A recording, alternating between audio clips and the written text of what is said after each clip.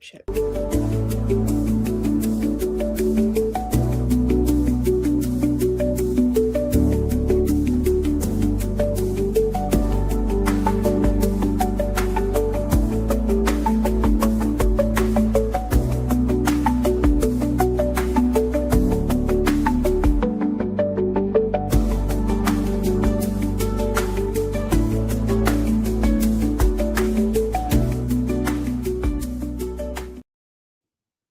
Hello. Welcome to, I guess, our stream.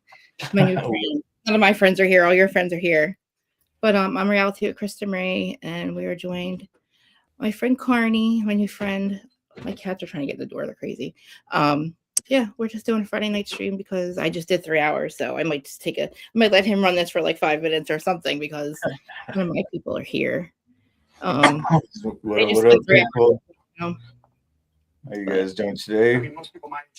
We see all kinds of people in the chats. How's everybody? I'm just gonna show everybody's if anybody has a link or a channel, drop your shit. Yeah, I got mods already running. So cool. Hi. Hey Naomi, how you doing? Charles Darwin from Down Under. How you doing? This one looks familiar. Is that your friend? Is that somebody that was on your your Smoke. What's going on? He was on the stream with us this morning. Oh, cool. Yeah. Because it's StreamYard Link Daddy one doesn't matter. I just my weirdo people. I'm just kidding, guys, if you're here. No, you're good, Charles. I wanted to throw your membership out there. I wanted to change your blue cheese to green. Oh, you already changed it. I know. I just figured out. I'm like, what is this now? How do I get to it again? Well, so on when I hit my 500, so on Christmas when we did our stream, I sat there and gave out 10 memberships right off the bat. That was my Christmas gift to everybody that helped me get, yeah, 5. So it took me. It'll be 5 years on January 1st, and I'm only at 30,000 because I'm a slow burn, And I didn't monetize until last year. This year went by so goddamn fast. I can't believe that it's like the end of the year. I can't. This year went by so fast. But I keep saying that I was like, oh, this year I'm gonna do this, I'm gonna do that, and then the house, everything, and then my God, this damn cat. I'll be right back. My cat's trying to get in. What are you doing? Hey, you guys, don't forget to hit that like, subscribe, hit the notification bell to let you know when the show is on. And also, hit those super chats and super stickers and get the memberships up. So I forget to say that too. Sorry, guys. Don't mind me. I'll be calm in like 5 minutes. It just takes me a minute. Nah, yeah, I'll get it. It's your show. I'm just here, just enjoying it. There he is. Here's your friend, our friend. No, I literally sometimes I don't want to get off my streams. It's like, because what am I gonna do? Then I'll just sit there trying to plan the next one, And it's Friday. My husband plays PlayStation. Yeah, it's Friday. Ain't got no job. Exactly. Might as well get high. My husband doesn't expect he literally expects very little out of me every day. He knows now. I smoke all day too. That's probably why I'm only at 30,000 subs. I get comments all the time. Stop smoking the whole time. I'm like, why do you care? Like, you probably smoke. I get that all the time, and you know what? That's been me, and it's still gonna be me. Exactly. I mean, honestly, it's called high tate 420. I mean, it wasn't legal in Jersey for so long. Like, I'm so happy that now I just want to smoke. I could walk down the street and go to the beach and smoke now. Yeah. Hey, Sick. If you want to jump in, man, just let me know. I'll send you the link. I'm glad you got yours right away. I was like, oh God, I have to tell him to get to his email. I'm like, who checks his email? I'm like, where am I going to send this to? So these guys usually run emails when we do our show, but whenever I do my show and I send out, a lot of them are on my friends, personal friends list on my Facebook. So it's easy for me to just send it that way on Messenger. That's a good idea. Yeah, the people that usually join my stream, I just send it to their Instagrams too. Oh, did I turn Instagram on? My Instagram. That one's always lagging to me. Yeah, you can find me on X, Thread. I mean, I even got a Rumble, which I never use. Me neither. I don't even use. I put my Twitch up here, but I don't go to it because I don't. I I just think saw I it. might even have that. I know. You see, destination. What? Add it. Add it as destination. Why not? You know. It's like even what is it, Discord? God, I don't know how to use Discord. I have one. I made a couple of Discords, but I don't know what I'm doing. I'm like, can you guys see me? And everybody's like, yes, we'll see you. I'm like, oh shit, this isn't private. Oh fuck. Because I'm like talking to my friend thing. That's just me and her, just talking shit. You know, not talking shit, but like, I didn't know anybody that was on Discord go in and say it. I thought it was like just us. I'm like, oh well. Happy holidays, Dixie Boy. Keith Bob, how you doing? Yeah, I talk about stupid reality TV. Yeah. I do venture off into true crime, but it's very safe over where I'm at. It's not safe over there at all. Nuts. Do you guys talk about any true crime stuff? Or pay attention to any of it? Specifically Idaho 4. I'm obsessed. Oh my god, I think you froze. Oh my god, did my stream freeze? Did we freeze? Or did I freeze? Oh no. Oh, there we go. There you go. I was like, maybe you got it. Sometimes it'll interrupt for a minute, but or something. Yeah, I think it. Yeah. So usually I've been like, since last year I started like going over watching true crime stuff, and it's like now I'm obsessed with, you know, I knew that it was corrupt. I know our system's corrupt. I know the cops are corrupt. I know they're fucked up, but like I didn't know they're that fucked up. Like it's so fucking obvious and bad, and it's like and nobody believes you until you like go through this whole case. Oh yeah. Nomadic. Murder wasn't there. I'm saying the motherfucker didn't do it by himself. Okay. 3 floors, 4 bodies, on 1 man in 7 minutes. Math ain't mathing for me. Somebody else was there. They have an legal obligation to get all parties involved. The motherfucker didn't. It's not John goddamn Wick. He did just go in there and go gadget arms and just do it all that 4 times. Plus, there's no DNA. It was a goddamn slaughter. No, he didn't get hurt. He didn't leave any DNA. But the motherfucker pleads guilty, and I'm like, why? What are you doing? Like, what? I know to get the case out of there, but like, it's crazy. And now, like, he's not filing an appeal, so now I just got to go with everybody getting mad at me. But like, he had to have been there then. To me, he was there, but he just didn't do it by himself. So I want to know who else did it. And I don't care who it is. Aryan Knights. I don't care if it's the cops. I don't care if it's fucking the CIA. I just want to know the truth. Like, I'm so sick of this shit. You know, it's just fucked up. It's just crazy. And I don't know what the fuck. Like, what are they hiding? There's 5 agencies and all these groups involved, and like nobody's calling each other out for the lies and the bullshit. So hello, you're all in bed with each other. There's multiple 3-letter agencies. The fucking Homeland Security was there within 6 hours. Why? Why would they be there? Idaho's a bordering state too. Remember that. So I saw a comment in there. So if you look in the chats, I got Krista Marie's link in there. Check out her channel, give her a like, and send her some love over there, you guys. So that's who I have up here on. Actually, I'm not. She's not on my stage. I'm on her stage. So she's got whole control. No, you can control stuff too. I thought it was like, I can't just be the talent today. We got Smoking Spaceman over there. What up, Kingpin? What's going on? Yeah. I'll take Mountain Dew, brother. Thanks. So you're in New Mexico? Yes, ma'am. Are you always from there? I was born here, left here as a young kid, and I grew up in the carnival life. Grew up over in Sarasota, Florida with my adopted family, and finally came home after all these years I've been gone. Oh wow! Like you were really traveling.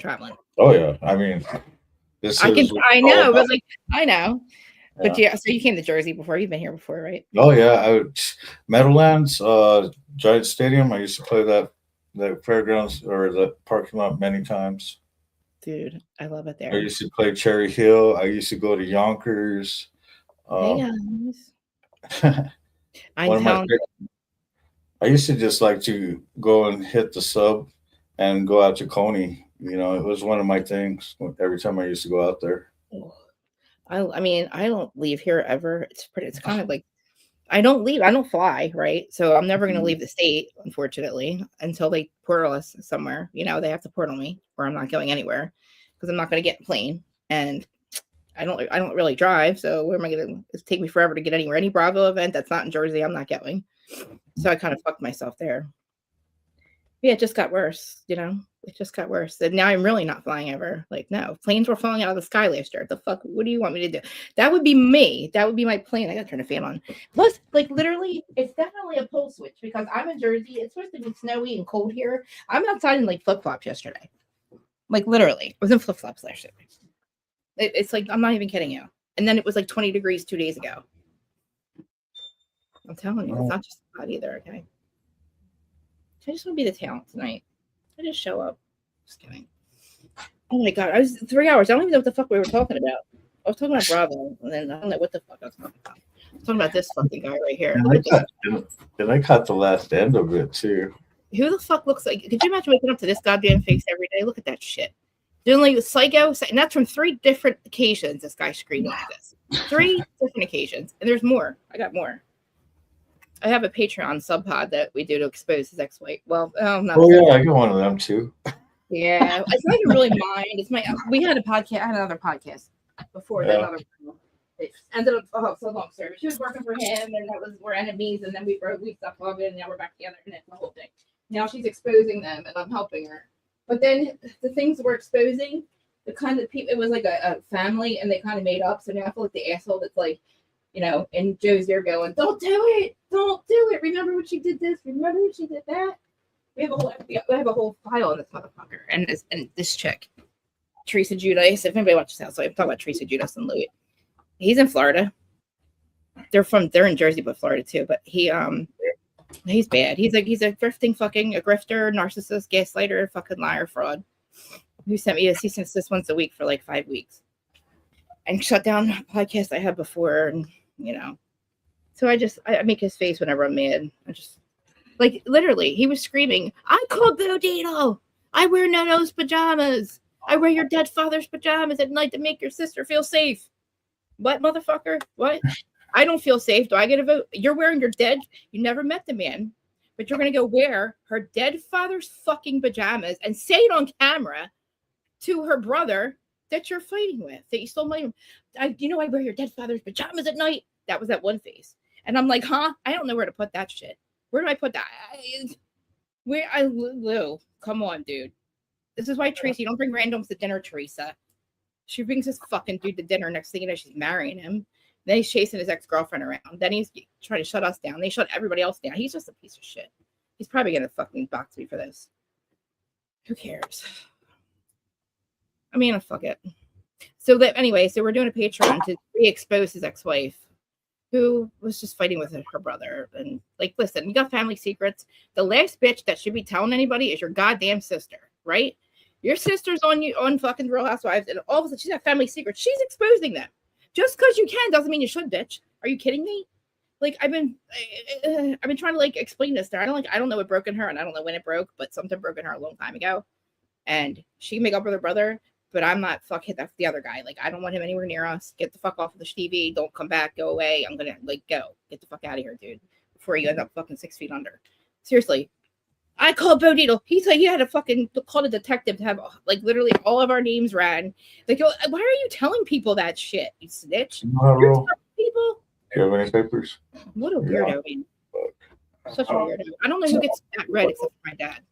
I got one pipe still. I smoke vapes. I got yelled at today. My friend, who was it, Kath? Who yelled at me today, Kath? Was it you? Somebody on my stream yelled at me for this. Oh, it was Larja. She said, I'm going to have something on my lungs. I said, what do you mean? Like the resin that's going to be on your lungs from your weed? You know what I mean? I just don't want to, I don't smoke flower. I haven't smoked flower in a while. Oh, my brother's got his plan on him. I got my bag and my container. I'm jealous. Well, listen, like I believe that jelly. Sober. It keeps me sober. You got stuff there too. Oh yeah. I can walk down the street. It's fun. I can walk into the gas station if I want to get the other weed. but like we have a smoke shop down the street, smoke shop, a really cool looking one too.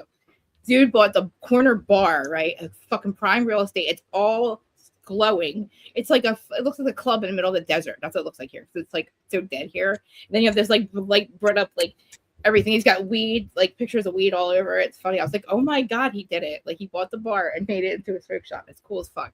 I was looking at a kid in the candy store. He's like, show me all this stuff. I'm like, look at all this shit, dude.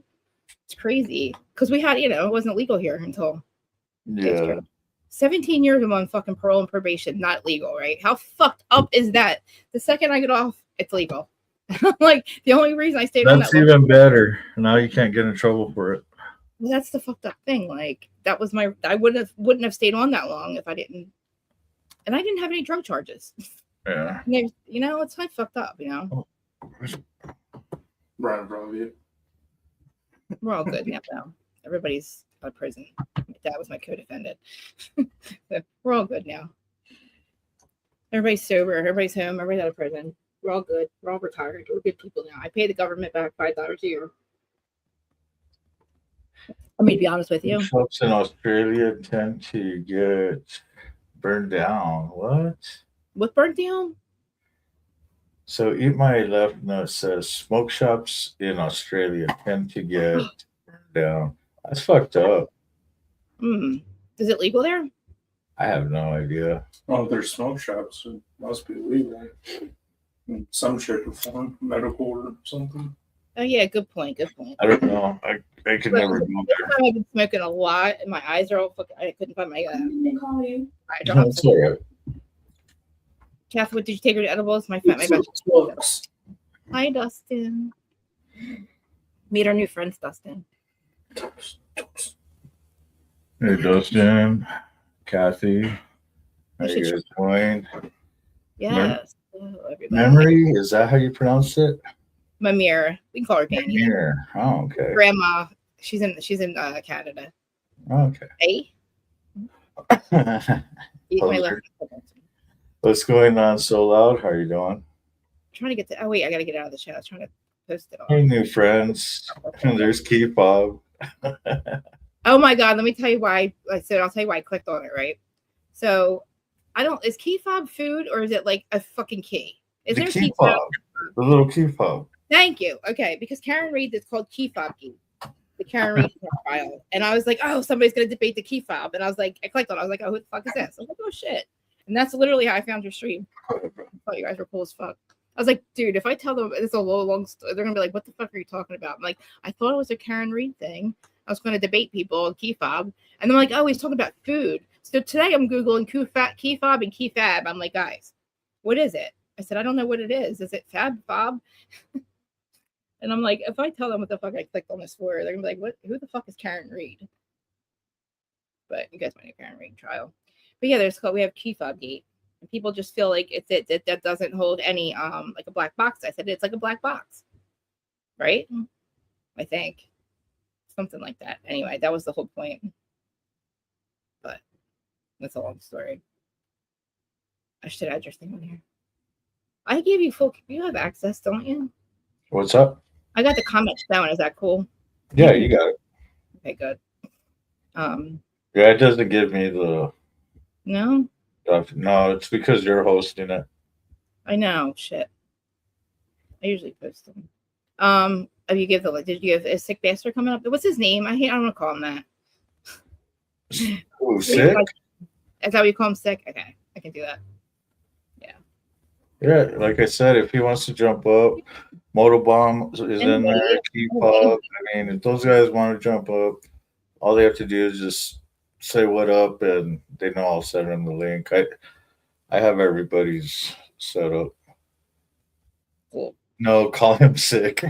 I mean, then I'm like, oh, he's got diabetes, so he's like eating well, PFAB. But I don't listen. I'm trying to figure it out. And I was like, oh wait, they're talking about keys, I think. And these guys are trying to explain to me, and I'm like, no, I'm Snow White. Yes, I am definitely Snow White. Snow White. I'm telling you, I'll prove it to you. It's cool. I can dig it. The animals eat out of my hand, all of them, and I communicate somewhat with them. Right All my on. cats showed up, but yeah, We call him Sugar. You know, and that means that you have very good energy and a good heart, because during the circus time, dealing with exotic animals, Oh yeah. big cats, and of course, elephants and horses and stuff. Oh, It was, you have to have a really good heart to deal with and some of their tempers. dude, I would be in the club. All I want is my house. I just smear on the back of his neck. That's what it's that just whimper weird. was. Form look weird on me. I didn't mean to. I'm sorry. I'm such like they're my kids. Like I can't even. I like my stepson's 25, but he's just like my friend. He's like he's he's on his own basically. Yeah. But yeah, I have all my cats, and I told you. So where my dog died, he was 14. We buried him out back, and a fern grew over his body. Right, got a picture of it, and never again. I have plants and I have like flower beds, so it is randomly in the middle of my grass. Like, well, I have fake grass, but in the middle of my fake grass is fucking fern. And that was another thing. It was fake grass. It grew through it, and it was a fern. And I'm like, my brother's like, die. My brother's like, Giblings, there's a body. I said, I know. The dog, like Jasper's under the ground, and it like literally grew over his body there for like 6 weeks. And then I had to bury 2 of my squirrels. Well, not my squirrels, but 2 of the squirrels that I accidentally drowned in my pool. And ferns grew out of the freaking gate behind. They were like behind my gate. Like I have like a compound post thingy. So they were back there. And literally ferns grew out of the thing. I was like, this is wild. I'm like, no motherfucking light. It's like crazy. I have to show you. My plants grow like 30 feet. I just had to cut them down for winter. But I have Mustafa banana trees, and they look like palm trees. And then my fucking neighbor is a goddamn tree killer. They're tree unalivers. I will never talk to these people. They literally hacked my shit. They literally hacked it. Who doesn't like a palm tree, right? Hanging over their fucking fence. Like, it looks like shit over there, okay? It looks nice. Even her friends are taking pictures because it looks so cool. This motherfucker comes out and hacks them. And I literally, imagine somebody hacking your kid. Like, this motherfucker, I have not called him by his name. I won't answer the door, the phone. I'm like, you're a fucking tree killer, motherfucker. They just moved in. And he literally, I have pictures of it. Like, who does that? Like, are you kidding me? That's why I don't leave my house. I could fight with everybody. Because just like, seriously, are you kidding me? Now, every time something of his goes over my fence, I fucking break it, or I cut it, or I throw it back over. Then I'm afraid it's going to hurt one of my, it's the husband. He's such a dick. I hear him screaming and yelling all the time. Which I don't really care about that. Like, I'm a cool neighbor. Like, I don't give a fuck what you do. It's beyond me why anybody else would care what the fuck anybody else does in their own fucking house. But people around here don't mind their fucking business. So it's like, I feel bad. I'm like, guys, shh, because they'll call the cops. These people are cop callers around here. You got to like really be careful. And I don't need the cops here, okay? I try to tell these people, stop it. What the fuck are you doing? Stop drawing attention to our street, you weirdos. Like, we don't need it. They got all the fucking riffraff out of here finally. But like, it's just, be responsible, you fuck. But like, he killed my trees. It's so not even cool. Like, I'm not cool. I'm a cool neighbor. I got fucking cameras everywhere. Like, my dad comes, you're cool. Like, he's lucky my dad didn't set him on fire. Mike dad, he was on here earlier. He's long hair. He has long hair too. But no, my mom made him cut it. That's right. He had long hair up until, oh my God, that's so fucked up. This is what my mom does. I love my mom to death, but she was with my stepdad for like 40 years, right? Long story short, last October, she decides to leave him. Leave him. Yeah. He took a little bit of break, came home, and she's like, I'm done. I can't do this anymore. And we're like, me and my sister are like, what the fuck? Because we went through this when we were 6. She left our other dad, right? And then she makes him cut his hair right before she leaves him. He had his long hair for like literally the whole time. She made him cut it. He didn't want to cut it, and then she left him. And then the guy that she may have been friends with has long hair, and he's part of the club too. He's in the club too, which is like fucked up. Like, she just can't like it. And then like they're friends, like they're all, they're all, And I just found, and then yesterday we're going through pictures. I find pictures of them. I'm like, it's Christmas. My dad's not there, obviously, but my mom's there, not her new boyfriend. And then we're looking through pictures, and all of a sudden I find a picture of dude. I was like, oh my God, Mom.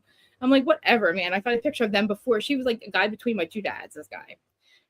So it's like, they're just all so stupid. It's just crazy. I'm not crazy. They're crazy. I didn't realize how crazy they actually were. Like, they are just absolutely nuts. I just can't even believe my life. And my poor dad.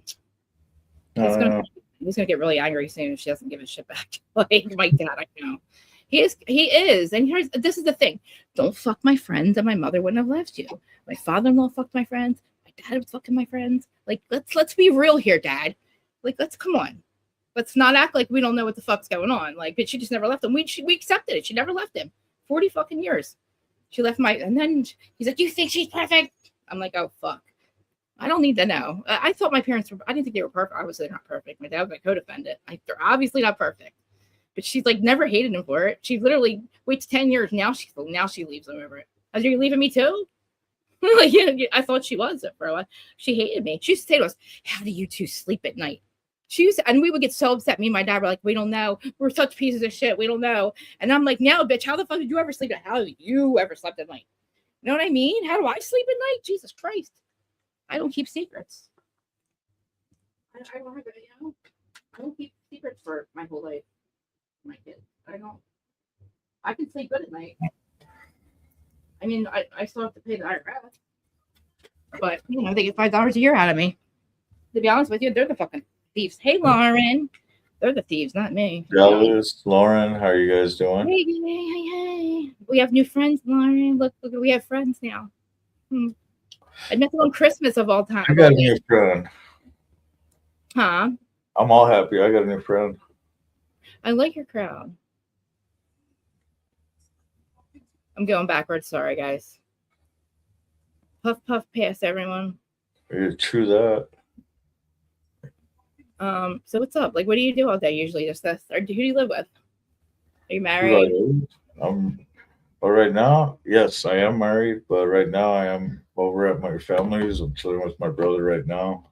That's cool. Yeah. Are you there often? Yeah, I'm usually on the bike all over the place. That's what I'm saying. Like, you gotta go home though sometimes. You know what I'm saying? It's not, just not, it is what it is. I get it. I became a live cool. streamer instead of a motor blogger like I used to be. Dude, you're I'll run panels when I'm riding. So the thing so remember when we were blogging, right? Bloggers became like podcasters at COVID. So this comes up thing. And I was like, I'm going to be a podcaster. And I'm blogging. My friend's like, nobody's going to fuck with you. You're the angry blogger. I'm like, I am. I didn't know that. Because Jersey, we don't transfer well, like in written word. Like, it just sounds like I'm yelling at you. Like, I'm not mad. Kath, anyway, I was not angry. I was just very passionate. Like, I talk about Louis. I would talk about, like, I'm tough love friend. I'm sorry about that, but I'm tough love friend. I don't just, like, if I didn't care about Teresa, I wouldn't hate Louis so much. And I know I talk a lot of shit on her. She's a piece of shit. But I care about her. I don't want, I'm just trying to tell her, like, he wears no-nose pajamas for fuck's sake. Your dead father's pajamas, dude. He's fucking literally calling Bo Deedle a fucking guy and having us names all ran and shit. And then he's telling us about it. Like, we're all felons. We know. What the fuck? Who cares? Like, Bravo's not going to fire anybody. Like, I don't work for them. I'm just a fucking little ass blogger that you tried to get fucking, blew up my shit. But whatever. Hadn't doxed me, fucking mugshot. Everybody knew. It's not a secret. It was not. My life's not a secret. I don't keep secrets like he does. Like, I mean, honestly, like, do you see that face? Look at this fucking psycho. Fucking, for fuck's sake, dude. Come on, Teresa. Be real. It's been, oh God, the wedding. Her hair was like out to here. Total Jersey wedding, too. Oh God, man. I swear. Fucking, I'm telling you, Freddie Mellencamp was hanging out in her hair. This chick, she's crazy. She was hanging out in Teresa's hair. Yeah, she married this fucking piece of shit. And it's like, it ruined the whole show. The show got canceled because of him, honestly. Podcasters get canceled. Show gets canceled. Now we're like, Real Housewives of Rhode Island. Where the fuck is Rhode Island? I'm like, really? Jersey's done. We're done. It's over. I have to be Kath. Because listen, I didn't, until people were tough love with me, I was dying. I died. Like, I needed tough love or I was going to die. I had no other runs in me. I overdosed. That was my last. When I got sober, I overdosed like on 12/21/12. It was like for like the 5th time, the last time. But that one fucked me up. And that one, like, something happened. A lot happened, actually. But dude, that one scared me. That one. And it was weird because I didn't ever want to get clean. I didn't give a fuck. I'm going to rehab for everybody else, like for 17 years, for probation, for parole, for my parents, for the courts. Just this, I didn't want to get clean. I didn't want to. I'm self-medicating. And be like, honestly, it was every drug you could think of. And then I got in a lot of trouble. And then I OD'd for like, oh God, I like literally, listen, earth angels are real. No cop has no fucking reason to ever do anything for me. I overdose. My friend drops me, throws me on the fucking sidewalk, steals my car, right? Go get her. She's ODing. Thank God he even took me there, you know? Steals my car, my fucking digital camera. Back then, digital cameras were cool. But anyway, I OD, and like, I die. They wake me up. I wake up, and I'm like, it takes me about a minute to realize what's going on. I look over, and I see a cop with my purse, and I'm like, fuck, I got a bundle of dope in there. And Xanax, I realized I just overdosed, so I'm fucked. And I'm like, and I start laughing. I don't know why. I was still like coming to, like I'm freezing and my blood pressure. I'm still like waking up, you know? And I'm like, I'm fucked. I'm going to prison. Like, this is it. I'm done. Like a bundle, I'm going. Like I'm already fucked. Like I'm already on. I'm illegal. I shouldn't even be here. Like, don't you told him my name? I'm like, what the fuck? And the lady's like, what are you laughing at? You just died. She's got an overdose history. So they're like talking to me like I'm some piece of shit. So I'm like, I'm fucked. Can't remember anybody's number. Anyway, so the cop walks over to me and I'm like, that's it. I'm going.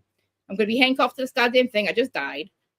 Like, I thought I was, anyway, he goes like this. He comes over and he looks at me and goes, I just threw out your wax baggies, but I have a Xanax in my hand. And I'm going to charge you with it, but you have 90 days to get clean. He literally said to me, I don't want you to die. He's like, I've seen you. He had no reason to be nice to me. He said to me, get clean and I will not charge you. And he literally did until this day. It was 12 years ago. I still talk to him. He just retired, actually. He was a cop in the town next to me. And he literally saved my life. My dad said, fuck you, go to rehab. Because I called my parents. And like, nope, not this time. So I stayed there. I went in crisis. I went away. I was away for like 2 years. I did everything. I had, like, if I didn't, I wasn't going to get clean. But then you get clean and you got to go to prison. You know, because you're like, fuck, now I got to. And back then, they didn't give you Suboxone. Like, you're just. And they hated me. They gave me 364, not 65. So I had to stay at county. Like I wouldn't get, you know what I mean? Like just to fucking be an asshole. I would have, oh God, dude, I was bad. It was bad.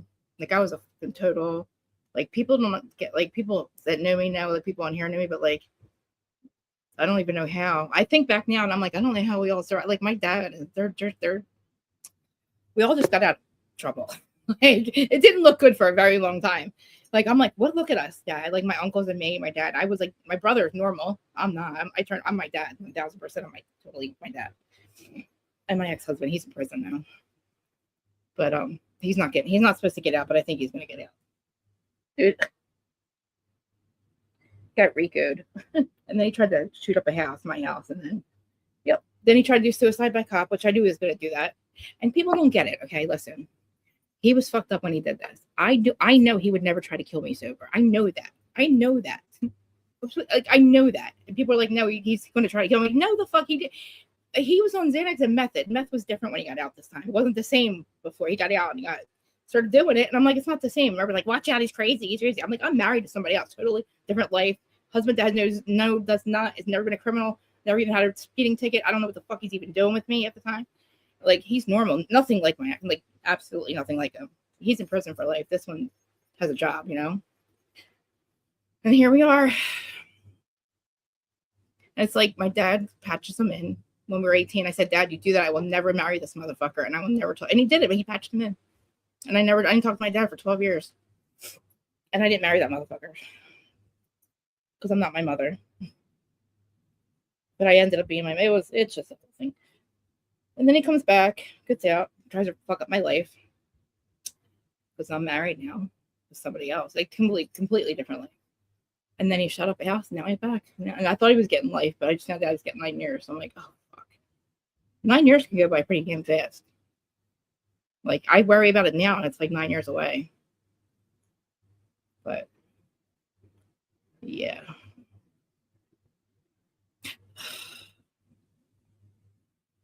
But it took 7. Oh God, man, I went to rehab 17 times for other people. That's crazy. That's why people don't do interventions. I don't believe in that. You can't. I mean, you have to want it. That's the bottom line. It's nothing else. There's nothing else to say about it. You have to want it. The person has to want it. It's not. There's nothing, in my opinion. There's nothing you can do. No, I got off on the wrong side a long time ago, and I have a huge scar in the back of my leg and back of my thigh. So I'm a little traumatized. I haven't been on the back of a bike since 5 years. I accidentally got off the wrong side, and I had shorts on, and I got the tailpipe.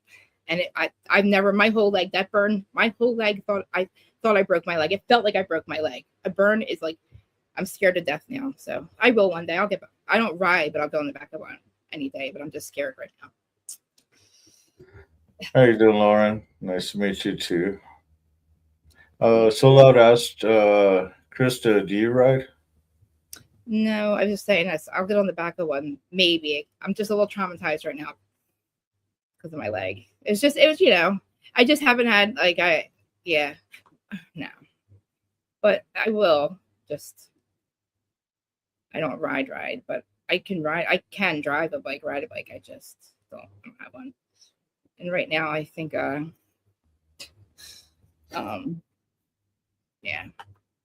I don't have a license either right now. Do you know we have to pay? You have to literally retake your test if you lose your license here. Not just in your written test. Anywhere. If you lose your license, you're able to get it back. You have to get your reimbursement all over again. Sucks. I found that out a long time ago. I was going to say, don't you have to go to classes? Or all that again? Oh, yeah. Oregon has strong. Oh, key fob license. Dude, I can't believe it. Was so funny.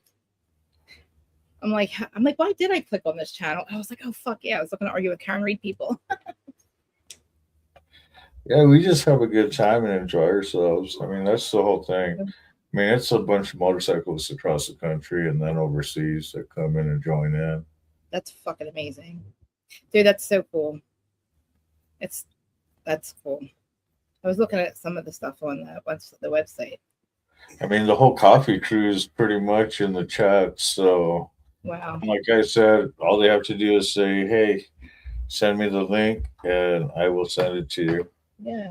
So, I already got permission. So. Yeah. You enjoyed the show this morning, and so it's awesome.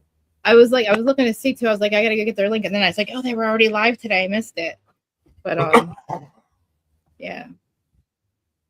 What did I just do? Okay, yeah.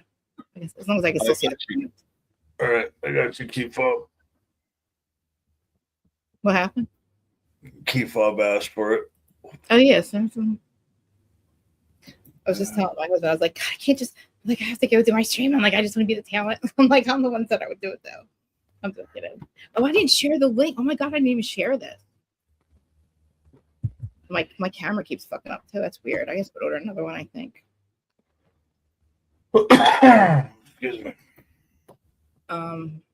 Yeah, I'll be able to hear him, I think. Yeah, sure. I'm gonna change this background. I'm like Christmas is over, right? I can't wait. Now I want to take all my decorations down. I got just too many outside though. I do it and then I'm like, shit. I'm gonna take me forever to take them down. Riding. It's the truth. That is the truth. I just not to wear shorts, that day. Keep up, check your messenger, dude. Yeah. Wait. Thank you, Cassie. I appreciate it.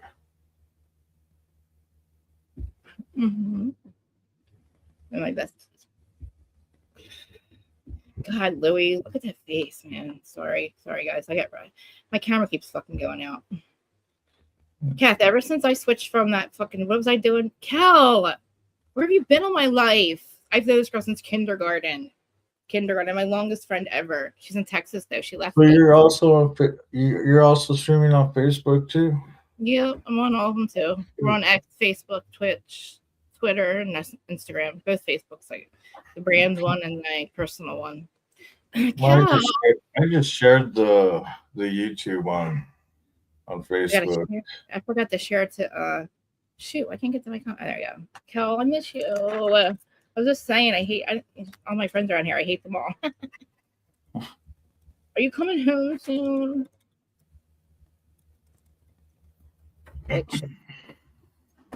No, dude, I literally, it was so funny. One day I pulled out this freaking book that we met in kindergarten, right? So in first or second grade, I'm making this best friends book. And it was we love John DeSilvio. It was so funny. I'm like, hell, look at this shit. That literally we're 40. Oh, I don't want to say how old I am. Okay, I get younger every year, not older. So I was whatever age we are, Cal. You are coming when? Coming in years. I know, but when? Cal, it's legal here now too. She left, it wasn't legal. Weed. Oh God, I gotta get rid of Louis' face. What the hell's going on here? Where's my camera? This shit's crazy. His visual thing keeps going out. I think it's Louis. So she's not sending. She's not sharing your stream. No, just you. Where's my camera? I keep going out. Won't be fucking dude. Well, I always tell. Okay, so I always tell the Carney riders, don't forget to subscribe, and then the whole thing is share it on your social media, Facebook, Twitch. I don't care where it's at. And then you tag everybody. You tag your friends, family, coworkers. I don't care if it's a priest. What up, keep up? What up? What up? What up? What up? I'm trying. Now I know who. Look, my camera. I'm trying to get my camera to work. God damn it! What's up? What's up? Howdy, howdy. I'm gonna hop back over onto your chat here, Carney, so I can stay modding there for you. Oh, yeah, but for some reason I got. Oh, which one are you modding? What side are you modding? You want me in your vertical, or you tell me where you want me? Well, wherever you want to work, man. All right, 10-4. Because I saw everybody in the chat, so I think everybody's all over the place. All right. I have a lot of. I mean, everybody that's modding is. That's awesome. I mean, everybody on the coffee crew is a mod. Yeah, they're my ride or dies, I guess. They are. I mean, they're the ones that got me back into doing panels and all that. So I can't. And every morning, Tuesday to Thursday. I know, but you do every day. Well, you don't have to get up and put your hair in curlers and shit and do makeup and all that. So no. It's like a process for me. So it's like, yeah, there you see. I'll send you some of my extensions with some of my hair. I got too much of it. I'm good. I didn't even fucking see that. God damn it. I hate this. I can't do it without my camera. I feel like a weirdo. It's like, who are you talking to? I don't know. Some avatar. Dude, I gotta see that again. Hold on. I feel like it's not like I can't see you, but I feel like I can't see you. And if I take it down there's no more Louis for some reason. Louis gone. But holy shit, I just noticed. Yeah. So do you have hair in the back too, or just that? Just that. That's cool as fuck. That's pretty. Well, my husband. He likes the bick. Yeah. I got too much hair. That's a huge. It's literally we have to unclog the outside drain every month, once a month at least. Too much hair. Why is this fucking camera not working? Dude, there must be solar flares right now. This never happens. I switched to Streamlabs for 1 month and then came back to StreamYard, and this is all fucked now. So Lauren says, I never tried weed. I was never interested in trying it. You know what? I feel about people that think weed, man. It scare me. People scare me that don't smoke weed.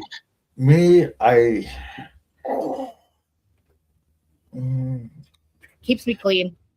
Honestly, I'm took opiates for so long, and what weed doesn't kill the pain. It just helps me relax, where I don't overexert myself anymore.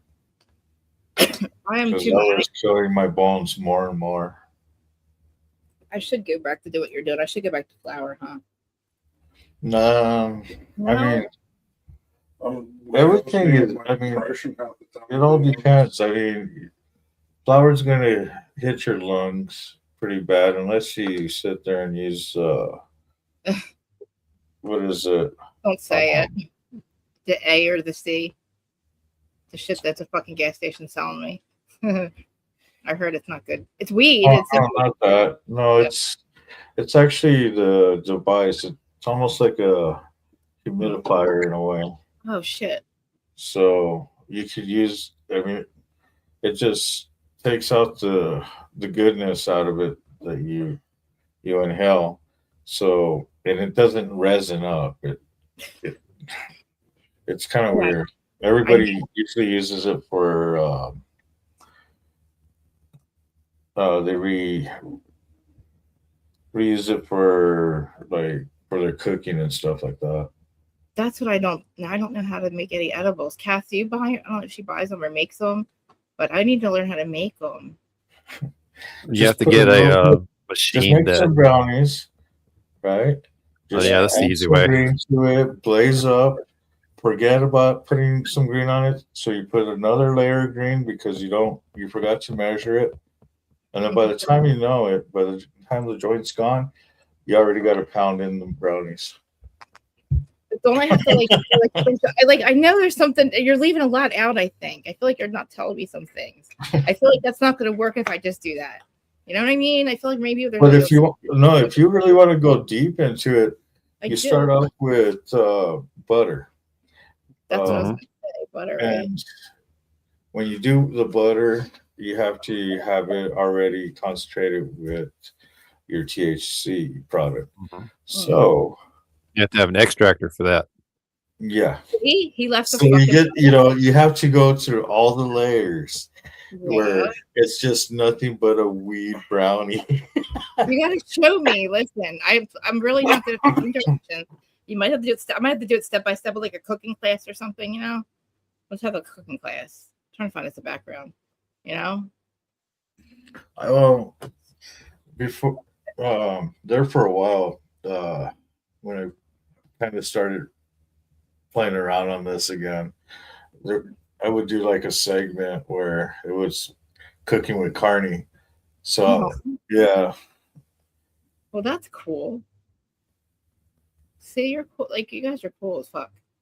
Because I just do I was just sporality TV. I'm huffing and puffing like it's a bad thing, right? But it's like it's a safe zone, right? But I want to do sobriety. I do a couple episodes about sobriety and then spirituality, and then crime tea. But it's like who's got the time, you know? I just do. I like my THC and my soda pops and lots of munchies. Yeah, me too. And riding motorcycles. I mean, that's my life. Mhm. Yeah, I eat granola, a lot of granola. I don't eat meat. I think I told you guys that. I eat a lot of granola. I haven't eaten anything yet today though. But it's hard. It's just weird. I know it's like my plants now. It's wintertime, so my plants aren't really out there dead. So I don't really have much to do. And my animals, just my squirrels are left. They took all the they took all the stuffing out of my cushions. They literally made holes in them. Right. I'm like, and I got pictures of this motherfucker. He stops with the fluff in his mouth. I took a picture. I said, or I was a video. I said, "What'd you do?" Because he's the one that eats out of my hand and shit. And he stops. He's like with the fluff in his mouth, and I'm like, "Go ahead, motherfucker, go ahead." I left. I mean, honestly, at this point, he already ruined 2 last winter, or I guess winter. It's just they're expensive, man. I have to have 8 of them, right? 4 of them are fucked now. Thanks, this fucker out here. But he's got a family. Got to make it warm. I gave the cat heater. I got my cats. My cats have heaters because Jersey gets a little cold sometimes, and they're probably warmer. They're probably warm without it, but just in case, it's not cold here anymore. It's not like. I don't know if anybody's ever okay. I feel like you can't see me. You can't see me. I feel like Jersey, we're not. We used to get so much more snow. We used to get blizzards here. I don't know where are you from? What do we call him? What is your name? I don't want to call you Keyfob, but is that what we call him? Keyfob's fine. Keyfob, okay. Where do you live? I like Keyfob. Yeah, right. Mayo, Florida. Oh wow, you sound like you're from Florida too. Oh no. I just moved here 6 months ago. From where? Georgia, middle Georgia. Okay, wow. Hey, you know what? Yeah. Do you know that show about Here Comes Honey Boo Boo or something like that? Yeah. Yeah, the town she was from. Oh wow. Oh my God, June. See, I followed that whole story with her. She's doing good now, but that was a shame. But I'm glad. I know. I listen. I'm a tough love friend, but I have compassion. I was there, but I'm what a fall from grace. Well, I don't say grace, but you know what I mean. It's just, and then it's playing out on reality TV. It plays out on TV is not a good thing. It doesn't end well. I tell people this is not a sustainable lifestyle for y'all. You cannot depend on housewives for the rest of your lives. We got white trash bitch from fucking Atlanta who had she had older kids and then she had 3 little kids, 4 little kids they did. So they had a reality show, was really successful for a long time. And then it stopped. And then now they call the cops once a week for their toxic ass bullshit in front of their kids on camera, which is stupid. It's a body camera. She's not, like, Bravo wants nothing to do with her. But like literally, like it's like Atlanta, people are just crazy. This reality TV, it's not for everyone. And June, unfortunately, like me, was a self-medicator. And when you have like insecurity issues like that, and whatever was making, she would talk about herself, self-worth and stuff. Like it's not, it's such a bad recipe, like to be on TV, that money, it's coming in and then it's not, and then you're addicted, and then, or you're not addicted or something, you know what I mean? Like it's like, but you're expecting it, like that money is a lot. It's like going from, it's new money, and it just, unfortunately, it's a bad recipe. But she looks like she's, Kim Zolciak, she looks like she's doing good now. But oh man, I couldn't imagine going through what I went through, like as an addict on fucking reality TV. Like I'm at the Jersey Shore. Thank God there was no cameras in our houses, And it's just reality TV. Their family was something else. I mean, I'm not going to sugarcoat it. Right. It's this one. I mean, when I met Crazy Tony, who was in their show, 15 years before their show, he was already missing most of his teeth from all the, yeah. I mean, listen, like, I feel like, I mean, listen, like the one daughter, I don't know, I think she's getting a divorce now, the older one, but I mean, she seemed like the most normal one out of all of them. But last I saw Honey Boo Boo, she was asking for money for a new apartment, and listen, I probably would have sent it to her. Like, because I do think her mom stole her money, whatever money she had. And she should probably have a college education that's paid for, with that kind of, with the life that they had for a little bit, But you would think so, yeah. What town was that? McIntyre. Still have family there? Oh, I do, yes. Yeah. I just rode up there last week. It was about a four and a half hour ride to get up there. What made you move? What'd you move for? Honestly, we moved to Florida to get closer to the Forgotten Angels compound. Oh, that's awesome. Really? Yeah, that's the whole reason we moved to Florida. I would have preferred moving further north where it's colder. Yeah. But we were finding, me and Brainy, we were finding that we were killing ourselves with work trying to make it to where we could visit Forgotten Angels twice a year. And we wanted to improve. We wanted to do better for us, to do better for them, so we could do more for them. And that's why we moved to Florida. Can I ask you, like, the origin, like, what was it created for, or was it somebody that you know, or just did you join in after? I joined in late in the game. I would say late in the game. Most of us who found it through Shade Tree Surgeon, his YouTube channel, and then we all fell in line in short order. But it's an amazing organization. I go there at least once a month now. Yeah. That it's only 3 hours away. Can you tell? I pick up. Yeah. What is it? What do they do? Like, what's it? I read a little bit about it, but it's for, it's just for help and like in need, right? Kids in need or something. Yeah, it's for the kids that have been aged up and out of the foster care system, and not just the foster care system. Where, let's say, I have a foster child who's now 18. Yeah. As a real father, I'm still going to take care of this child as they grow past that, right? That's not what happens to these kids. These kids are put four people to a room and given the bare minimum of state requirements. That's 18th birthday. They're handed. Once they're 18, they get kicked out of the house and they got nothing. Yep. Yeah, this organization helps out those young adults in their journey to the next step of their life. Right, and it's like, and then the older they get, it's the harder for them to get adopted, right? Or even foster care, I guess. They don't do foster care when they get a little bit older, do they? No. Once you're 18, you're an adult, and that's it. You're, as far as the government's concerned, you're no longer their problem. Damn. And these young men and women come in. The young women, most of them come in with a child or more. Oh wow. Most of them have either addiction issues or some type of legal issue that they're having to work through. I know there's 2 on the property now that they're having to work through their legal issues with them. Mm. But that's good that they have somebody that actually do that, because it's a lot. Like when you're stuck with you know, you need to find a home. You have no place. You don't have peace of mind because you don't know where your head's laying down. You know, and then you got to worry about, you know, I'm a self-medicator. You have to worry about your addiction. And then you have a child. And you got to get a job. You know, like life, adulting is hard. And Toilet flappers old. And these young men and women aren't given any of the skills to navigate life, right? Even as an adult that was brought up with proper training and, you know, says yes ma'am, no sir, all the other good stuff.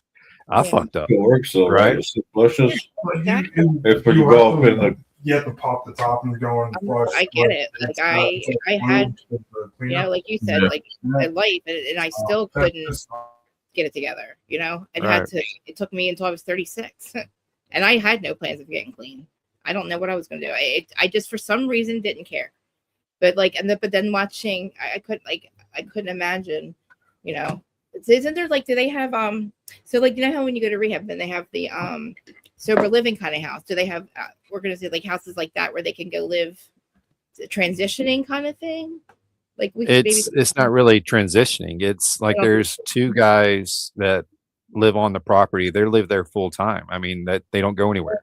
Oh, they go to work, they go to school, and that's their home. Oh, that's good. Okay. David and Cindy will never kick them off the property unless they're not.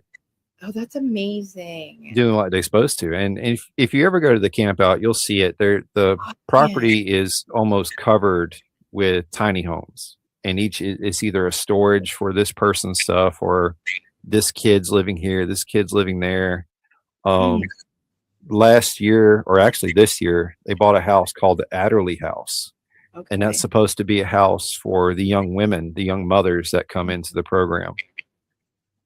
And not to be bringing up a sad story, but the reasoning behind that house is a young Miss Adderley was in their program, and her uncle, if I remember the story correctly, murdered her over her COVID check. Oh my God.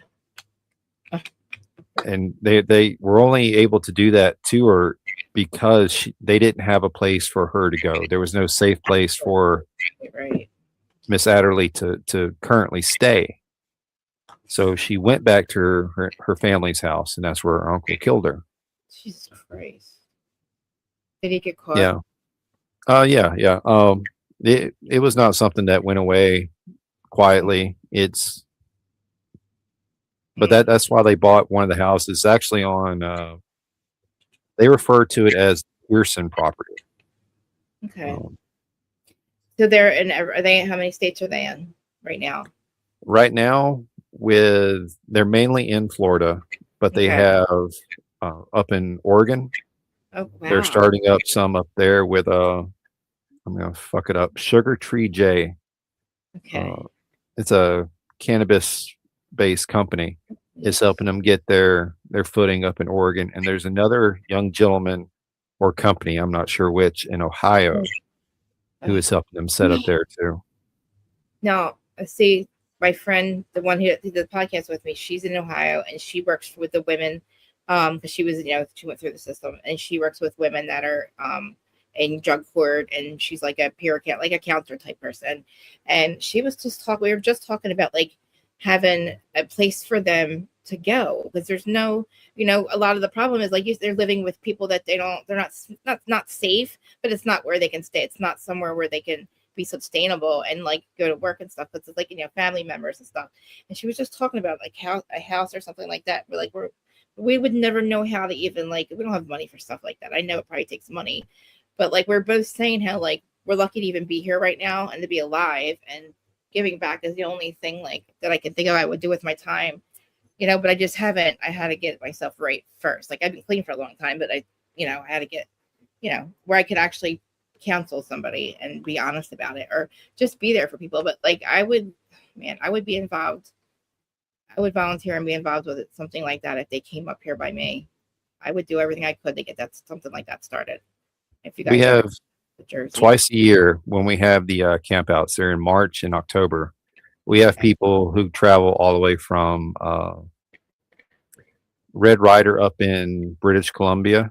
She travels Yeah. down. There's a couple guys from Europe that come over.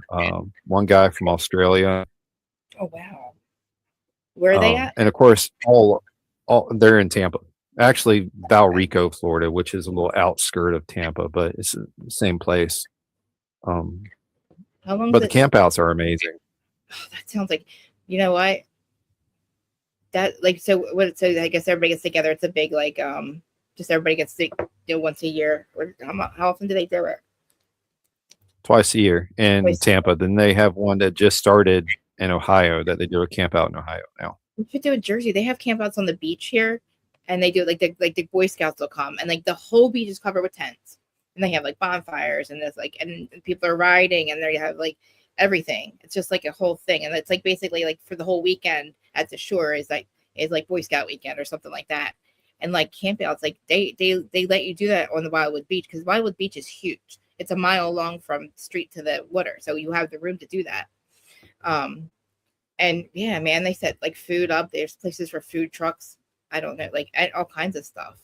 Jersey be a good place because it's a lot of people around here. You know, we're very crowded, so it's that we could use an organization like that. We're also talking about like crisis response teams, like because there's a lot of things right now, like places that we're looking at. Just a couple of things like Massachusetts where there's a crisis, somebody's on drugs, and the cops are trying to get him on the street, and he's flipping out.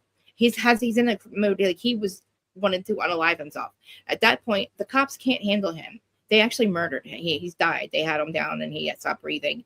He went to cardiac arrest while they were trying to. He wasn't resisting, but there's a whole case. You could probably look it up. But some stuff like that. Now, if there's a crisis response team, and then another thing, that week, an officer from in Boston, she was postpartum. And she is a police officer, and her husband was a firefighter, or fiance was a firefighter. He said she was threatening to hurt herself and the baby. He goes and he gets a restraining order against her, right? She has no idea this is happening. He shows up with another officer to grab her, take the baby from her. She goes, gets her service weapon. A cop follows her up. She takes the gun to put it to her head. He shoots her in the chest, right? She doesn't die. But now she was in the hospital 53 days. It was her partner that shot her. She's arrested for murder or attempted murder. And she said, I was putting the gun to my head. And he said, no, you were pointing the gun at me. It's his word against her. Her name's Kelsey Fitzsimmons. And if there was a crisis response team, they would know how to handle that situation. This wouldn't have happened. Or, Giglio wouldn't be dead. Like it's like, and like anything that requires some kind of crisis or some kind of like, mostly it has to do with somebody on drugs or they're having like, a breakdown and the cops come. Like the cops are coming to restrain you. That's not going to help, and it's like young people too. It's just, there's a lot of need for things that need to change. A lot of things need to change. Like, I know you guys see it too. Like there's so much wrong with our system and it's like we the people, we have no say in it. It's like we don't have a say and we need to. Like we need voices. Like the organization that you guys are like you guys are dedicating your life to that. That is so inspiring. Like you moved for that. And that's like, shoot, I got that tattooed on my back. That is fucking We the awesome. people. And How the long did you guys all meet through that? Through the Yeah, pretty much. Said pretty much. Oh my gosh. Yeah, I mean, all right. So the first camp out, I met Sick Bastard. Okay. We've been talking back and forth on YouTube, but didn't have a face to the name, right? Right. And we were there. We showed up early, and we were volunteering to do stuff for the camp out that was in the next day or so. And me and him worked beside each other. Wow. Oh shit! Hang on. Uh-huh. I feel weird not having my face on. Mm-hmm. Nothing. They're telling me about the organization. I love hearing about this. Like you guys are awesome, man. See, it's good. That's a good thing. So yeah, that right there is Key Fob's logo. I like this that. right here is my. Is it on your bike? This is going to be my 600 subs. Once I hit 600, this T-shirt goes out on sale. Plus, out of those 600 subs, somebody's gonna win the first shirt. So Oh, was it random? You could do, it's like a random draw. I don't know how to do it, but I know it's something you can do, like a random draw on oh yeah, YouTube or something. it's all internal. Yeah, we I already know have it set you're up. you're good yesterday. I was like, oh, because I didn't know how to explain what somebody. I don't know who it was. I think it was Sick Bastard. Somebody. Remember, like, how do I do this? I couldn't explain it because I don't really. I just know how to get into my StreamYard and get out sometimes. So like right now I'm a little like I'm trying to figure out how to make the Don't comments. feel bad. Sid gets in trouble all the time with us for pushing buttons. I know. I wish I didn't have to do it. I should have let you do the stream because I'm like I just want to like hand over the rail. Like I just hand it over. Tonight I'm like, so this is where I go and hang out and see who's out, and I'll sit there and jump on their stream and hang out. I mean, you never know what you're getting on Carney's ride. I mean, I'm yeah. I mean, I'm here for it. Listen, I'm like a manic mess. My husband calls me the Geico commercial. Did you ever see the one with the animal from Muppets? When the sitting upstairs, and that's him because we got up at 3:45. He goes to work by 4:45. He gets up like that, but I'm like this. The way I'm right now, I'm like this all day long. This is nothing. So I'm like, blah, blah, blah, blah, and I'm like telling him about all the shit I watched overnight, like true crime, and he's like, babe, please. I'm like, I know, but I'm sorry, babe. He gets he's such a good guy. I don't know what the fuck he's doing with me. I've been saying that for 12 years, but like he's so normal. But like I don't know how he deals with me. Like, but this is how I am 24/7. So yeah, sorry about that. But no, like that's why I was like listening to you guys talk. I'm like, because usually it's a true crime. Like I'm in the true crime community, like, and they're all like just a group of people. They all know each other. But like I have one group over there. They're really fucking cool. So I've met them, and then like you guys are like really the coolest people I've met really in a long time. Because you meet people here and there, and like you either vibe or you don't. It's like I'm reality TV, so who the fuck even cares? Like most people, unless you care about reality TV, you're not gonna come watch my stream. But I'll go support people. Like I like having streams like this where we can talk about whatever. I wish I could just shut myself up though. But no, I want to hear more about the organization. And like, so you met Sick Bastard first. Yeah, well, You ride too, right? Oh yes. Oh yes. We have literally me and Brainy Chameleon. You'll see her in the chats from time to time. That's my wife. She's also in recovery. She's been to rehab twice. She's currently does AA almost daily. But adulting's not easy. No, we have one car, and it's mainly because of her, and we have 4 motorcycles. Oh, wow. And I've taught her how to ride. My son, who's now up at Camp Lejeune. Oh wow. Before I taught him how to drive, I taught him how to ride. Right. So he's got his own bike and rides with a group up there, and yeah.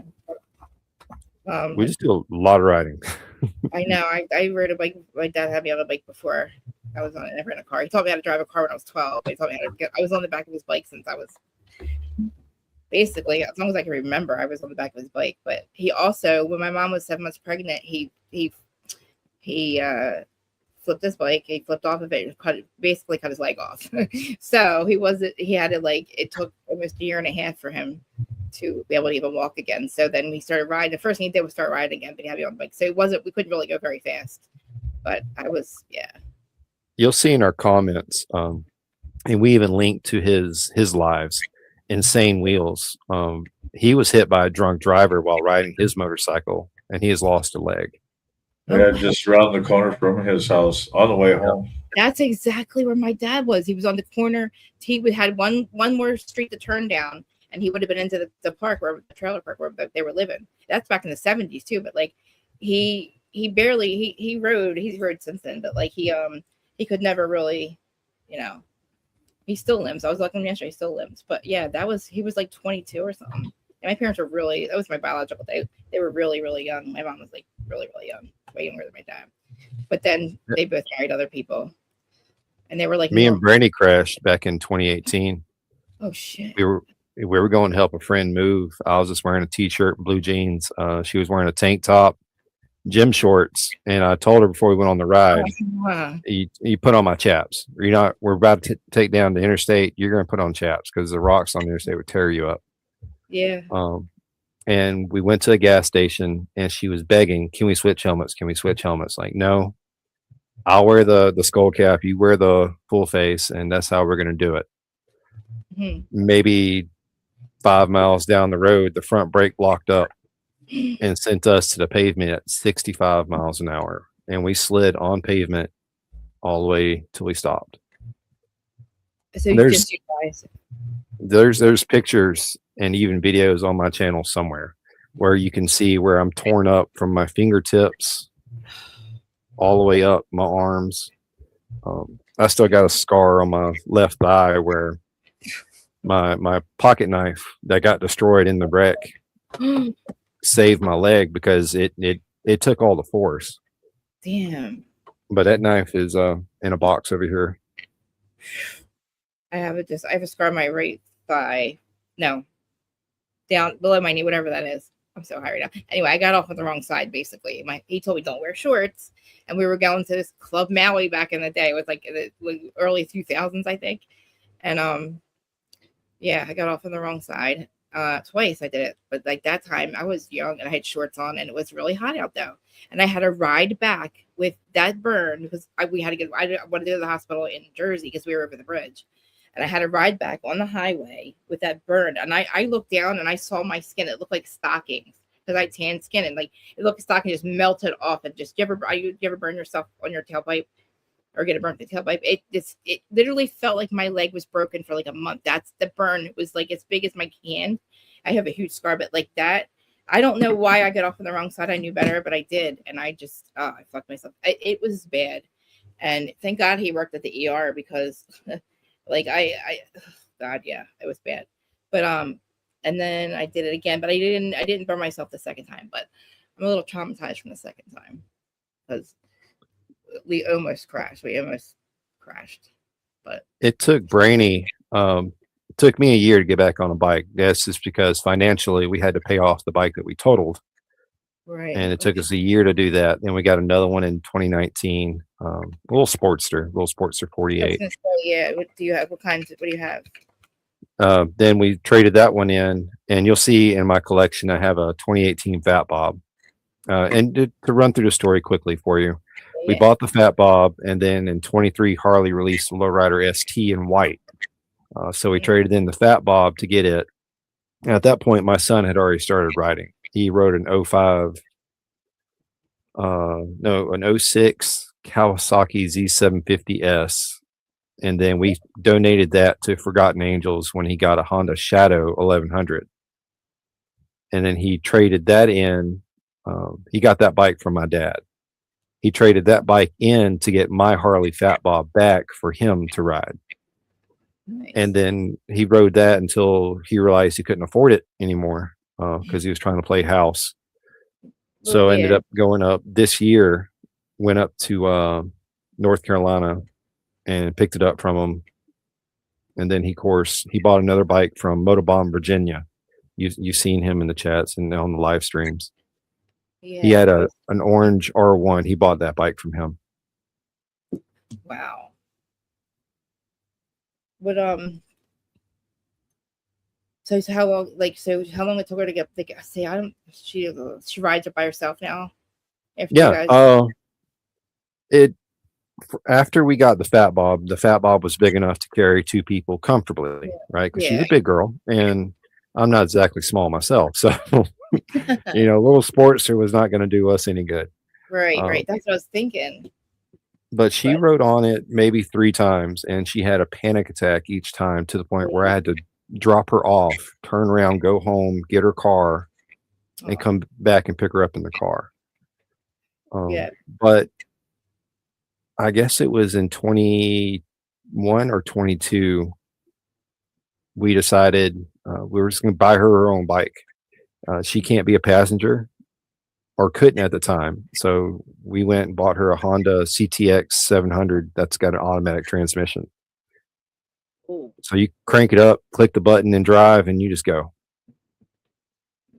I mean, I feel more comfortable on that than I would on like Kawasaki or something. You know what I mean? Like I'd rather be on a Sportster right now because it's just I feel more. It's worse. I feel like I would not have a panic attack getting on the back of one of them. I'm spared. I don't know because also too like I don't know what it is. My anxiety got really bad. It's just I don't know if it's from I had like there was a couple people in my life that committed suicide in the last like 10 or 12 years. And it's like I just started to get really bad anxiety and then trying to get clear. I don't know. Everything freaks me out now. It's just I think about doing that. I'm like, and it just I don't for some reason I feel like it's a sign like I just can't do it. I can't do it. For me, and maybe Carney can jump in on this one as well, but for me, it's an understanding that, you know, I'm going to die exactly when it's time, the way I'm supposed to. There's nothing I can do about it. There's nothing I can say. I can't beg my way out of it. And, you know, motorcycles bring us happiness. They're the phrase There's wind therapy, appointments you can't call in for. right? When it's your time, it's your time. So, you know, you can't live in fear. And that's kind of how Brainy took it. She had her spiritual awakening just before her second trip to rehab. Oh, thank God. And of course she would though. That's good. she's in a lot better place mentally now. She'll get on my bike with me and ride as a passenger now, which she wouldn't do for 3-4 years. I'm telling you right now, if I didn't have an awakening, I also too feel like that was why I was able to stay clean this time.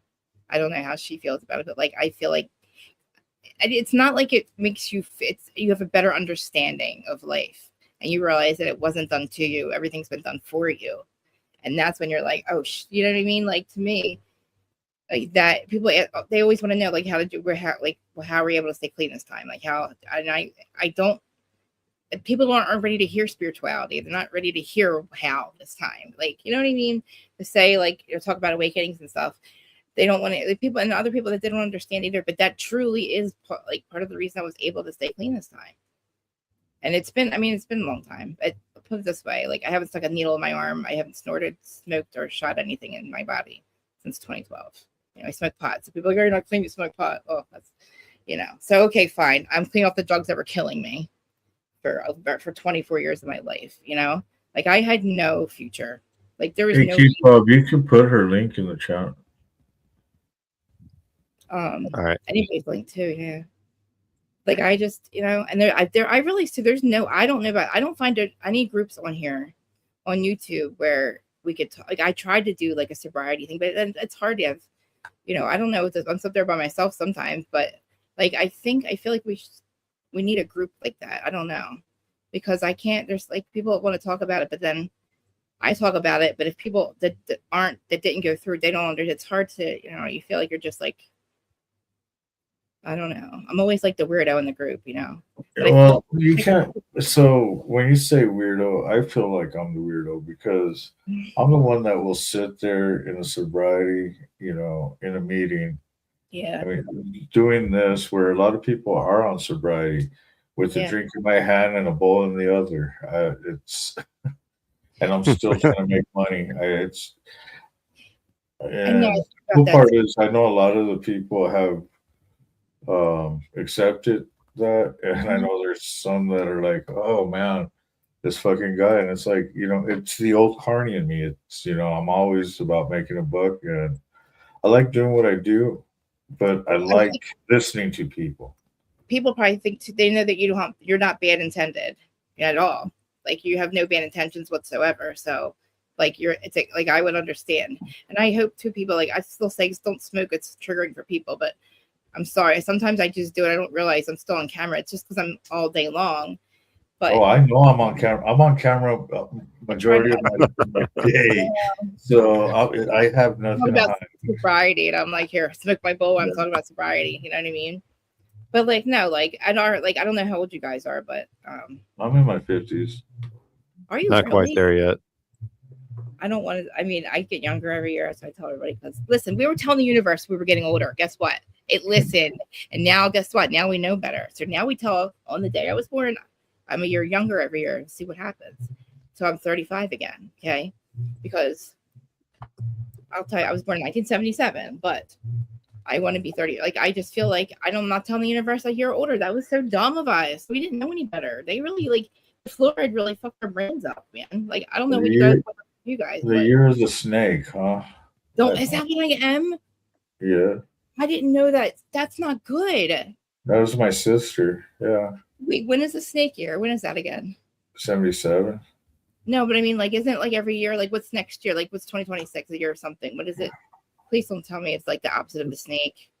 25, I think, was the year of the dragon. And if I remember the story right, 74 was a tiger. I'm gonna look it up. Yeah, because like, listen, I heard that like, what is that bad that I'm a snake year? I never know that because I'm supposed to have. I need to have a good year next year. Not my years aren't really bad. Like, I'm lucky to be here, but I mean, I need to get. I need to get my house done. We need to gut this house, and I want to be able to pay for it without my husband having to pay for it. And my goal is to have it done by next December for Christmas because I need my family back together, and I want to have them all here, but I can't do it the way my house is now. This house needs it, so like I want to start. I need to have a good year next year, and I don't ask people for money on here, but like, you know, I do. I mean, it would be nice, but you know, YouTube doesn't give us shit. You know, you're going to be really upset when you see what they take from us. It's so fucking ridiculous, man. It pissed me off. I didn't know about the 54%. Anyway, I'm grateful for getting everything. YouTube takes 30%. No, 58 or 48 or some shit. It's 48%. 30%. So if you want to bypass the instead of paying YouTube that 30%, you can always hit us on 30. the Cash Apps or PayPal. 30, you're going to be pissed the fuck off when you realize it's 48. I'm back, I think. Oh shit, I think it just came back, my camera. It just came back on, and now it won't show back up. You're going to be pissed. I've read my stuff. If it's above that, guess what? They're paying me back. It's on the contract. I have to learn, like, I have a lot of things I need to fix in this freaking podcast because I started that whole situation with that weirdo guy in my avatar. Like, it really threw me off my game for a while. And I got to, like, fix some things because if I want to get paid anything, I got to, like, first of all. Yeah, like I tell people, this isn't my first rodeo here. Yeah. I love it. Look, we're lucky to even get paid anything, to be honest, to sit here and do what? You know what I mean? Like, but, like, I feel like we can make a difference. We're here for a reason. And if people, you know, I can tell, I think we're all great people. You guys are amazing people. And, you know, like, that's the kind of people that we need. Because like, you don't even know if you were even, oh God, these cases got me, like, fucked up. I can't believe what people do to each other. Like, I just cannot fucking believe. I guess I do believe it, but, like, to murder 4 students, oh God. Listen, so you know why I grift mostly. Don't call it grift. Not just because I'm a carny, but that's not grifting. Yeah, I do it. So my club does a lot of charity work. Yeah. So whatever I bring in, guess where it goes? To the club. No, it goes to the community. Right. We said, so we do a big run that we ride from here all the way to Tennessee, Jackson, Tennessee, for St. Jude's Children's Hospital to do a benefit run. And we do this every year. So everything I pull in, I get to put right into these good causes. Plus, you know, I do charity for Colorado over in Denver's Children's Hospital there. So, and then what we do in the community with the homeless and everything else. So, you know, it is for a good cause. I mean, it is a good cause. It is, because if you guys aren't doing it, because honestly, like, there's a need for it, you know. Hey, Brother Ratchet, how you doing tonight? I see you in the chats. Hey, Ratchet. People look at just like, oh, they're a bunch of criminals, they're a bunch of murderers. Like they honestly, like, the first thing they think of is like, oh, the Aryan Knights did it because they're a biker club. It's like, you guys have no idea. It's not like that. Like, they do a lot of good things, but like it's the first thing they went to. But like it's not. It's like they have no idea. But like around here, we need But no, there's a lot of change. Like, Jersey's not too bad, but like Massachusetts is so corrupt. They have, that's where those two, the They had 4 guys on camera and they murdered this guy. He kept saying, I can't breathe. Obviously, he's having trouble breathing. His heart gave out while they were on top of him. And then, it's all fucking on camera, and they all got arrested. They all are going down for murder, but like that should never happen. And like back to what I was saying, like we need their crisis response teams. We need, like organizations like what you guys have with that organization, Fallen Angels, right? The Forgotten Angels. Forgotten Angels. I got to make sure I have the link. I'm gonna put it onto my subscription, whatever. I think I can put up like when we put up like was like not charity, but it's called charity, but like donations, like we get like funding or something. I can put like for donations for it, right? Actually, what they do, I think they have bike raffles that go on all the time throughout the year. They have bike raffles. Like right now, they were supposed to call a bike for a winner for a bike last Saturday, but one of the big contributors to the organization died in a motorcycle accident that night. So they canceled the draw and not canceling, postponed it. Yeah. I mean, because I didn't realize who it was until after Sick had actually sent me the information on the memorial ride. As soon as I saw who it was, like, oh shit. This guy who died, he was the owner of Gator Ford in Tampa and a major contributor. I'm talking about donated nice bikes after nice bikes after nice bikes. I mean, we've donated bikes, me and Brainy. We donated 2. One was okay, the other one was a boat anchor. But this guy was going way above and beyond what we can do. That's amazing. But yeah, wow. They have bike raffles all the time. And then you guys, like, obviously people online, you buy it, right? Like it's not just the people in town, or they don't have to be in where they're at, right? Nope, you can be anywhere in the world, and they will literally call you the night of the drawing, because usually I like being at the camp outs for the drawings they do there, because they'll get on stage and they'll call the person on stage and announce the winner. Sounds like fun. Like that just sounds like a good time to everybody that knows each other gets together too. You get to see each other and hang out and like, hey Kim. It's like a family reunion. Yeah, is a good way to put it. Yeah, I mean, I know it's not the same, but like we all, like I met a lot of people, creators on here, and like this one guy, the first guy I was on his channel for, he put me on his channel for a year and a half so I could build my following, because I was the angry blogger, apparently, allegedly, that's what they say. But anyway, but when we all actually met, we all met at like a BravoCon, it's called. Instead of crying on a BravoCon. But like it's like magical. Like it's just when you meet people that like that you vibe with, it, like care about the same things you care about. And then, it's just like once a year. And that's another thing. Like I need to either I'm not gonna fly. So you guys are gonna have to do one at the beach in Jersey. No, I'll try. I would like to go to one. I think I could get there. I told my daddy has to buy. I don't want to go on a bike. I would rather him get a house on wheels or something like that. Some like a trailer thing or something. Or not a trailer. Like, I don't know. He did have this one thing. It was like a pop-up trailer. Him and my mom were supposed to like ride across the country on it. But like something like that, I would like in the camp out. Like I would do that, but somebody would have to drive me, and I'd have to get my dad to do it. So I'd have to get there somehow. Well, one way how it works for the camp out, to give you a basic idea, there's folks who drive down and get campers, or they rent B&Bs that are in the area, or they do like we do and just bring down a tent. That's what I would and camp in a tent.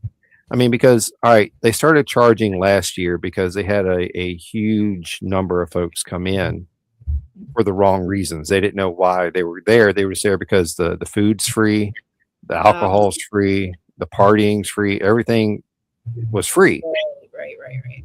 But then they started charging, we'll call it a door fee, right? Which is just a donation to the organization. And then once you do that, everything is still free. All the beer you want to drink. I usually take down for a big camp out. That's good.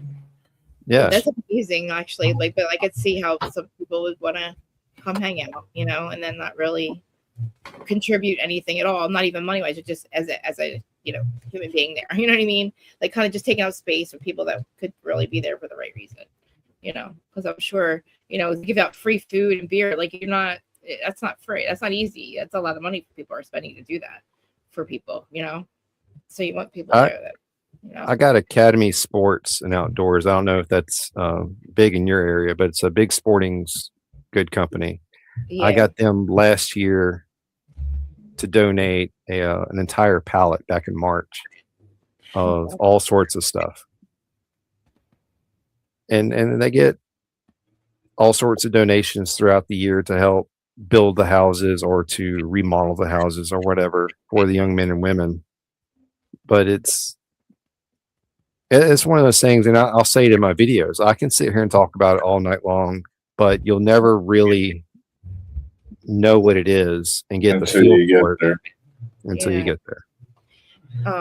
That's how I tell everybody. So when we do our benefit run for St. Jude's, when we go to Jackson, because we ride from here, from Albuquerque, New Mexico, all the way out there, and then we do the whole run. And that experience, that time where you get to see everybody and be around, it's just so amazing. And then knowing where all this, what it's for. I mean, that's what builds us together. So the tiny homes, is that what you said? They were tiny homes they build? Yeah. You see how the Amish, so when that flood happened in North Carolina or South Carolina, I think it was, or it was North or South, and that flood happened, all those people were stuck and they lost all their homes. The Amish guys from a group of Amish guys from Pennsylvania, they donated their time, their lumber, their everything, came down, and they built like 16 tiny houses for those people. And they all, just for just do it. They just did it because they wanted to, But like I if they would something, I would spend all day helping. I would spend all day building houses with people or helping or something, like just donating my time, because I don't do anything all day with this, right? And I don't have to have any money coming in. I would love, that's what I'm saying. Like, it took me a while. I wasn't able to go help at a rehab or something. It was just too much for me, and plus I wasn't, I had to fix myself, do the work. Right. Yeah. And now I'm able to be like, I think I could handle that, and I could help somebody, or I could try to anyway. I don't know how much I could, what I can contribute, but like I would give my time and my energy and everything into an organization like that, just to, I would do that. And that's like, but around every penny counts. Every penny counts. Yeah, that too. I like, there's a couple of houses like on my block that were for sale, and like they're not really expensive around here. Like they're less than 200,000, but they're huge. They're 3 floors. Like they're kind of like duplexes. And so like a couple of them were bought, but it's for men that just get out of prison. It's like in between, I guess halfway. It's not a halfway house, but it's for the men's houses. But like houses like that, is that what they have for these? Is that what they live in, or they have like on like just a bunch of houses on a property? They do this, or how do they work their homes and stuff, or like their properties? So like, for the main property, what I call lovingly, of course, the compound. And if any of y'all look up shade tree surgeon, you'll kind of understand why I call it a compound. Right. But all that's on that property, even David and Cindy themselves, Cindy is the founder, one of the founders, and David is a co-founder. They don't live in a big house, a fancy house. They live in literally a portable, or we call them portables down here. It's a classroom. It's a portable classroom. They had them for the jail, actually. They had it for jails because they were redoing the jail, so they had to put them. Yeah. Well, that's what they live in on the property, is a portable classroom. And then Shep lives in it's a storage shed. That's what it is. It's a big storage shed. He lives in that. And then those types of buildings are all over the property. Now, of course, like I said, they do have the Adderley house now. Yeah. Wow. I wish, yeah. Like, I understand the whole compound thing, because they had, I guess it was just like it was a piece of land. It wasn't enclosed or anything, but they had for like, for women. I guess it's like women too that were just getting out of prison as well. But it was run by a private organization. But they had like 4 or 5 houses on it, and then they had those little not portable sheds, but I guess they're called. I don't know. I want to call them tiny houses. I don't know, but they're just. I'll have to show you a picture. Well, probably the classroom ones, but they had a couple of them. But like I'm assuming that there's a need for it everywhere, not just you know what I mean, because that's it to get people involved. But you know, I don't know how much it costs to even start something like. Or did they? I don't know what you do. Like, so it's you said there's a couple in Florida, right? So Yeah, do they have friends of theirs? They just and so they have their house there, and then they'll do like the same thing that Cindy and what's his name, Dave? You said David. Yeah. So they would do something like that, right? Somebody that lives on the property with the people with the kids, or I don't want to say kids, but you know what I mean.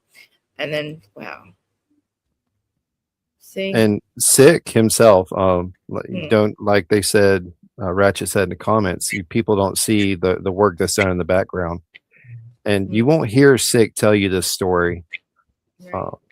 But between the camp out and the December event, me and him have been down there 2 or 3 times, and he actually stayed down there and took one of the young men to see his probation officer and handle that situation because the kid can't drive. He doesn't have a license anymore because of all the mistakes he's made.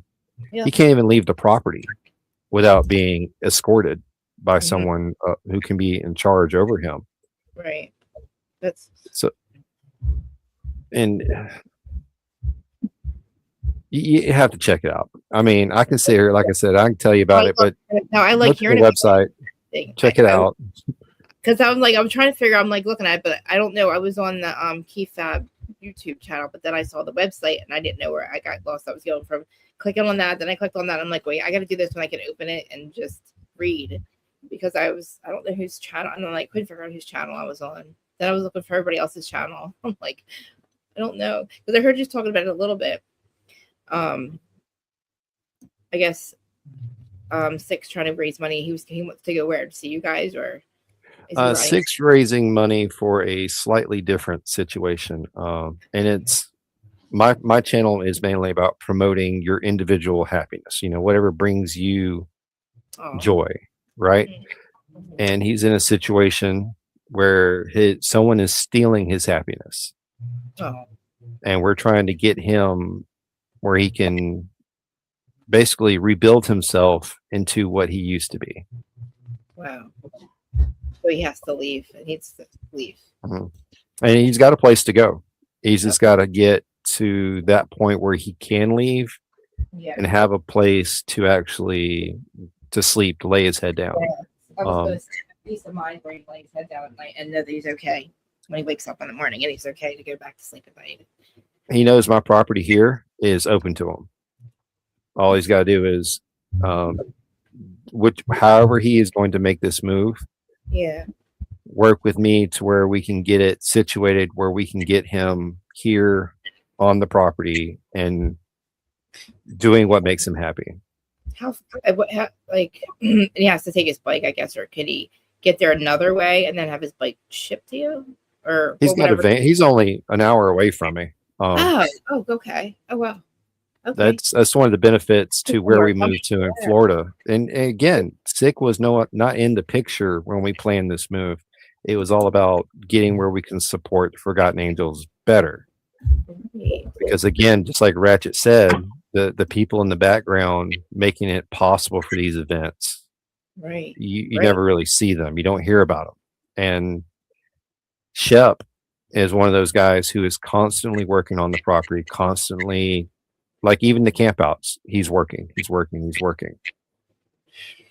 So anytime we can go down there and help with that work, like we have been, it's worth every minute of it.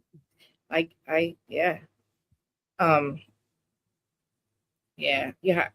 had somebody steal my happiness for a long time, and I thought it was my fault. You know what I mean? Like I just thought I'm the piece of crap, drug addict daughter or drug addict wife, like whatever. I'm the loser, not them.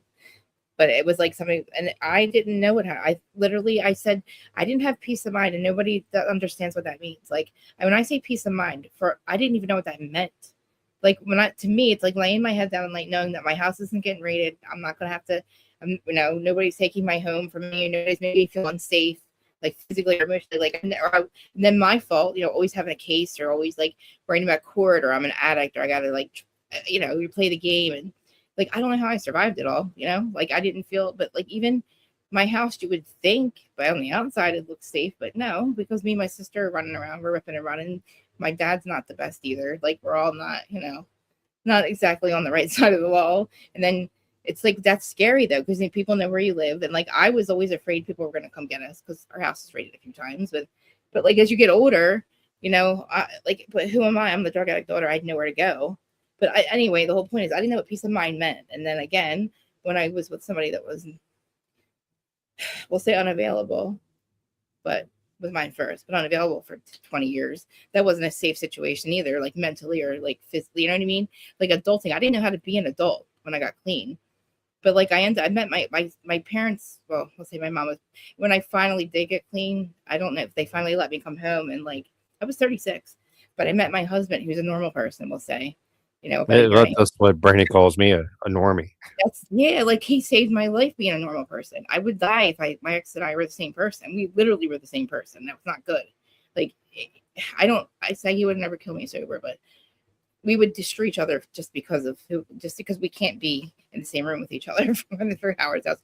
The whole point is my husband's like the opposite of me. It's weird, and it's like, but he loves me to fucking death, and I don't know why. Like, I'm a nut. Like, I put him through a lot. I didn't mean it. Like, he puts up, I'm bipolar. He puts up with me mentally. I'll sit there and I don't know why I'm so mean to him sometimes. And like, he just takes it. I don't know why. And he's like, I don't care. And I'll apologize. He's like, it's okay, babe. I know. Like, it's just, I don't get it. But like, if without him, I would not be able to be here. Like typically unique. I was going to say to her earlier, she was talking about what her and what their podcast was about in the very beginning. It was about talking about their kids that were going through mental illness and stuff like that, but they couldn't get it going. But I want her to, I want to do a show with her because, we've all have a story, but like a lot of us don't feel like our stories are, I don't feel like my story is unique. I just feel like I have another fucking dead junkie. I would have been another dead junkie, and that's what people would have been. That's what I would have been. And that's all I was to anybody, you know what I mean? And that's all I would have been. But I didn't want that. Like, I had friends that died. I didn't want their life to mean nothing. I had 2 friends that took their own life. Like, my best friend shot herself in the head, and then like that was 20 years ago. I just was able to watch something that had, like, I couldn't even watch any, like, my life. I didn't have, I'll just say, peace of mind, right? But like I didn't want to be that. I didn't want, like, I had no reason for anybody to even, my husband had no reason to fucking be with me. Like, I was 6 months clean, but I still lived at home. I had my $20,000. I owe the IRS now about $100,000. He paid off like 20,000 of my fines. Like, I don't know what happened. Like, I met him, and he just loved me. And then I started to love myself. I was really fucked up. Like, I got clean, but then he's dealing with me right now. I'm an adult who's now sober, trying to fucking be an adult, a wife. So like, and live on my own. Like, we'll live with him, be a wife, which I'm good at, thank God. Like, but like him loving me, like, I don't love myself. I'm so fucking insecure. I still am. But like, he's just, like, I was a drug addict. I got clean, but like, I have put people into his life that stole from us, and I just kept over and over, like, but he stays with me. He goes to the same job for 27 years. This dude, like, he's just like, I don't know where he came from. I just know that I tell him all the time, like, this is my timeline, I think. I joke around. I'm like, you're here for me to have peace of mind, because if not, I was going to either die. I was going to die. Like, I didn't have another run in me, and I don't think I would have been able to stay clean this long. I don't think. Like, something happened that the last time that I OD'd, and like, it changed everything. And then he came into my life, and then that was it. And it's like, I can't even think about, like, the person that I was when I had that OD. There's no fucking way I'd still be here. Like, I didn't care. I had no license, no registration, nothing. Driving to Camden every day, buying fucking dope. So, you know what I mean? Like, who the fuck do I think I am? You know what I mean? Like, everybody around me was dying. I don't know why the fuck I didn't want to get clean. I just didn't. I didn't know. I didn't want to be myself. I didn't want to be me at all, ever. I said all the time, I didn't want to be me anymore. I just didn't. And that's why I got high for 20 fucking years. And I don't blame my parents. Like, I thought I was the ones who fucked up. Here comes to find out they are they're kind of sociopaths now. And now that I look back on it, things happen. Like a lot of shit happened last year, but like I'm like, man, you guys, like, seriously, like, I love them to death, really. Like, we're all fucked up, but I love them to death. But now I'm like, I was blaming myself for a lot of shit, but now, like, we've all kind of, like,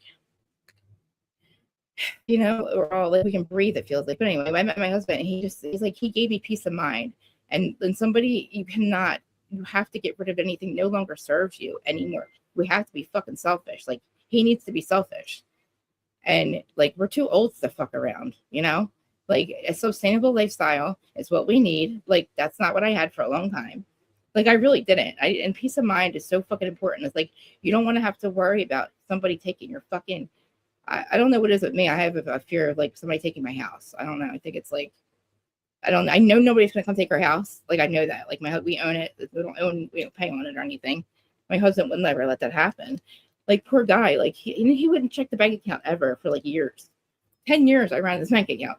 And he trusted me. Look, and I never, ever fucking spent money on drugs. I never, like, I was so proud of myself, but I did, like, addiction transfers. And, like, people don't get that. Like, I can go to detox all I want, but I have to stay sober. You know what I mean? That's the hard part. Getting sober is easy. Staying sober is fucking hard. And, like, it's really fucking hard. And things happen. Like, I've lost things that happen. It's weird. I'll deal with things like, when anybody that has to deal with death, like, I can deal with that better, but like, things that are completely fucking out of my control, it freaks me out. And that's the only time I've never thought about relapsing on those drugs, but a couple of times I took a Xanax and I almost died. And so it's like, I know that I can't take anything. I know I should have known better. Like, in 2018, this poor guy, I took 2 Xanax and I ended up fucking at the airport. I don't know who I am. It's like a fucked up thing. And I don't know who I thought I was taking one. I knew better, but I'm like, oh, well, I never had a problem with them. I could take them. But it's like, I knew then that I wasn't ready to, be completely, like, I had a lot of work to do. I didn't realize too, like, 12/21 is the date, it's my sober date, and I just passed it and forgot all about it. It's weird. I kept saying it was coming up, and then it happened. And it was because I used to think about it every year, you know what I mean? But then, think, like, it's been a long time. Like, me and my dad actually got sober at the same time, which is kind of cool. But we both stayed clean this time too. He relapsed on gambling last year, but he's okay now. It was a little bit. And like, that was the weirdest thing. I never thought of him as a gambler. He was an alcoholic. I never thought of him like, I was like, kind of, I almost like, was like, wait, what? Like, I had no idea. And I was like, Dad, that's crazy. Cause like, I thought he was mad at me. Cause like my mom, something happened with my mom. She left my stepdad. She was cheating on him. And then my mom, my biological dad gets mad at me for yelling at her. But they've been divorced my whole life. But like, I was the disrespectful one. You know what I mean? So like, I thought he was mad at me, but here this guy is all, some things were going on. But like, I can deal with stuff like that because I feel like that's like chaos, or I don't know. It's weird. Like, you grow up with chaos, and I feel like that was my normal because I know here I'm safe. I can watch them in their chaos, my family in their chaos now, and I don't have to be a part of it. You know what I mean? But like, they're still my family. But like, you have to be away from anything that no longer serves you, and he needs to get away from anything that no longer serves him. And it's good that he has a friend like you, somewhere to go. And they're only an hour away, so he's not really going far. I don't know where his family is. Does he have family anywhere near? No. He's from Jersey. I know that. Oh, that's right. I knew that, but I didn't know why he left Jersey. Or how long did he leave? How long ago did he leave Jersey? He's been down in Florida. Because it's too damn cold up there. No. Right? That's what he'll tell you. Now. Warmer now than it used to be. It doesn't snow anymore, really. Like, for real. God, I wish my camera would work. I hate. Oh, he gets cold anything below 60. No, he is real Jersey. I'm down here. I'm like near Philly. He is, guys. He's Dolores. He's Frank. Dolores. Like, I can hear him going, Dolores. He's that Jersey. Like, he's like where Dolores and Frank are. Like, he's definitely from up there. Like, further. But there's old Jersey. There's no mid Jersey. It's either north or south. I'm from up there, but now my husband's from like a little bit more south. But I don't think I sound like him at all. I talk fast, but I don't sound like. He's real Jersey. He's like water. Yeah, I got a club brother that is he gonna come up here? He's a Jersey boy too. Really? See, we're not bad. Listen, we get a bad rap because of reality TV people, but that's just we are toxic communicators. We're not mad. It's just the way we communicate. And I'm tough love friend. I'm sorry. I'm not gonna let you fuck your life up, friend. Because I didn't like people really didn't give me tough love, but when my parents finally gave me tough love, when that was a part of me having to get clean too. Because I really had nowhere to go. Like they really weren't gonna let me come home. And I'm like almost 40, right? Like I had to. Plus I was gonna die. Like I did die. Like that's a whole other story. That's a whole other episode actually. We'll have to talk about that one day. I didn't know that I didn't know something happened, but I didn't remember it for a long, long time. But like a lot happened, and like yeah, I have to tell you guys all about it. I think I told you about my angel, my birth angel that's here. She's a 7-year-old little girl named Minerva. She's my birth angel. She's like my guardian angel. She's been with me every incarnation. This is my first time being human, so she's with me. But like I always knew I was a kid trapped in an adult's body. That's what I feel like. Like somebody's like, you're gonna fly to Bravo. I'm like, no, I need my parents. What do you mean? What the fuck? I want to fly? What do you mean? Like I can't go buy a ticket. Like what do you buy a ticket? Like my friends are like buying tickets, getting hotel rooms. I'm like, I need my mom or dad. Like I need my parents now. Like I don't know how to do shit. You know? Like I was like, you know, I don't leave Jersey. I like staycation here. You know? But like still, I wouldn't know how to do stuff. So anyway, yeah, she's with me all the time. But like. I don't think I'd be alive without my guardian angel. But anyway, so the number 109 that's when I was born, the time I was born. So I saw it like 3 times since we've been on this live. And I saw it earlier, and I think I mentioned it earlier, but that's crazy because I know that's her now. Like I had like I can't perceive them, but my friend who's a psychic can perceive the energies around me. So I knew she was here, but I didn't know about her until just recently, like about 2 years ago, and it was like. It makes sense because I feel like I am a kid trapped in an adult's body, like my husband. Like I ran the bank account, but I was spending the money. You know what I mean? Like I couldn't stop myself. But like, I don't think like I don't know. I always said like I don't know. I did have a job before COVID. I worked at a high school, but I look like a high schooler myself, so nobody really took me seriously. But no, like COVID, I had to leave. That sucked. Like you're with these kids from freshman year, and then and then COVID happened, and they couldn't graduate. We didn't get to see these kids graduate. It sucked. I was like the hall aide, so but like, and then he's like, no, it's an adult job. I'm like, yeah, I know, but this is more me. I like to, and finally he's like, you don't have to work. I'm like, oh, thank God, because literally I needed to, I need to do. It's hard to heal when you have to go fucking to work and like listen to these. I hate listening to people. I'm not a good person. I don't like to work for other people. I had a huge problem. That's my dad's fault. I had a huge problem with that, so I really never could, I never really worked for anybody that I had to like. Really answer to, So then when I had to a little bit, when I worked with my husband, I was like, this sucks. And he's like, you don't have to work, babe. He's like, work on your mental health. Because, it's a lot like I'm lucky. I know that, but I don't think that I'd be able to stay clean if I wasn't able to like do the work. And I wasn't able to do the work if I had a good work. I didn't start doing this until 5 years ago, but this is like I've never felt like I was like I did anything that was worth anything, really. I was always taking. I felt like that anyway. And so like I don't even know what I give with this, but like I just feel like there's got to be something like a better reason for me to still be here because I should have died a couple times. I did. And then I know that I'm here for a reason, but I just want to figure out what exactly that is. Like I feel like I'm getting to that purpose. Like when I think about what you guys do, it makes me exciting. If I could do it, if I could just. I would love to do that. I wish I could. There's something like that around here, or they would figure out what we could do around here. Anything I don't know if they even have. Maybe there's like a program or something around here. There may be like a sister program or something like that. Where just peer counselors to be peer counselors for somebody. I don't know. I don't. A lot of big communities have similar programs that do the same thing. But it's just like March of Dimes, right? So you donate $1 to March of Dimes, and the actual cancer research may get a dime of the dollar because of so much overhead. And that's one of the different things you see in Forgotten Angels. Yeah. David and Cindy don't have nice cars. I mean, they're nice cars. Don't get me wrong. I know what you mean. But again, they live in a modest. Yeah, a tiny. Yeah. And all the money that donates to their charity is literally funneled right back out to support the young men and women. That's awesome. Now, how many people do they have now living there? How many adults? kids, On the brothers. property.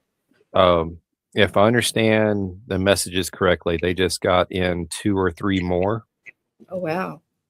but I haven't been down there since before Thanksgiving. But it was 3 that live on the property. The actual, what I call the compound. The compound, yeah. Oh wow. Are you streaming Keep Up? No. What's up? I was just wondering, Coach Muttering. Oh, yeah. I don't know that name. Dude. Who? Oh, I didn't just. You want me to block them? I'll block them. You want me to block it? Oh no, you're good. Oh, okay. just- I actually just noticed it now. Oh, no. We usually tolerate troll Yeah. certain degree. Yeah. I mean, I could deal with it for a little bit, but it's like unproductive. And this morning we were having a blast. Yeah.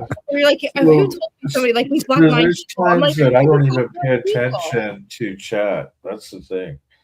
That's my Like right now, I'm enjoying, the conversation. Plus, listening to your story and all that. It's, that's the thing. So I'm not even really paying a chat, and then when I do, it's like, oh, let's see. I got to call some of this out. So,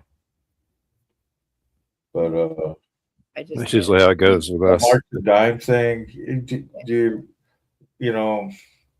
What is the deal? You can hate or whatever, or you can love it, but we like to do our charity stuff, and and if we should, if we like to share it too. So, well, I'm glad that you're sharing it with me. I'm glad that like I could, I want to do something, but I know it's like not much from where I'm at. But one thing to keep in mind with all charities, right, is do what you feel like you're led to do. Like, we're talking about March of Dimes. So if you feel donating $100,000 to them is what you need to do, even though a very tiny percentage of that is only going to the true cause, well, then that's fine. You're doing what you're being led to do regardless. If you didn't donate anything, then they wouldn't get a percentage of anything. Right. And that's a good way to look at it, is no matter how much they get something. Yeah. I know, I just noticed that I think somewhere on YouTube we can put something like that. Like I think it asks you if you want to add some kind of like link for a GoFundMe or anything like that. I have to check it out, see how to put it on there. Because I gotta change my channel up. I gotta do a lot of stuff like that. But I want to do like not meetings. I don't know whatever we're calling this, but whatever we're doing, talking about this kind of stuff. I feel good. What your title is FriDay Night Confessionals New Year's Manifesting and Live Chat with Friends. So we're chilling. I know. I feel like I'm like. Well, it seems like you guys are chilling and I'm blazing. So we're good.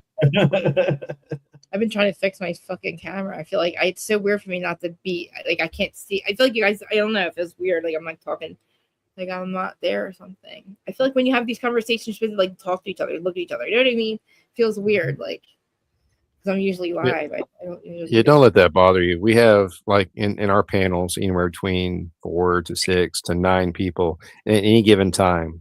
One of us will just go icon, and that's all we'll be. We'll be talking, but we'll be an icon. That's it. Yeah, or avatar, whichever you want to look at it.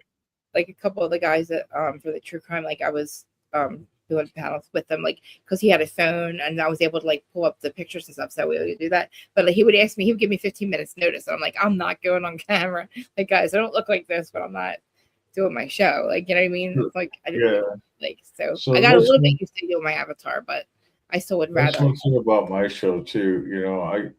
I want people to show face, and when you go behind the avatar, it's usually when you're doing stuff or you've been on panel quite a bit, like right now, this is great because one, you have your actual picture on your avatar, and two, this is your show, and I'm just here, and hanging out with you. I mean, you came onto, into our chats and hung out with us, and he You part- said, "Hey, you should go on. You should go on." And I'm like, "Well, these are times I go on people's, on their platforms." just the talent, right? This is when you get to be just the talent. Show up. Yeah, I get to chill and relax. Well, I remember I was on for 3.5 hours, right? I had like a half Yeah. hour in Oh, between. that's nothing. I'm like, I gotta end this one, guys, because I was like, what did I do? I had another. I went and got a coffee, and I was still late. But I have to wait. What are we at here? I was gonna make you turn on that. Is that you over there? Is that you in the chat right there? Yes. Yeah. Yeah. I want to make it. I was gonna see. Should I mod you on Really? my side so you can take it in case you want to kick people out? I'll give you the keys to that because I don't know how long you want to deal with people that are fucking being disrespectful to our people. You know what I mean? Like I know that it's I like we have pretty good people over here. Like I'm sure they can handle it, but at some point it's like I don't Am know. I a real carny? I I got over 30 years in the business. I've been listen. with you I have since I to was run a to kid. the ladies' room, and it's like it's across the house. So I'm gonna go down for like 3 minutes. Is that cool or not? But well, it's gonna be longer than that. I need to take a bathroom break. Remember, I didn't have time. I figured, You're good. Just say, hey, I gotta go to the bathroom, and yeah. Yeah. I would say, let we're me see used if I to it. So can- handle your stuff. Okay, wait. Let me go mod you real quick. Let me see if I can mod you. Invite Alright. them. So I make everybody mod because sometimes I'm not paying attention, and I don't want people to get fucked up. Fuck people. I trust my mods too, but they're not like they don't have to be here. I'm not here, I'll type something real quick. I'll tend to antagonize the trolls a little bit more because Yeah, every same comment here. they do is helping the algorithm, right? So I'll let them say a few things. Once they start getting like, there's a couple that spell out words.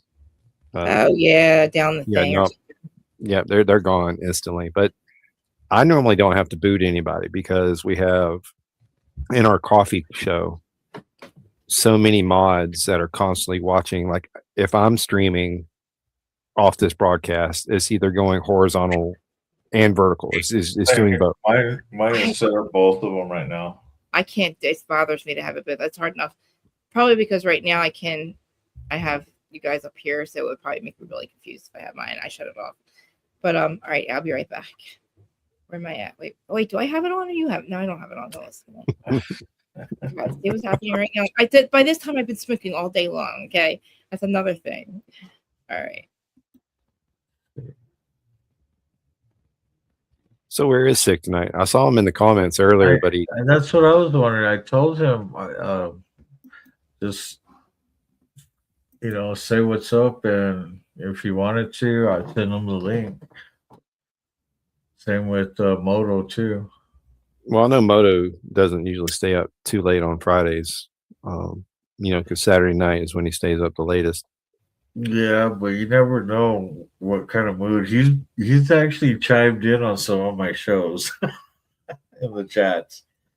I'm like, holy cow, what is he doing up at this time? Sick's currently in his 12x12 cell, so Yeah. That's okay. He's got his laptop, his phone, his headphones.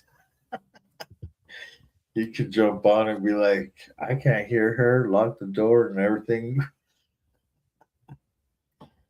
we actually have when I got up earlier, we've I think it's a pack of coyotes is circling our property. Yeah. Hey, Rick Spicer, if you want, check out my channel, man.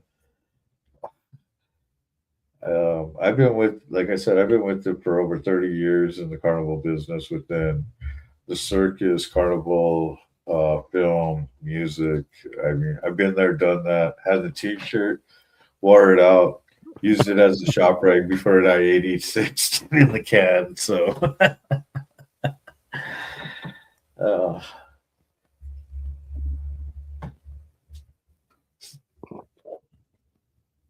So we still have 6 left tomorrow, right?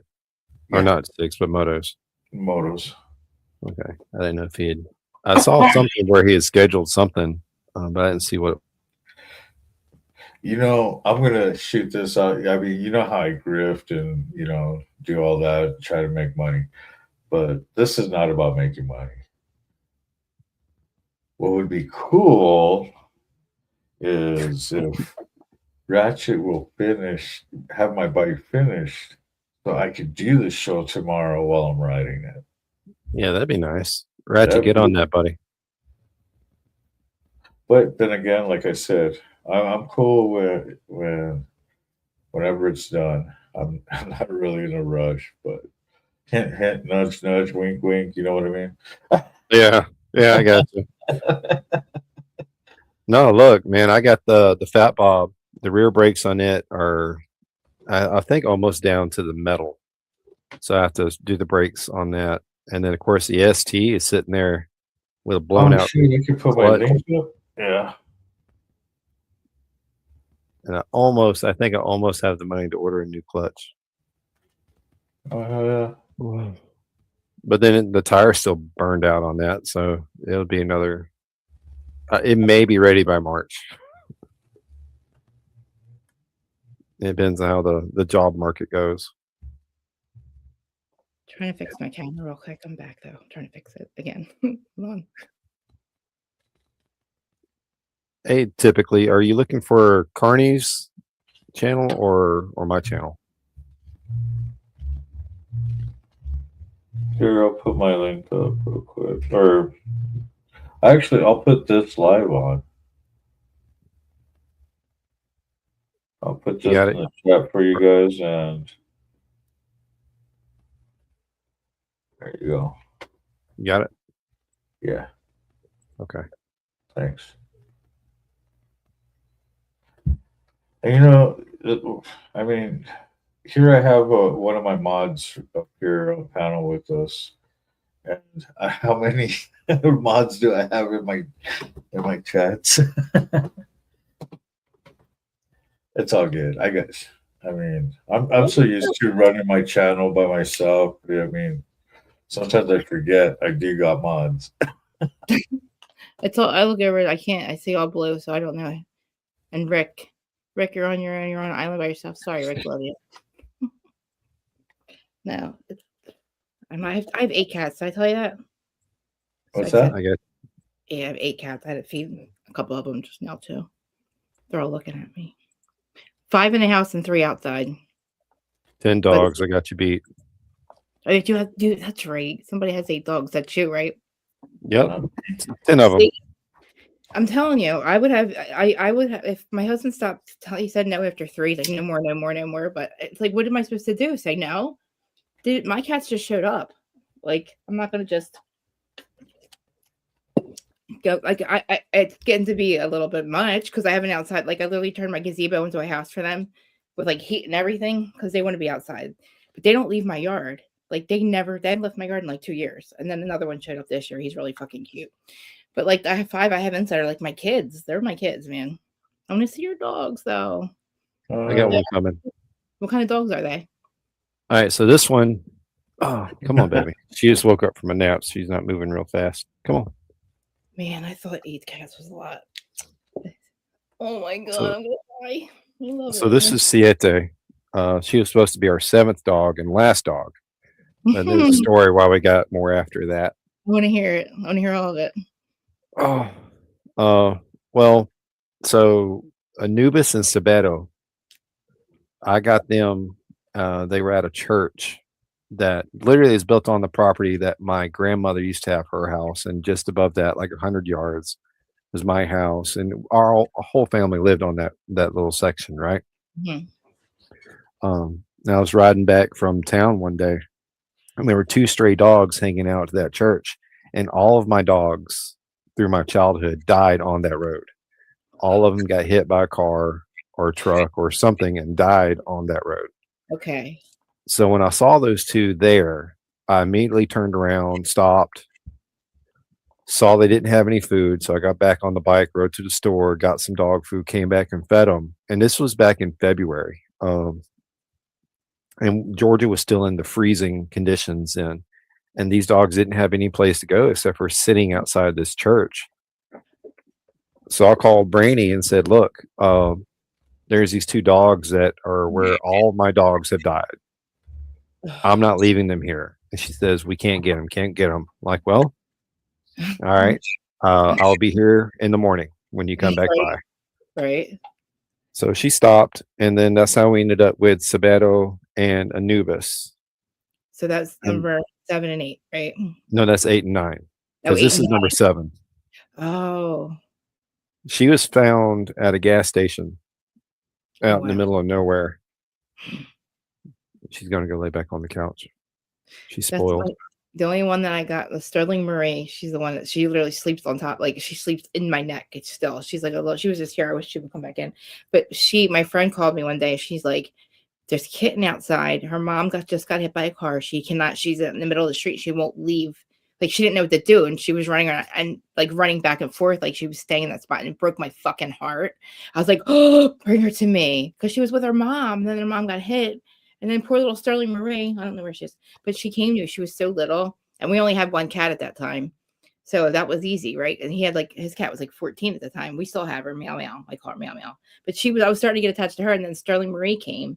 But then we had my dog, my lab Pit. And he lived to be 14. And then when he died, right after that, all these cats started showing up in my yard. Like it was Sterling I had to Mr. Man, I thought was a girl at first. And then we found out he was Mr. Man. He was man. So he's Manchester Mansfield Miller. That's him.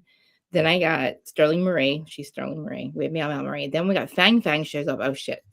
Earmuffs. She doesn't like when I tell people she has a fang tooth. Because she gets really upset about it. So she can't tell her. But we call her Fang Fang, but really sweet Marie. So we got her. And then wait, who was after her? Wait, 1, 2, 3, 4. Oh, and then my neighbor calls me one day and he's like, oh my God, I got your calico cat. I got your cat. I'm like, oh, I'll come. He's like, come get her. She's outside of your yard. So I'm thinking he's talking about my one that's outside. That's a pink calico, right? He hands me this little kitten.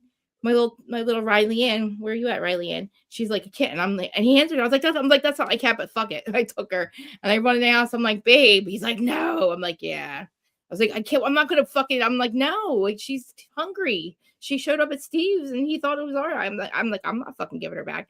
But she's amazing now. My husband loves cats, thank God. Like if it was dogs, he would say no. I mean, probably, I don't know. He would probably let me do it, but I can barely afford it. It's like expensive to have 8 cats and you have 8 dogs. It's like, or 9 dogs, it's like 10, I buy litter every day. I buy food all the time, but I feel like that's all we buy. But I would listen, my house is getting gutted and rebuilt back up and I'm building it just for more, like literally for my cats. Well, me too. I want it all open, right? And I want to put like a railing thing, not a railing, but something they can like a track around the whole, like upside of maybe like the wall, and then definitely at the bottom. But like they always zip up and down the steps now, and they're really gonna fucking love it after this because I'm getting rid of all the fucking walls and shit. I just want everything open, and they're gonna love it. But I'm literally doing it like, and the one room's just gonna be for them. Like I have my studio room, and then I'm gonna have room just for because I need room for these litter boxes. I can't just have them you can't just put 3 litter boxes anywhere, right? Like they need space. I think there's come here. I want to show you Mr. Man. Who's that? I know it's Sterling. Come here, babe. She's always with me. Come here, mom. Come here. Hurry up. Why don't you want to come say hi? You were just here. Come here. Hurry up. Show them how fucking cute you are. Come here. Guys, you know how she is. She barely shows up anymore. Come on. Come on. The camera's on. What are you doing? She usually likes when I'm live. She's so the camera's not working anyway, so you're okay. You're right. It's not. I think I'm back on. There we go. Come here, Sterling. Come here. I'll change the Every time she calls that cat, man, I'm looking for her. I know. I heard you guys saying Sterling yesterday. I was like, Sterling Marie. I was like, that's so funny. Yeah. I'm like, where's Sterling? I'm looking for him in the chat. So. Right. Come here. Like if he popped his head on her channel right now, I'd be like, you know how there's a psychic named Sterling on YouTube, and one day I guess I was typing his name to somebody in my predictive in my iPhone, right? And I was like, what am I going to name her when I get a name her? And I was like, somebody give me something. What should I name her? And I started to type something, and Sterling came out. I was like, that's it. That's her name. And then because of me, because I'm Krista Marie, that's how they all got their middle names. But because outside is Eloise Marie, Colby. I don't know why I started calling him that. And then Kovu King David Miller, because he's got the king sign on his forehead and he's huge. And he's the only other male I have. And he reminds me of my Pata, so my grandfather. So he's King David. But we call him Kovus. Well, I do. I'm not like literally they come here and they don't leave. Like they don't like they won't leave. Well, I feed them and I give them my home. But like the ones that are outside, they come in. Maybe they came in twice last year. The two that were here, Eloise Marie and Colby. But then I can't really bring the three more in here because my husband like we're trying to get the house done and five more. I already 5 cats. Like when we have this contractor come with, they either live on one floor. Or they do one floor at a time. So I'm gonna have all my cats upstairs. If I have 3 more in the house, it's gonna be really really fucking hard because I'm gonna have to keep them in rooms with me. And right now they want the whole house. And the whole reason I've been waiting so long to get these contractors here is because I didn't want to take my cats and go somewhere. They wanted us to leave actually. I'm like, no, I'm not leaving my house. Like I can't do that. Everything I have is like my weeds here, my cats are here, my plants are here, like my podcast is here, my home. I know I don't leave. I have anxiety to leave. I don't like leaving. Like honestly, like You're gonna get on a bike. I think of something. Once you get on a bike, you always want to be gone. We would do like this thing because we all live at the shore, right? So like staycation's the only thing really that makes sense. So we would switch houses. My family member, we would all switch houses just so we'd be a different house. And it kind of feels like it's because why we wouldn't pay for? We're not going to pay for another house, you know. And then we were renting other ones out. But then we would me and my siblings would switch houses. But I don't really like. I would my uncle rides, but he's all the way in West Virginia. He had to leave the state, so he's in West Virginia, and he'll come here. He comes here. He sneaks in the state like once every 2 months. But he would he can't ride, but he can't get a regular driver's license, but he can ride a bike. He gets a bike license. But he's in West Virginia, and he only comes home for like I don't know once every couple months. But sneaks in, sneaks out. But I would ride with him. Like I would ride with him, but I don't know what he's up to. But he would do something because he did something. I don't know what they're doing right now, but he would want to do something like that. I don't know what he's doing out there. Probably really, you know, he's got the time. But I would ride with him. But and my mom, I think I don't know what she's doing, but I think her new boyfriend, obviously he rides a bike, but like I would like they're doing all kinds of stuff. They've been getting like I know well, she apparently is doing it by herself, but I don't think she is. But she's been going to like a lot of places. She's been like traveling and stuff. And Yeah, good evening, Mount Woman. Thank you for tuning in, hanging out. We need things When Road like King sneak in? Huh? What did you say? I'm sorry. I was asking when Road King snuck in. He's been there for a while. Yeah. Well, that name earlier, yeah. Hello to everybody too, by the way. Yeah, he's been in the chats for a minute. I think he's My bad, Road King. A lot of people are on the vertical side. Oh yeah. So you can do that on your side. That's good. Yeah. Yeah, I have it on both. Like sometimes I was doing these, like I was doing like mental health check-ins Friday night, but then it's like hard because like people don't know to come to my lives for that. So even if I had my thumbnail and shared it, people are kind of just like, and then it's always like me just like trauma dumping. That's what I feel like. So I end up doing it for like an hour and that's it. But I do because I want. Like, if I tell anybody, just comment. I don't care if you don't even have to be on camera. If you want to just talk, I'll just sit here and listen. I'll just be. You know, because I had this problem where I thought I could just like I didn't know how to just listen like to people. I always would try to fix the problem, and then I know that's not what people want all the time. So like you know, I learned to just like listen, but I used to not be like that. But now it's like I want to do because I know I can't. I don't know where to go anywhere. Like I don't want to go to meetings because I don't want to leave my house. And this is what I do. Like I can sit here in front of 1,000 people and I don't think about that, but there's no fucking way I'm going to a meeting. And like, I'm like talking in front of people again, like sharing. I can't do that, you know? And it's like, but I've been saying the same thing for 12 years. There's not really much I have that I haven't said. I don't know what else I could help, you know? I know that people need meetings, but I know you also are not going to get clean or stay clean unless you really fucking want to. And you have to really be fucking tired of it. And you got to do the work, and it's hard. It's fucking hard. But there's times like now, like where, like this is something I need right now. Like there's like I was saying, like I'm like guys, I'm not getting off. I was just 3.5 hours. I didn't want to have to edit the goddamn thing out for the podcast. So I'm like, I got to start over because they end up going like by the end of it, I'm like, well, I'm just like talking and I'm just like rambling and I'm like, guys, because it's some 3 hours I've been talking shit on other people. And then I'm just like, all right, well, here I am. You know, I'm tough love friend. Sorry, Teresa. I'm like, guys, I'll put Braining Chameleon's channel in the chat as well. That's my wife. I was gonna say, it's not your wife. Yeah. Yeah, she does tarot card readings or tarot card readings throughout the Oh, week. She'll get on and she'll do a live for like 4 or 5 hours where she's no just as they're shit. coming in. Oh, Um, see, and I then she know. talks about her journey through being That's what sober because she was a daily heavy drinker, where okay. it was her drug of choice in the morning, Mm-hmm. and then on the way home, cracking tall boys on the way home, and then when she got home, she already had an 8-pack or whatever, and they'd be gone by the night's end, so she would have to get more the next day and the next day and the next day. And she That's talks how a old lot is she? about that in her journey. Yeah. How old She is is she? now. I think I'm like she. I don't know what's her name, but Brandy, right? What do you Brainy is what we call her. Brandy, okay. I don't want to say she.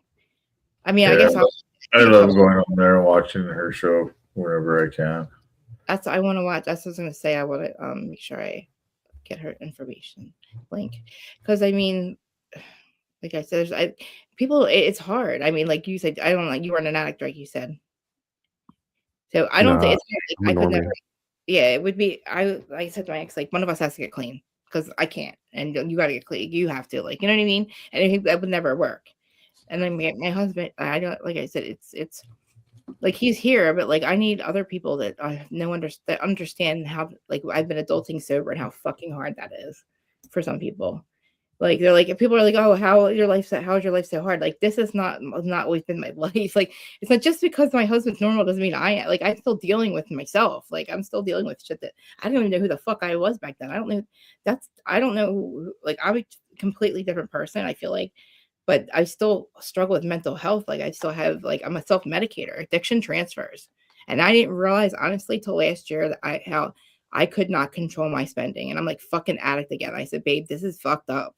I said, holy shit, like I really can't stop. Like it's not even like I was paying the bills, but then I'm like, I don't know what the fuck I was buying. Like I would just buy shit. And it wasn't like, and then I would sit there and like I would be so always afraid he was gonna find out. I was always hiding it from him. I'm like, I'm a fucking addict again. Like then I realized like I was an addict growing up. Like addiction transferred when I was younger. Before I didn't know what drugs were. I was like spending money. Then it was sex and money. And then you're like, holy fuck.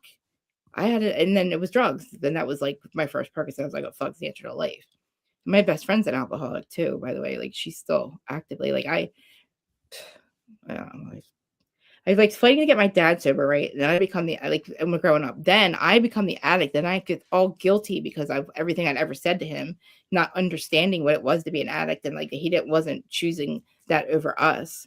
Like that was just his life. His like he was functioning, but like when you're like a kid and you're watching your mom and your dad fight over it all the time, it's like you feel like that's your life sucks. And you're like so I was always yelling at him, right? And then I become the addict, and we become there we are, oh, now we're hanging out and we're doing like coke and like we're drinking and it's like, but then that's not fucking cool, like you can't do that. It's not, like I'm just, you know what I mean? It didn't end well, but it's like I felt so guilty, but like, then it's like my best friend, like I fight to get her sober too. And it's like crazy. I didn't realize I got to stop doing that because I was like fighting. I can't even keep myself sober I couldn't do it for so long. But unfortunately, I'm an enabler. Like I don't understand. Enabling for me is hard. It's hard to like when I say able, like I would let her come here and drink, right? But I was making sure only because I can to make her not lose her kids. Like if she's here with her kids, I'm going to make sure she's not losing her kids. She's always one fuck up away from losing them, and then it ends up happening on my watch. Like I let her drink one day, and that's the day she lost her kids. And she got them back, but like I was for 10 years on baby daddy while motherfucker's in jail. Gets her pregnant, goes to jail. Okay, fine, you fuck up, right? Elena's 2.5 weeks old. 7 years later, he gets out. I'm baby daddy the whole time. This motherfucker locks her up again and goes back to jail. Now she's drinking. And so we're all back to square one again, right? But like, I understand her. She knows I understand. I get it. That's me. But I didn't have fucking kids.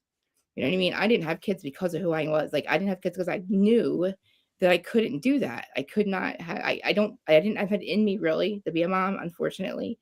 But then again, I'd fuck my kid up. Like, and I didn't want to do what I did, like what I did to my parents and what I didn't want to be abusive to my kid because I'm bipolar, like I have BPD, like I can't control my anger sometimes. And I'm mean to my husband. He doesn't fucking deserve it. Like I know my kids would have to suffer.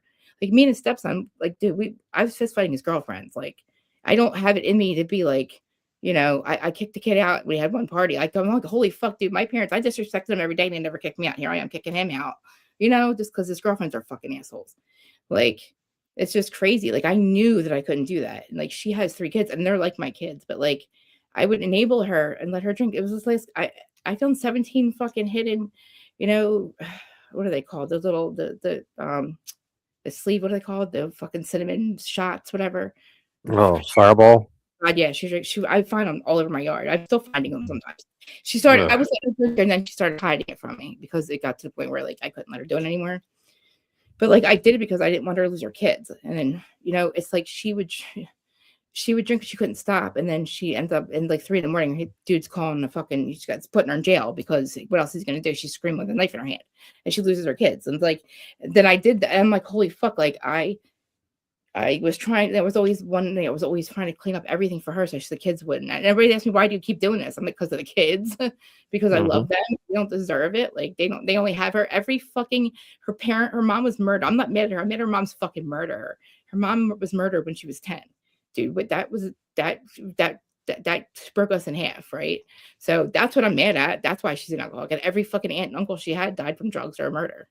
Like she's like every tragedy in my fucking life. And then her last overdose in her house was her aunt was only 2 years ago. The kids found their aunt, her last aunt, dead in her house, overdosed. You know what I mean? It's like, and then she's an alcoholic. I get it. I know like you're an alcoholic. You know what I mean? But like, I need her to stop. You know, but I can't. You know, what am I going to do? Like, I feel like it sucks because I can't stop her. I know it's not going to end well. One day I'm going to get a call and the kids are going to find her, and I know she can't help it. And it's like she has everything now, but it's like I don't know how long that's gonna last because I have to stop talking to her sometimes. Like this is the first Christmas I haven't been with her kids. You know, it sucks. But like, you know, I always said I wish I was an alcoholic. I thought it would be easier. But then it's because I'm like, because my shit's illegal. You know what I mean? Like I was, you know, shooting dope in my arm. And I thought like, oh, if I was an alcoholic, it would be so much easier. I could, but When it's easier to get, it's easier to get, but easier to tailspin on it. I mean, that's the thing. That's the thing, because when she got her apartment, it was across the street from a liquor store. I was like, what the fuck? And she was, you know, sober at the time because she had got through HUD. Finally, it was like I was paying for a fucking motel because she had nowhere and nobody, you know, and I couldn't have here because I couldn't have the kids here. It's not a good, just things. I couldn't have them here, and I didn't want things to get like, I don't need cops here. She's always got cops are always coming for something, which is fine, but not in my house. And like, I don't know, it's not kid friendly, and I didn't, so I was paying for a hotel, but finally, I'm telling you, one day I said to the universe, I said, please fucking fix this. I have no more money left. I can't help her. She has nowhere to go. She's got HUD's like, it was literally, we were down to like nothing. I wouldn't, it was it. She was going to have nowhere to go. I don't know what the fuck was going to happen.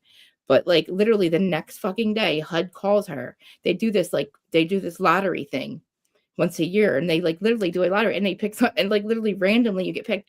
Dude, they picked her, and she got an apartment. It's like within a month she got in this apartment with the kids. I'm not like big enough for her, and she got the kids back.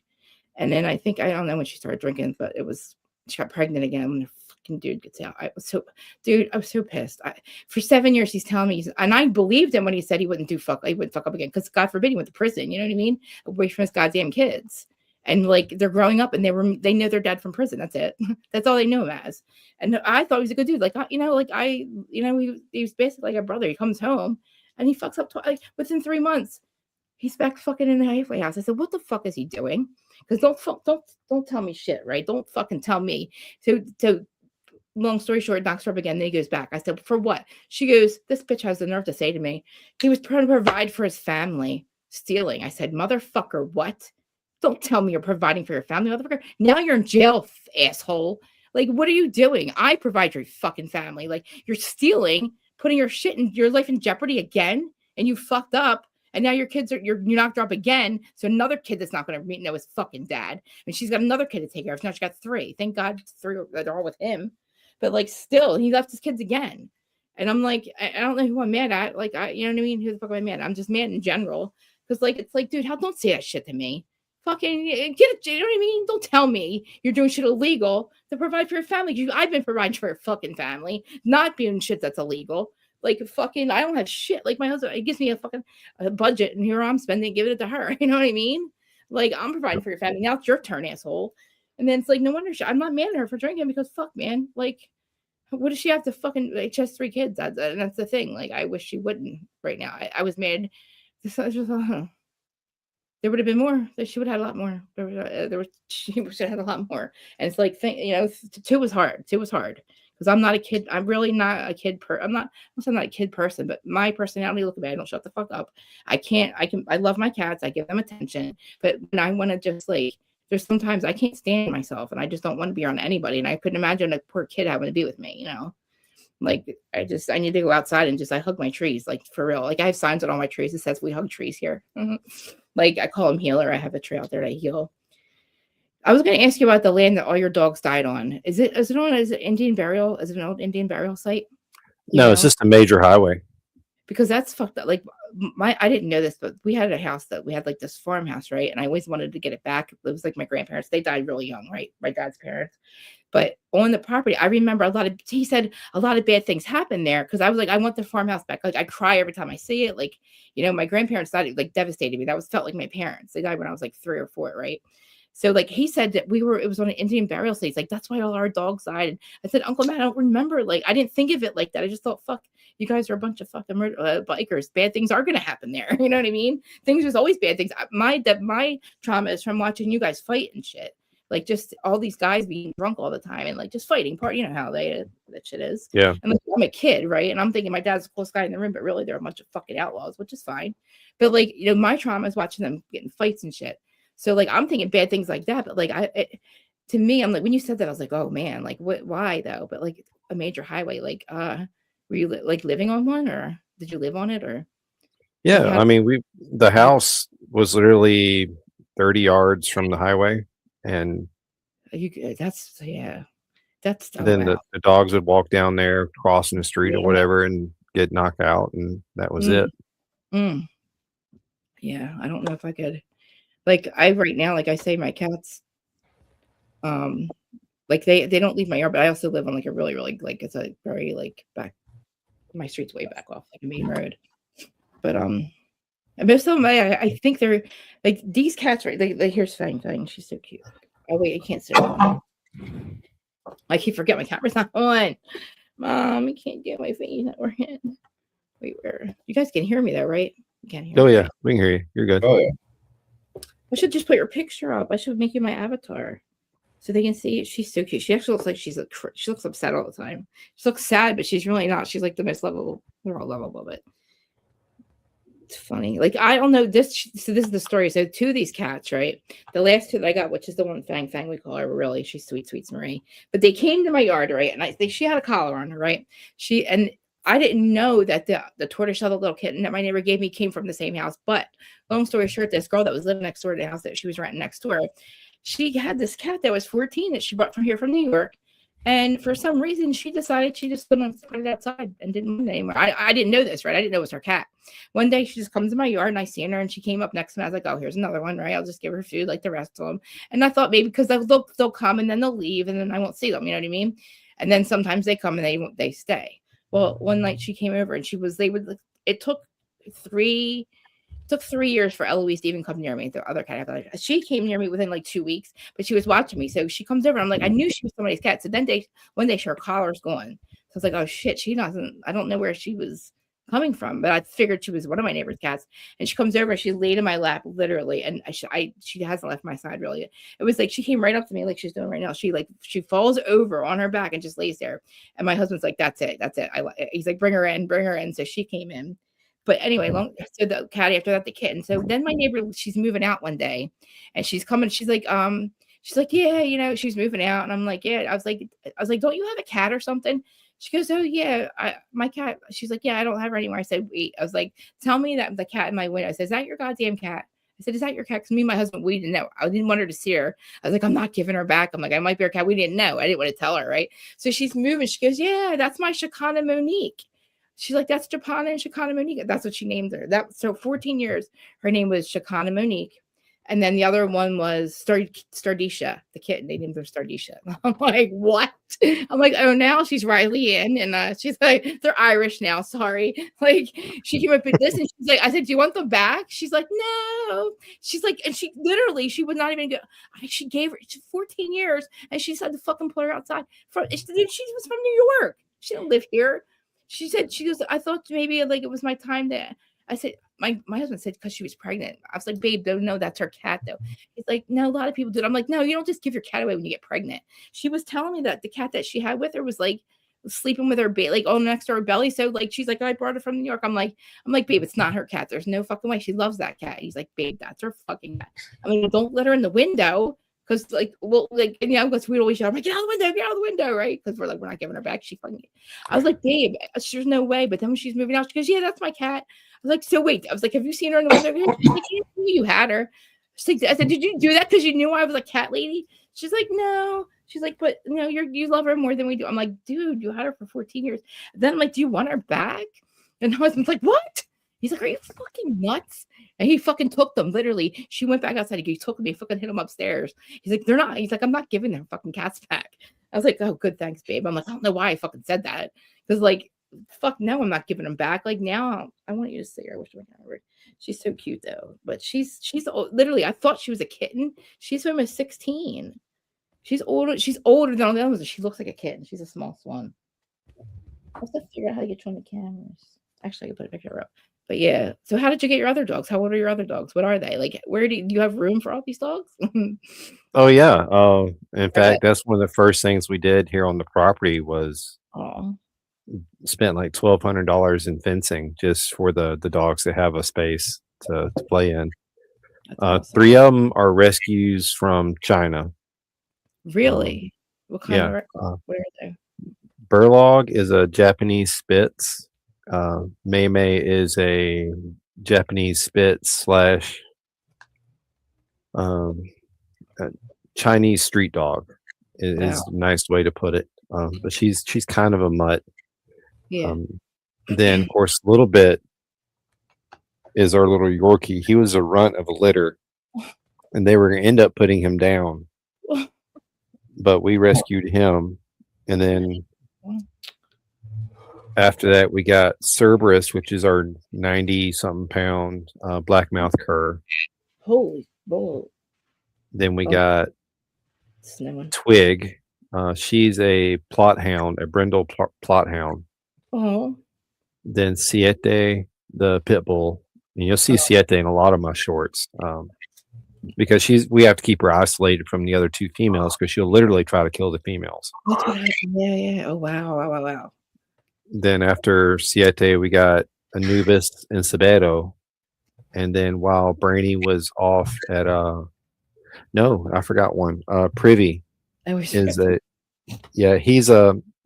the only one who's not a rescue is Privy because he's the child of Maymay and Burlog. Aww. And then when Brainy Chameleon went to rehab again this year for the second time, I went to Possum Southern Rescue, which is the adoption agency or pet rescue that we support up in Georgia. Mm-hmm. And they had adult beverage named dogs. All of them were like rum or vodka or named different things, right? So I went up there one day and adopted the dog named Whiskey. Oh, and he's going to be about 110 pounds when he gets full grown. He's almost a year. Wow, that's a big fucking dog. Yeah, we go through about 90 to 120 pounds of dog food a week. Yeah, I think I buy that 20-pound bag of cat food. I buy that probably at least once a week. Which isn't big. It's only $20, but the cat litter is like killing me. It's like I have 3 litter boxes and I have to clean it every other. I have to actually change it every other day because I have 5 cats in here. Think about how much poop it's a lot. It's like crazy, and it's funny because there's 4 girls and 1 boy. And the girls use one and he uses the other. It's so fucking cute that they know they use it. It's like crazy. And these cats did not grow up with each other. I brought them in here and they love each other so much. Like they're always like, they're just, it's crazy. I don't know how I got lucky. That's why I know, like when I have my energy read, I can't wait. I need to meet your wife. But when I have my energy read with the cats, they're like, obviously they incarnated here to be with me, allegedly. I said, I know they're my 7 dwarves. I think I have 8 though, because I'm Snow fucking White over here. But I do the pendulum. That's all I can do though. But I really, I don't know tarot. But I want somebody. I like to watch tarot, like tarot a lot. I want to meet your wife, but I want to like literally. I need to be a medium. I need to connect with you. Like I want to be medium. That's what I don't know if how I can ever quiet my brain. Like I've tried. I've asked my guides and guardians. I've literally said, I need you guys. Like, come on, let's go. Like I wanted because if I can't connect to the other side, like that's what timeline I need to be on, because I feel like I know they're there, but it makes me crazy not to be able to communicate. Like I want to hear and see. I don't want to just know they're there. I don't like pendulum to tell me the answers. Like I want to hear and see spirit. Does your wife? Is she like? Can she communicate with the other side at all, or is she just learning? No, she doesn't. Well, she is terrible. very young in her spiritual journey. I mean, all right, we're in December now, and she started around February, March, just before she went into treatment again. Mm-hmm. So she's still very young in it, and she's learning more every day, and she does her readings in a very specific way, and she'll tell the people in the reads, look, I'm not going to do a reading asking how your husband feels about this, because that's reading your husband's energy, and Right. not having his permission to read his energy is negative. Yep. So she won't do anything that is negative. It's all positive based, That's awesome. which Like, is also helping her. yeah, something's drawing her to that, honestly. And I didn't know that like you could like I always thought that you had to be like a psychic or somebody or psychic to do that stuff. I didn't realize that like it's just energy's doing it for you. And like if she's open, they're obviously she can spirit is drawn to her if she's reading that, you know what I mean? But like to me, like knowing that they're there, it's just it makes me I want to like because I know like oh your grandmother's there. I know that. I know I know she's here, obviously, my Busha. She died when I was 7, but I feel like she was my mom. It's not that I didn't have my mom, but like it's all I remember is being with her. Like we lived with my grandparents, and like she died, she was 47, and then like my grandfather died a year later. And it devastated my dad was 27. So he's got 3 brothers, right? 27, 25, 26, all married with 2 really young kids. And like their parents are gone, And it's like, okay, they're already alcoholics, right? So like it was like for all hell broke loose for like the last literally 20 years. Like I really didn't think that like my uncle was ever getting out of prison. I didn't think my dad. I just wasn't looking good. And all of a sudden, like something happened like 15 years ago. I feel like I don't know. I guess we all woke up. I think I could say, but like also it's funny because like I'm the last addict in the family. I realized, oh my god, because my uncles were addicts. My grandfather was an alcoholic, and then my nieces and nephews, they don't, as far as I know, aren't addicted to anything. And I'm like, I'm the last one. I was the last one. Actually, was I the last one to get clean? I think I was the last one to get clean out of all of us. And then they're like, do you realize that's why? Because I was like, why? I don't know why my grandparents died. Like, I need a fucking reason why they're not on this side. Like, I have not seen a good one yet, right? Like, I didn't understand it. Now I realize that there's no way we would have been able to do this without their help on the other side. Because I mean, it was bad. Like there was no reason for us to be here, like at all. And like, there's no way. I feel like they died because there was no way that we were able to. And also, too, like when my best friend, all her family was murdered or they died, we didn't understand that, right? And we had a psychic. We went together, and she told us that if they didn't because there's a lot of like, so she's got 3 kids, they're young. I'm not a mom, so I don't know how to look like them all the time, but we were sure. So we have a shore house, so we would go there with the kids. We were always, and you would say, if you have kids, you always have to watch them. And there's so many times where like we just caught something at the last minute. Like Kaden was always like falling in the pool, and like I'm like, Maureen, we can't. It always happens when we're together. I don't know why. I said a lot of things like happen, like bad things almost happen, and then literally they told us that the people, all her aunts and uncles on the other side, that they needed to be on the other side because we needed them to catch them because we had too much going on and we needed help. Because again, I don't have kids. She did, and it's like I met her when her kids were 2 and like 2 weeks old. I literally looked outside and I saw this girl like she's sleeping in her car, and I'm like, oh god, she was waiting for the house to be the house next door to. He just needed the CO, but she had nowhere to go because this motherfucker gets arrested, and she's out on her own, like with a baby and a 2-year-old. And I'm like, my husband's like, I know her, she's from this town. I'm like, well, I was like, can we just like ask her to come sleep in the house? Like, I don't like she's sleeping in her car, babe, and like. Literally, I met her was like that. We connected like it was instant. It was crazy. Like we know now that we were supposed to be here together, but I at my point, like I don't know, like I don't know.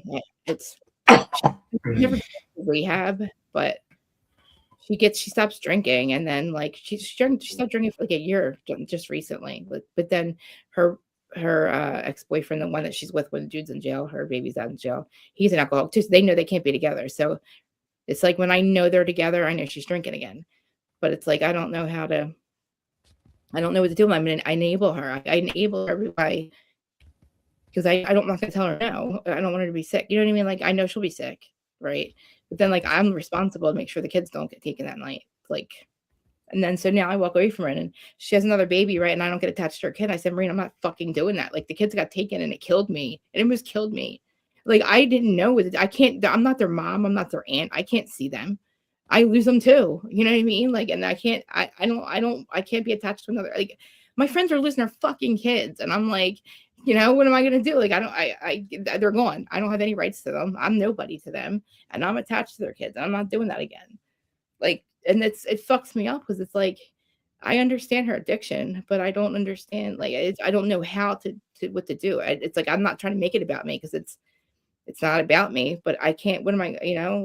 That's the reason why I'm not in her life right now because I can't fucking handle it. But either way, I'm fucking upset. Either way, she half of my soul's gone. I already lost my other half of soul.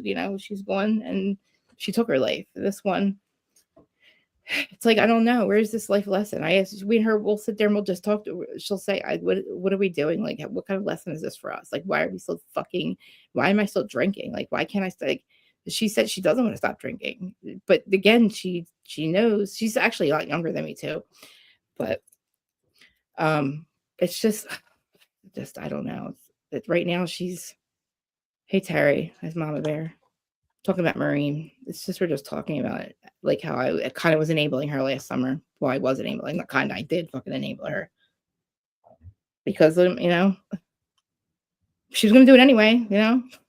Like There's nothing you can do about it. When she's ready to stop is when she'll be able to stop. But until then, do you have like? Can I ask you a question? There, did you do anything? Like, did you give your wife a bottom line? Like, did you do anything like that? Because I feel like I should be doing that. I'm not. Like, I don't know. The Like, first time if you want to ask. I didn't know it was. I knew it was a problem because she was going to treatment. She was doing the Suboxone clinic and doing that every day, right? Yep. So I knew it was a problem. Mm-hmm. But she, if I remember how it went correctly, she went down to her parents one day, and then she called me and said she had to go to rehab. And I was like, all right. And that's pretty much how it happened the second time. What did you think first? Did you think alcohol first, or did you think she messed up not taking Suboxone? What did you think, or did you know it had to do with alcohol? I knew it was for the pain pills. I knew that's what the problem was. I knew what her source was. All that stuff I knew the information on. But she went and they were trying to tell her the first time that it's not just this. You also have alcohol. Yeah, alcohol is also a big thing for you. And as soon as she got out of treatment, she very quickly, and she'll tell you this story in herself, is she quickly picked up her drug of choice and kept drinking on a daily basis. And then one day she was like, with the changes I had already told her we wanted to make. Yeah. She's like, okay. And she said, I'm going to rehab. I'm like, okay. So I got us another dog while she was gone. Was she functioning though? Like, did you I mean, because like with Marine, like her life doesn't get negatively affected until it's like, I don't know, like she'll hide it. I can tell, but like she can hide it for like months and months from everybody in her life. And then all of a sudden it's like, oh, Marina's drinking again. And then I don't know. It's like, I feel like, I don't know. Like, then I'm like, if she's functioning, then it's okay. Cause it's not negative. You know what I mean? I don't know. I justified somehow, but like you said, like, it's not her, like her health is not well either. You know, she's 30, it's not even 40. Marine's like, she's 15 years younger than me. So she's like, yeah, she's like young. And like I said, everybody in her life is gone. Every aunt and uncle she's had was either murdered or deed. And her dad had died from, he was smoking crack and stuff, and he had a couple strokes and he just died. Like, it was like tragedy. It's like literally, she's like, my life, it's been one big tragedy. Aunt, uncle, aunt. It's so fucked up. And we're like, how the fuck are we still here right now? Like, her life and my life, but like, we don't get it. Like, I'm like, Marine, and then she'll say, like, I know we're here for a fucking reason. I gotta stop drinking, but I don't want to. And I'm like, I get it, dude. I don't, but then I didn't have kids, so that's where I stopped getting it, kind of, because I knew better. And I don't know if she knew better because I didn't know she got pregnant the first time, but she definitely knew the third time. So it's like, Marine, well, now what? Like, I can't do this. I said, I'm not doing this again. Like, when she moved, it was the best thing for our friendship because she lived basically in the same house. Like, it was like across like our driveway, right? So like, it was like basically we're always. But then it's so easy for her to just ask me to watch the kids. Like, and I'm not that person really. Like, and it's at a point where sometimes she was irresponsible. My house is not. You don't leave my fucking doors unlocked. Like, I know to lock my doors. I know that I trust myself. Like, she'd be so fucked up. Like, leave my doors up and there goes my cats. And something happens to my cat, I'm going to fucking kill you. No offense, but I will fucking kill you. Like, but they don't get that. So like a couple times she'd be here and like, that's irresponsible. So it's like when she moved, it's the best thing for our friendship, but it was in a really bad spot. It's like where her sister is or neighbor is. It's like, okay, it was run amok. Kids are run amok over there, you know? Because it's like the houses, all the families all around, but then she's fist fighting all of them every night. And I'm like, fuck that straight. I ain't going over there, you know? So I like grab the kids and like, I'm not that person. I had to stop being that person. But like, it sucks. I don't know how to fight. I'm fucked, babe. Because it's like, you know, I'm hurting no matter what. Like, I'm hurting watching her kill herself. I'm hurting when I'm not with her. Because like, we quickly, like, it's been a long time. Like, it was crazy. I said, Maureen, I just sent her like 2,000 pictures just from Christmases, just because, like, you know, we're like, she's that mom too. Like, she literally is a great. I'd always tell people, like, I'm like, she's an alcoholic, but she's a great mom. But there's things I didn't realize. There's things I didn't see. There's things I didn't know. Things that she would. I didn't realize that she was, you know, not paying. But like, I would give her money, and I realized I didn't know she wasn't paying the bills. I thought she was paying them. Like, I had no reason not to believe her. Things were still, you know what I mean? Like, I paid for the hotel, you know, I did it for the kids. Like, I wasn't enabling, they're like, you're enabling her. I'm like, if I don't pay for it, she'll figure it out. Maybe should have figured it out. I said, but like, why would I not do that? I don't know how not to do that. Like, I could have did it. You know, I did it because I could at the time. And like, but we got to the point where like, I don't know what the fuck we're going to do now, Marine. Like this we got to figure this out. Like, I prayed. I was saying I prayed the day before. I'm like, I don't know who can fix this, but somebody please fucking fix this. Like, she can't die. Like, I need this to be fixed. Like help her somehow. And I don't know. Literally the next day she got that apartment. It was like crazy. I was like, Marine, you realize that we literally run our wits out? Like, we asked for help and it came. I said, please this time. Like, I said, if you have to fucking drink, please just make sure those kids don't get taken. Or like, don't kill yourself. I don't know what to tell you, but like I don't know. Like, I can't. I'm not going to be able to like house you. I'm not in her life now for a reason. I don't say I'm not in her life, but I mean, I'm not. You know, like Christmas would have been hard for me not to like. You know, like yeah, it was hard actually.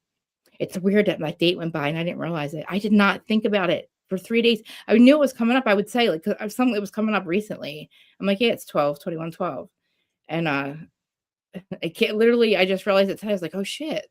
I was like, that was 12. Wait, how many years? 12 years, 12, 13 years, right? Yeah. It's weird because I stopped thinking about it after about 3 years. I stopped thinking really about it all the time. It just got easier and easier every year. But like, oh God, dude, like it's hard not to smoke pot. Like I don't know. Like I said, I don't think I'd be here. I don't know if I would be able to survive if I didn't. Hey, babe, what's up? Just hanging out. It's a dual stream. I'm just hanging out, just talking. I'm like trauma dumping on everyone. they think like I'm like it's like I'm like fine now. My life's okay now. It's just crazy because I didn't realize that like I don't know what I didn't realize. I don't know. It's like I thought maybe if I had peace of mind, like I wouldn't want to use or something. And then I was like, oh, and then it fucked me up because then I did. And I was like, oh my God, I'm fucking broken. That's it. I'm fucked. Like I have everything. Like he's like, I have a husband that's amazing. I'm lucky I even fucking got him. Like I don't know where the fuck, you know what I mean? Like here I am, imposter syndrome. And it's like, and then I was like, fuck, I still want to get high or not get high, but like, I'm still like, I can't calm the fuck down or like, I didn't know. And I'm like, no, I was like, fuck that. I'm spending his money. I'm spending money. Like I'm an addict again. And that fucked me up because I'm like, oh shit. Like that sucks. Like, you know, peace of mind, you know, I don't have to worry about my house because I always had a reason to get high. Like, oh, you know, I'm afraid of my house getting raided. Oh, I'm afraid, you know, my ex, he's not, you know, he would go home to somebody else every night. And it's like, I thought that was like, you know, I would sit there and just smoke crack because I couldn't deal with it because I knew he wasn't in my house. Like, it just fucked me up. I don't know how the fuck I survived it, but like, I think about that. I'm like, how the fuck? There was nights where I literally thought that like, I don't know. I didn't want to wake up. I shouldn't have woken up. And I don't know how the fuck I did that. Like, I don't know. Like, I don't know. Like, I'm so lucky right now to even be alive. Like, I need to do something with this. Like, because I don't get it. I don't understand like why I'm here. Like, because there's so many friends that aren't here. Like, I watch people die. Like, well, I would have been another dead junkie. That sucks because that's what people like. I look at my friends. I'm like, I need to make like. I hate the fact that they might like they're dead. They're gone, and like that's what happened. Like that was the end of their life. That was their whole life.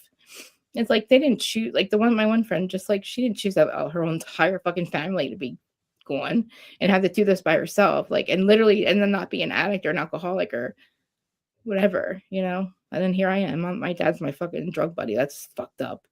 It's like I don't even blame him actually. Like I don't even like. I have more guilt because I was mean to him when I was a kid. I have more guilt over that. Like, but just watch us now. Like I was looking at it. I was like, look at us. Like we're all fucking clean. We're not, you know, we're all bipolar, but you know, whatever. Like we laugh about that. And then my dad will go, it's because we're aliens. I'm like, I know, Dad, I know. And the brother's like, no, we're not. And then that's the whole thing. And then I have to tell my brother he's not one of us. Get the fuck because like we know we're aliens. And I said, but Dad, I'm like, we're not in jail. We're clean. We got your husband. I'm like, you know, my aunt and uncle literally got back together. They were together since they were 18. And then she left him for like 20 years. He was in prison and shit. Then they got back together. And like now they're old and having kids, like their kids are married. It's like crazy. I like look at us. I'm like, oh my God. I'm like, we're alive. I'm like, none of us are in jail.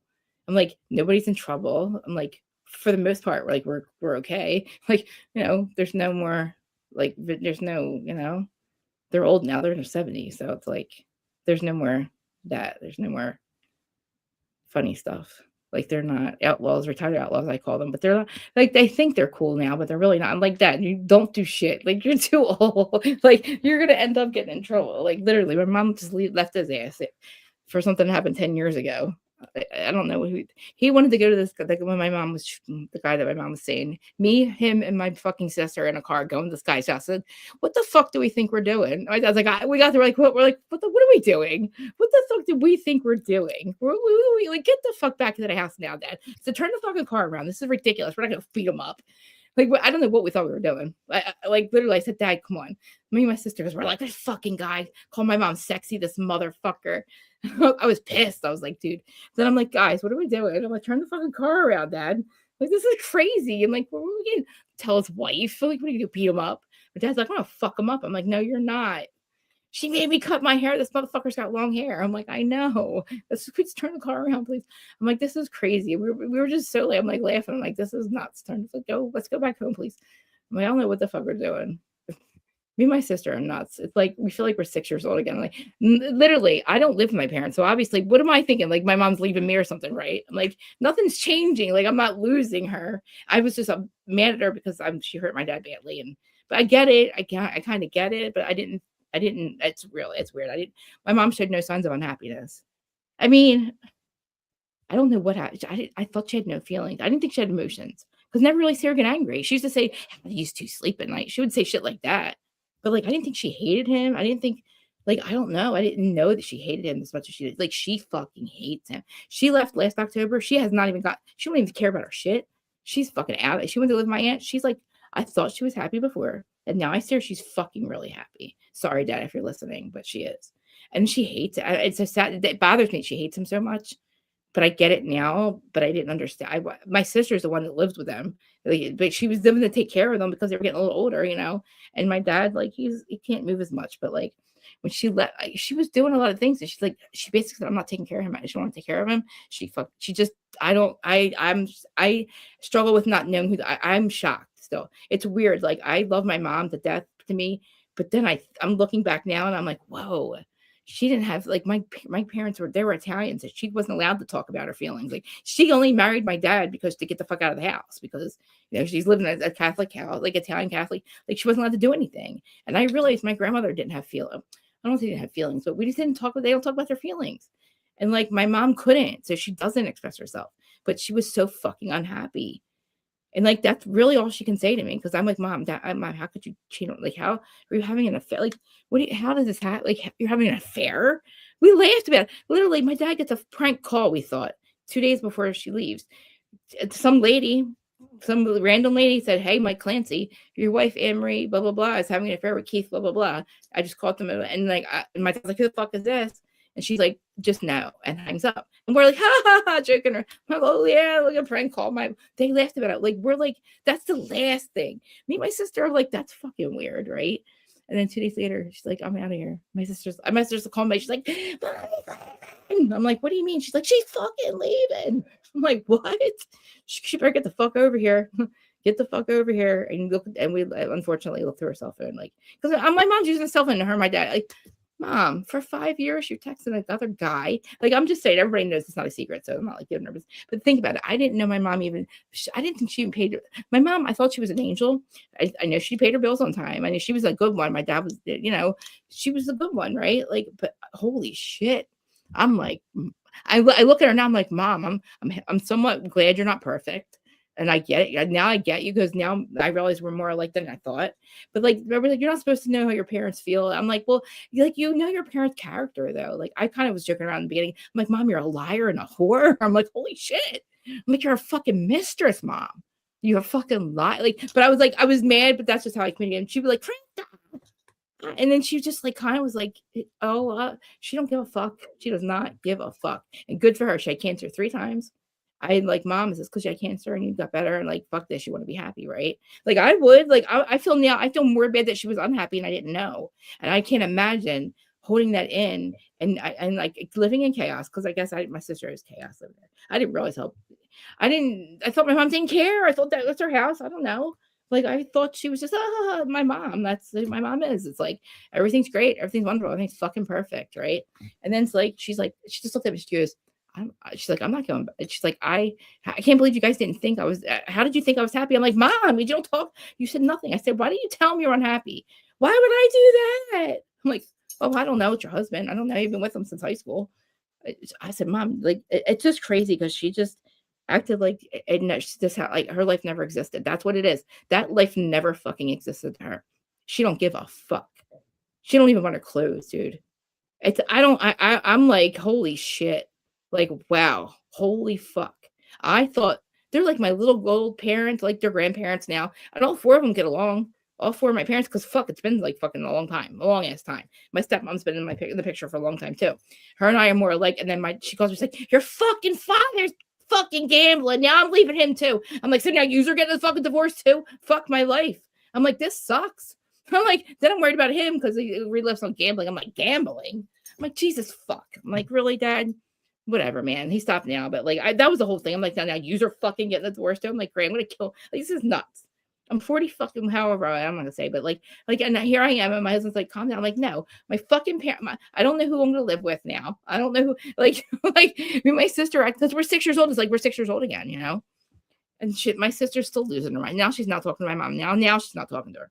Now I'm over it because it's been a year, but now she's not talking to her because now she fucking left me with him. And now I gotta fucking take care of him because they fight because, you know, he's a fucking. I didn't realize how I go over there and I'm like, because it's so calm here, except me, I'm the chaos, but like it can be calm here. Like, I'm used to it now.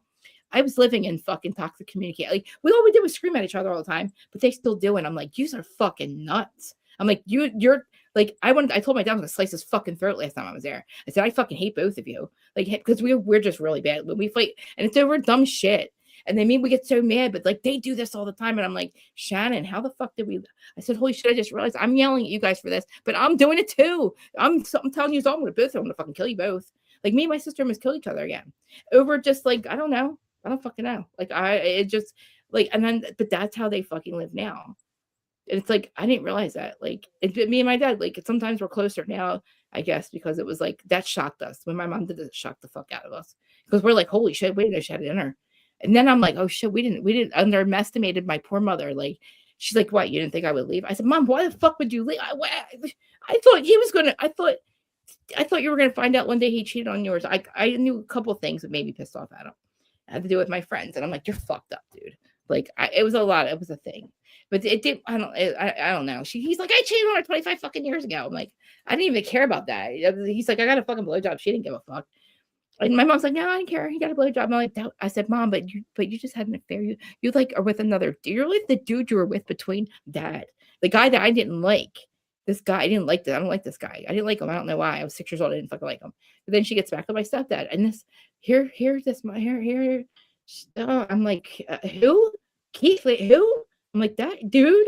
And like, and then we're looking at pictures last night, and here's a picture of them back in the day. I was like, oh my God, Aunt Barb, look. Because we were like, oh, look, pop, there's Boosh. Oh, we're looking at old Panda, and then here's fucking Keith. I'm like, this motherfucker. I'm like, Mom, look. She's like, ah. And I'm like, oh my God. Because my sister's like, I don't think she's with him. And I'm like, yeah, right. I said she was with him when she was with Daddy. You think now she's on her own, she's not going? Why would she stop now? Now she's free.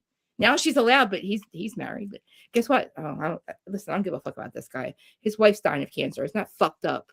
Fucked up. And he's calling my mother sexy. I text myself, don't ever call my mother fucking, she's 70, motherfucker. Don't call her sexy. I was like, don't call my mother sexy again. That's fucking weird. It's another man's wife. I said, I didn't fucking like you then. I don't like you now. Like, you're lucky your wife's dying, or I'd fucking tell her.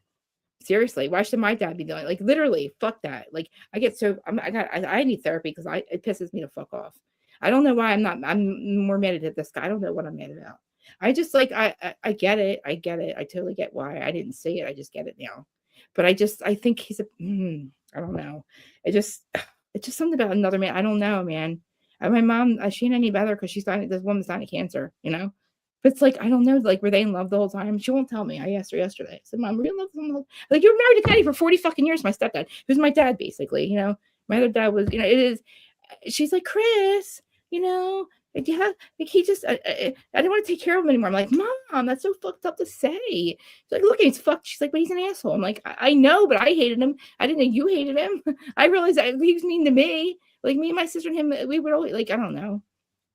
I get why. And I said, I get why he's hated. I would hate us too. We were bad kids. Like, we were really bad. Like, me and my sister were not, like, we're barely, you know, we were not good. Like, we made my mom go through hell because we were all the same, all three of us. Like, and then it was chaos. And then I'm like, oh shit. Now I'm like, my poor little old mom, she's living in that fucking house. I thought she was okay. They lived at the shore house and she wanted to come back to up here.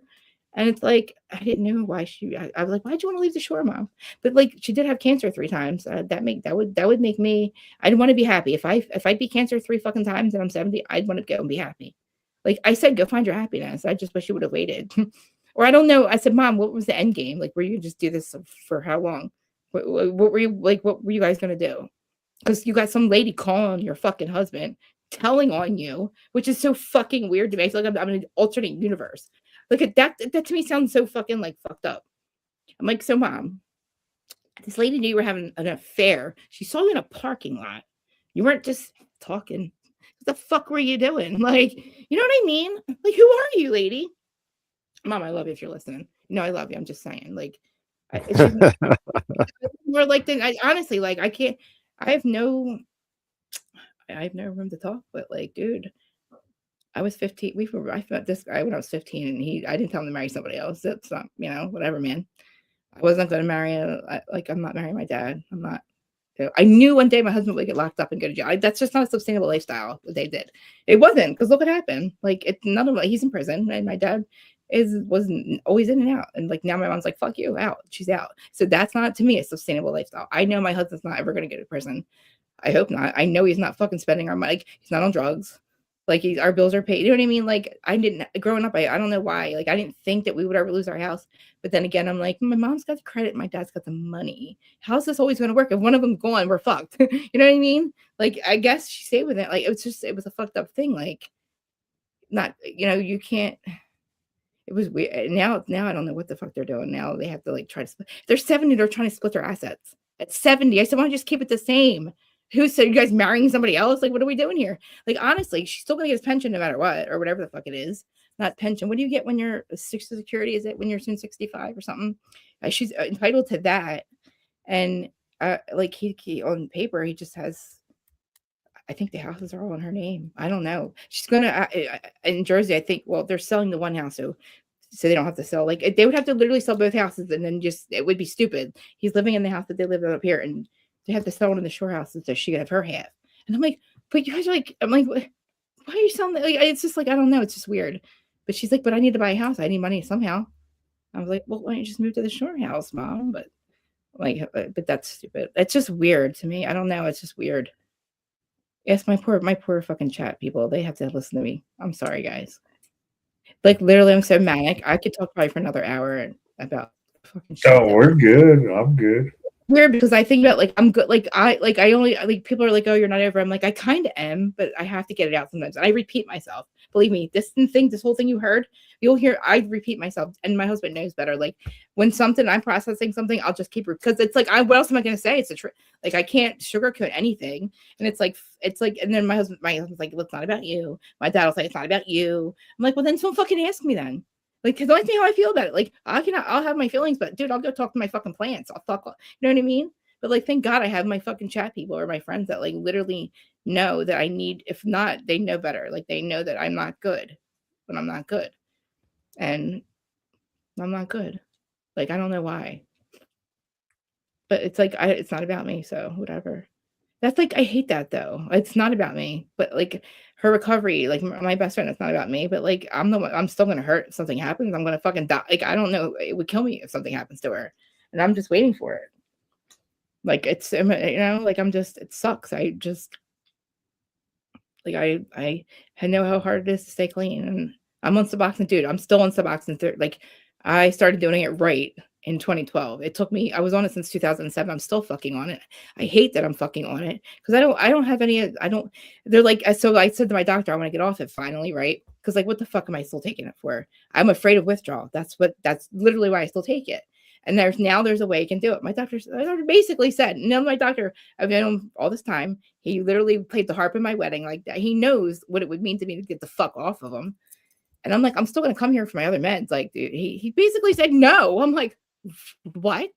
I'm like, I'm fucking almost 50, mother. Like, you got me on gabapentin, you got me addicted to something else and Suboxone. Okay. I'm not very happy about it. You know what I mean? Like, I would like to not have to pay you this. Like, I don't want to do this anymore. It's 13 years. And then he goes, well, you'll probably just want to get high. I'm like, motherfucker, you don't think I can get high if I want to get high? If I want to get high, I'll go get high. I don't need you to be off of somebody. You know what I mean? I don't think he gets it. Like, I'm like, don't you get it? I wasn't even like, I didn't do it right until I wanted to. Like, I do them right now. Like, it's been a long fucking time. And now I went off. He's like, oh, you'll just want to get high. He's like, well, I'll go fucking get high. You know what I mean? Like, what the fuck? Like, it's crazy. I don't want to be the one. I hate being on them. It's just to me, it's like, we don't know what it's doing to us. I don't know what, like, I think we were probably one of the first people to be on Suboxone ever. And like, I remember they first came out. I don't know what the long-term side effects of this is. I know that, like, I don't know what the fuck could happen to me if I don't know. My friend, he's a little bit older than me. We were on him at the same time. He goes, do yourself a favor, stay on him. I said, dude, he goes, it's been 3 years and I still feel like shit. I said, dude, like, fuck. You know what I mean? Because who knows? Like, it's blocking it literally. Because I know, I remember in the beginning I would try to get high, but it didn't work. I know better now. I've known better for a long time. I said something stupid the other day. So I was like, I could take perks. I'm like, my husband's like, yeah. He's like, no, you can't. I'm like, he's like, you probably can't. And he's like, why would you even think about it? Because I was like, I don't know. It's been a long time. I said, because I don't feel like I would be addicted to it. He goes, but why do you want? He's like, if you want to take them, he's like, obviously there's I'm like, I thought about it. I was like, oh shit, it's weird. Like and then I don't know. Like the Suboxone that he gives me, I take a whole one. That's it. But like you would think by now. Or like just wean yourself off. I'm like, you don't get it. Like, I don't know if you ever went through withdrawal, but it's There's a reason why we stay on them. It's a reason why I'm still on them. It's not about not getting high. Trust me, I did that work already. It's just they fucked us up. They thank God for them, but like I don't know. I gotta just say like everybody's like, I don't want to be on them because it just is like my old life. But it's also like I don't have the time. I really don't want to be sick. I don't. Why should I have to be sick? Why should I have to feel like shit? Like you know what I mean? I feel like fuck that. Like we got this. Like I shouldn't have to go through shit. I don't know. I feel like it's fucked up that like now I have to go through like the whole reason I'm on them is so I don't feel like shit. It's like, and then, so fuck it. It's not, but then I'm like, oh, fuck, I don't know what it's doing to me. And then my friend's like, well, you're vaping every day. You don't know that you're tan every day. I'm like, well, I know. Well, whatever, man. Like, okay. I know that, but it's about, I don't know, man. That like, I don't know. If you're on Suboxone, you know what it feels like to go through withdrawal. Who knows, like, what this is. I've never like, gone through any type of withdrawals or anything, listen. but I've seen Brandy do it, and Yeah. it's not. It's not. You don't do it. You just can't. You can't. It's not fucking. It's something like you. It's like you're. It's. I don't know, man. Even my worst enemy. I'm telling you, I give people Suboxone. Like I'd rather you take. Like I would not. I don't want anybody to be. Like, it is the worst. It gets so. And I feel like it's so fucking unfair, too, because it's like we didn't choose this. Like we kind of did. We don't. But it's like that is. I haven't felt that in a long time. I mistakenly was taking methadone pills, right? Just because I was getting high off them at one point. I didn't know that you can't take Suboxone after that. Holy fuck. I learned that lesson real quick, dude. I literally almost had to go to the hospital. It was the worst. It was like get extra withdrawal in like 10 times where I was like, oh, I'll just take a Suboxone because I ran out of methadone pills. I didn't know. It was like fucking 2010. You know what I mean? Nobody knew, right? Oh my God.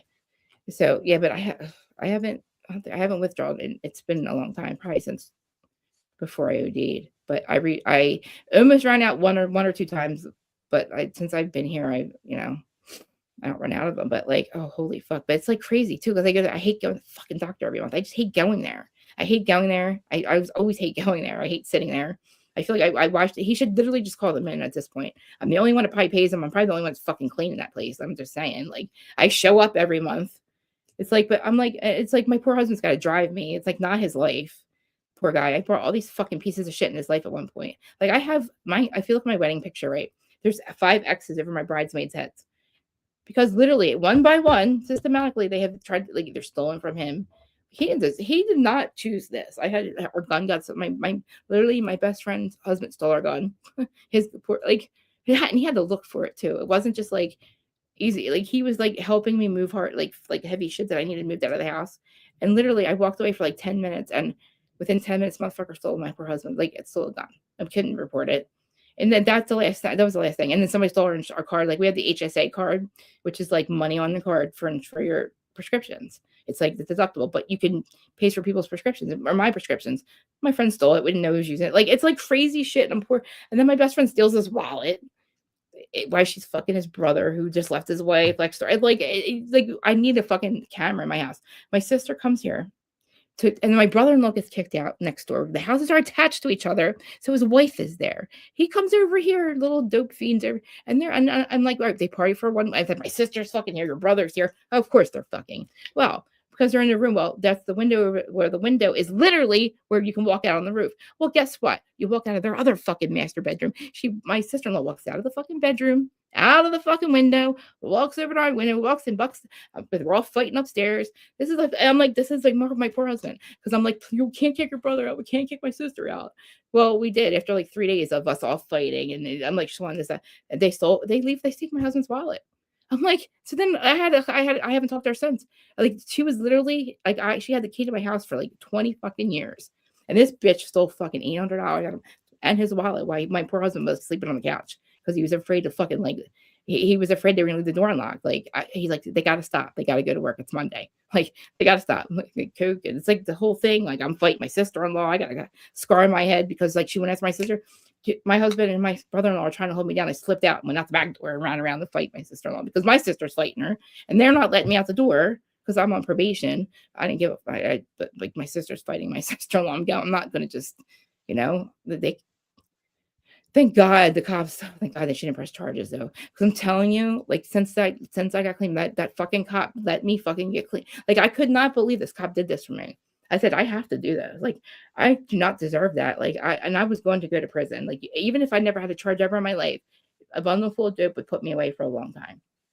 Right? Like, and what reason do I have to live? Like, you know what I mean? Like I was, oh, man, like, yeah, wow. Dude, and that's funny because I stayed in touch with him. He just retired, actually. He's like, he's like, literally, he goes, I said, look, I said, I'm still fucking, I said, you literally saved my life. He goes, stop saying that. I'm like, you did. I said, you don't even fucking know me. I asked him, I said, why'd you do that? He goes, he's like, I didn't know who you were. He's like, and I knew you weren't really a piece of shit. He's like, but I knew you didn't have another run in you. He's like, you're going to die. He's like, he's like, what, charge you so you go to fucking jail? He's like, what the fuck is that gonna? He's like, I said, but why? He's like, I don't know. He's like, I said, you threw away all that dope. And he goes, shut up. I said, I had one Xanax. I said, what if I didn't?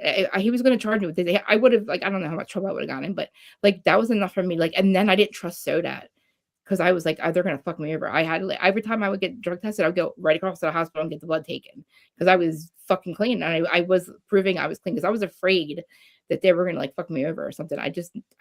For some reason, I wanted to make him proud. And I just felt like, wow, like I didn't deserve that. Like maybe I did, you know what I mean? And there's got to be a reason because that was it for me. Like I OD'd, I died, and now I'm gonna go to prison over it because then my friend throws me on the fucking sidewalk. Thank God.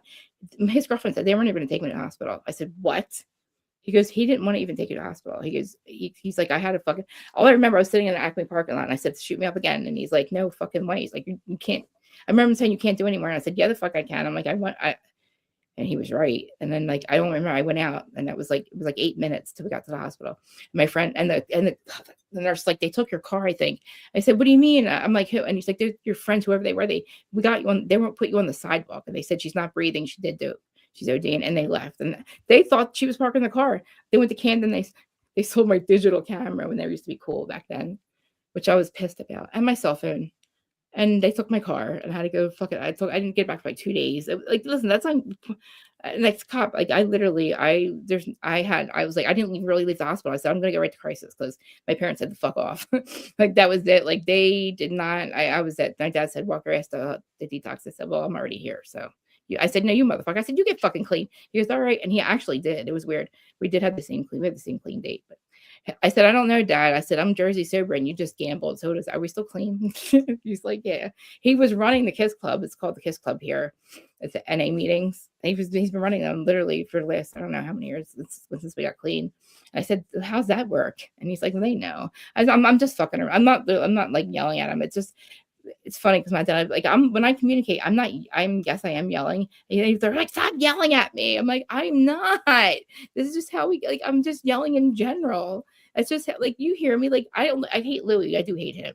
I do hate that face, but that's a different story. But like when I'm talking about the housewives, I'm just tough love friend. I'm not, I'm the asshole. So there's this guy, his name's Jax Taylor, right? He's been on this show called Vanderpump Rules for the entire time, 12 years, 12 seasons. I was him, right? So he's just this fucking narcissist. He's just a fucking narcissist who was doing coke this whole time, being really like kind of abusive to his girlfriend. I've been literally fucking with him the whole time. I'm telling him to get his shit together. Like, shut the fuck. I just couldn't stand him. So I battled with him this whole time. So finally, like literally, this is like it's going on for years. Like, and we were like podcasting where he was like, give me 1 star. I would give him 1 star and he'd be 1 star. And we didn't realize you could see who was doing it. Like, I thought nobody could see who when you're rating them. And I was like really pissed. Like, motherfucker, I was like, he doesn't deserve a podcast. Like, Scandal happens and he gets a podcast, a reality show in a fucking bar. Why? Because he's Tom's friend? Like, no, he doesn't deserve it. He got lost it within a year because he literally was doing coke this whole time. He's like, he switched to meth. But long story short, he comes to Philly to do a live show. I was like, oh, that's it. I'm going. I'm going. Well, dummy me doesn't realize I'm in a room full of people that love him. I'm like, oh fuck. I was like, shit. So I'm like, I'm gonna just have to keep my fucking mouth. I'm like, I'm not here to be not. We're having a therapy session, this motherfucker, because we've been battling, and I need to hear they can't do this anymore. They need to get clean, and this, Rage, Tex, and Brittany's not going to work anymore. We're not doing that because you're losing everything. You're about to lose the show. You just got out of rehab. You're lying about it. You showed up an hour late. No merch. You lost your luggage. You're fucking late again. You're a mess. You don't have any of your drugs on you. You look like shit, and you tried the whole time. It was not a show. No merch, no VIP. They paid for it. All these girls, Jax, oh, we love you. Oh, Jax, oh. It's like, dude, give us relationship advice. He's fucking leaving his wife because he's fucking a fucking meth head, and he just lost everything. And you want, and I'm like, forget it. No, and my friend's like, calm down. These people love him. I'm like, they paid a lot of money to, and Jax is like he kept looking over it. I don't think it took him. He's like, I realized it was you because I always say to him, I'm not probably the only one that's ever said, how the fuck can you, Brittany could not stand a chance because of what you did to your fucking mother. How's your wife ever gonna like? His mom, he stopped talking to his mom when his dad died, right? He hasn't fucking looked back once. He's had a kid. His mom lost her husband. Then this motherfucker, I get mad at her for a year, maybe. He has never talked to her since. I always said, how the fuck can you? I said, you need to talk to your mom. Like, what is wrong with you? Your dad would never be okay with you not talking to her. His wishes for you not to find out how sick he was on him. Like, and then she loses her husband, and then you fucking get out of her life, and then you get married and have a kid. You still don't fucking let her in life. I said, Jax, how the fuck did you do? You have no soul. I would tell, like, I wouldn't even talk about the show. I'd be like, this motherfucker, how mean he is. Then he comes to Philly, and he's like, oh my god. He's like, as soon as you said about mom, I knew who you were. I said, Jax, seriously. I said, I can't be the only one that's ever said it. He's like, nobody's ever called me, and nobody's ever said that to me. I said, I doubt that. That's fucked up. I said, no friends ever said you talked to your goddamn mother. Like your poor fucking mom, who literally, when you were like, he was like a mama's boy. Like he's bad. He was like stealing on. He's not a good dude. He's a poor guy. He just never got married, but he just lost everything again. It's a shame. I said, Jax, what happened? I said, you did coke. I know this whole time, right? You kept the show. You basically, you still had your house. You know, you just got a bar. And he goes, I switched to meth. That's what happened. I said, I fucking knew it. I said, how? I said, you switched to meth. He goes, and he's like, it took me out. It's still taking him out. I think right now, I think he's actually in rehab right now because nobody's heard from him. His wife left him and he got kicked off the show. He lost his bar. He lost his house. He's a kid. It was bad. And like all of a sudden he disappeared. The last 2 times he made it known that he was in rehab. He's like calling everybody, calling bloggers. And he's like, yeah, rehab, I'm clean. And I'm like, and then we're like, so meth, right? I was like, Jax, you don't have to, fuck all of us. I said, please, fuck us. Who cares? Who cares about this fucking reality shit? Who gives a fuck about us? Who cares? Please, you have nothing left. Like, you have to go clean. I said, I don't hate you. I wouldn't be here if I hated you. I said, I'm just tough love friend. I said, I actually do give a fuck because I'm just like you. I said, I was just like you, dude. I said, but look at what you're doing. Like, you just tried to rage text your wife in front of a camera, in front of all your people that love you. And you're watching the show with us and you're like, I'm going to fuck her up. I'm like, stop. I said, put your fucking phone down, dude. Put your fucking phone down. He had no security. He had no fucking, his producer, her, God, Lori, this bitch. Oh my God. This fucking, what do they call it? His publicist. He's like the real man. Like, so of course I'm saying when I had an hour talk with him, some bitch is fucking waiting for him. I said, is that the girl you're fucking tonight? I said, just stick your dinner, dude. I'm like, but you cannot be mad at Brittany. You cannot be mad at her for dating people, dude. I didn't get so angry at his wife. I said, what the fuck are you so mad at Brittany for, dude? She kept her secret for years while you called her an alcoholic on camera. And you were like everybody, you're everything to the show. And here you are abusing her. And she's keeping your secret. And you're mad at her. You're mad at her because she called you out for coke in the fucking night. And the show found out. That's what the fuck he's mad about. And he knows it. He's mad because he got to go to rehab. He didn't want to go. I knew he didn't want to, like he wants to go out of rehab. I said, but dude, you switched to meth is what you said. You knew that. And nobody knew that. And nobody picked up on it when I said it, but I don't think anybody really cares at this point. Nobody in this world, nobody in this life can stand him. He was literally physically and mentally abusing his wife on camera during the show. And we're like, how is Bravo still allowing this? Like, he's got to go. Fire this motherfucker. He shouldn't even be here again. He got fired twice. Like, and then some fucking scandal happens. And then here he gets his fucking job back. And I'm like, oh, fuck.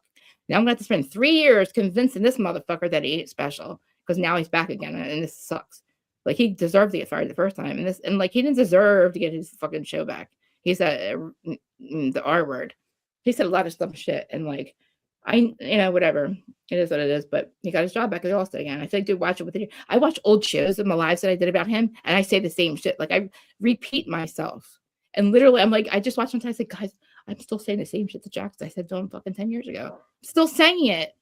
And they're like, they should say the same shit to Teresa. You say the same shit to Louie. I'm like, well, I know, because there's really not much more to say. Like who the fuck you think you are? You're fucking fuck ups. You're literally your fuckery ends up in my life because I end up getting I'll build another podcast with this bitch who's fucking like, Teresa's used to be Teresa's like person and then turned on her. And then I get all the secrets. I'm like, oh, good. I get all the secrets, right? I get all the secrets. So I don't, there's some secrets I didn't even want.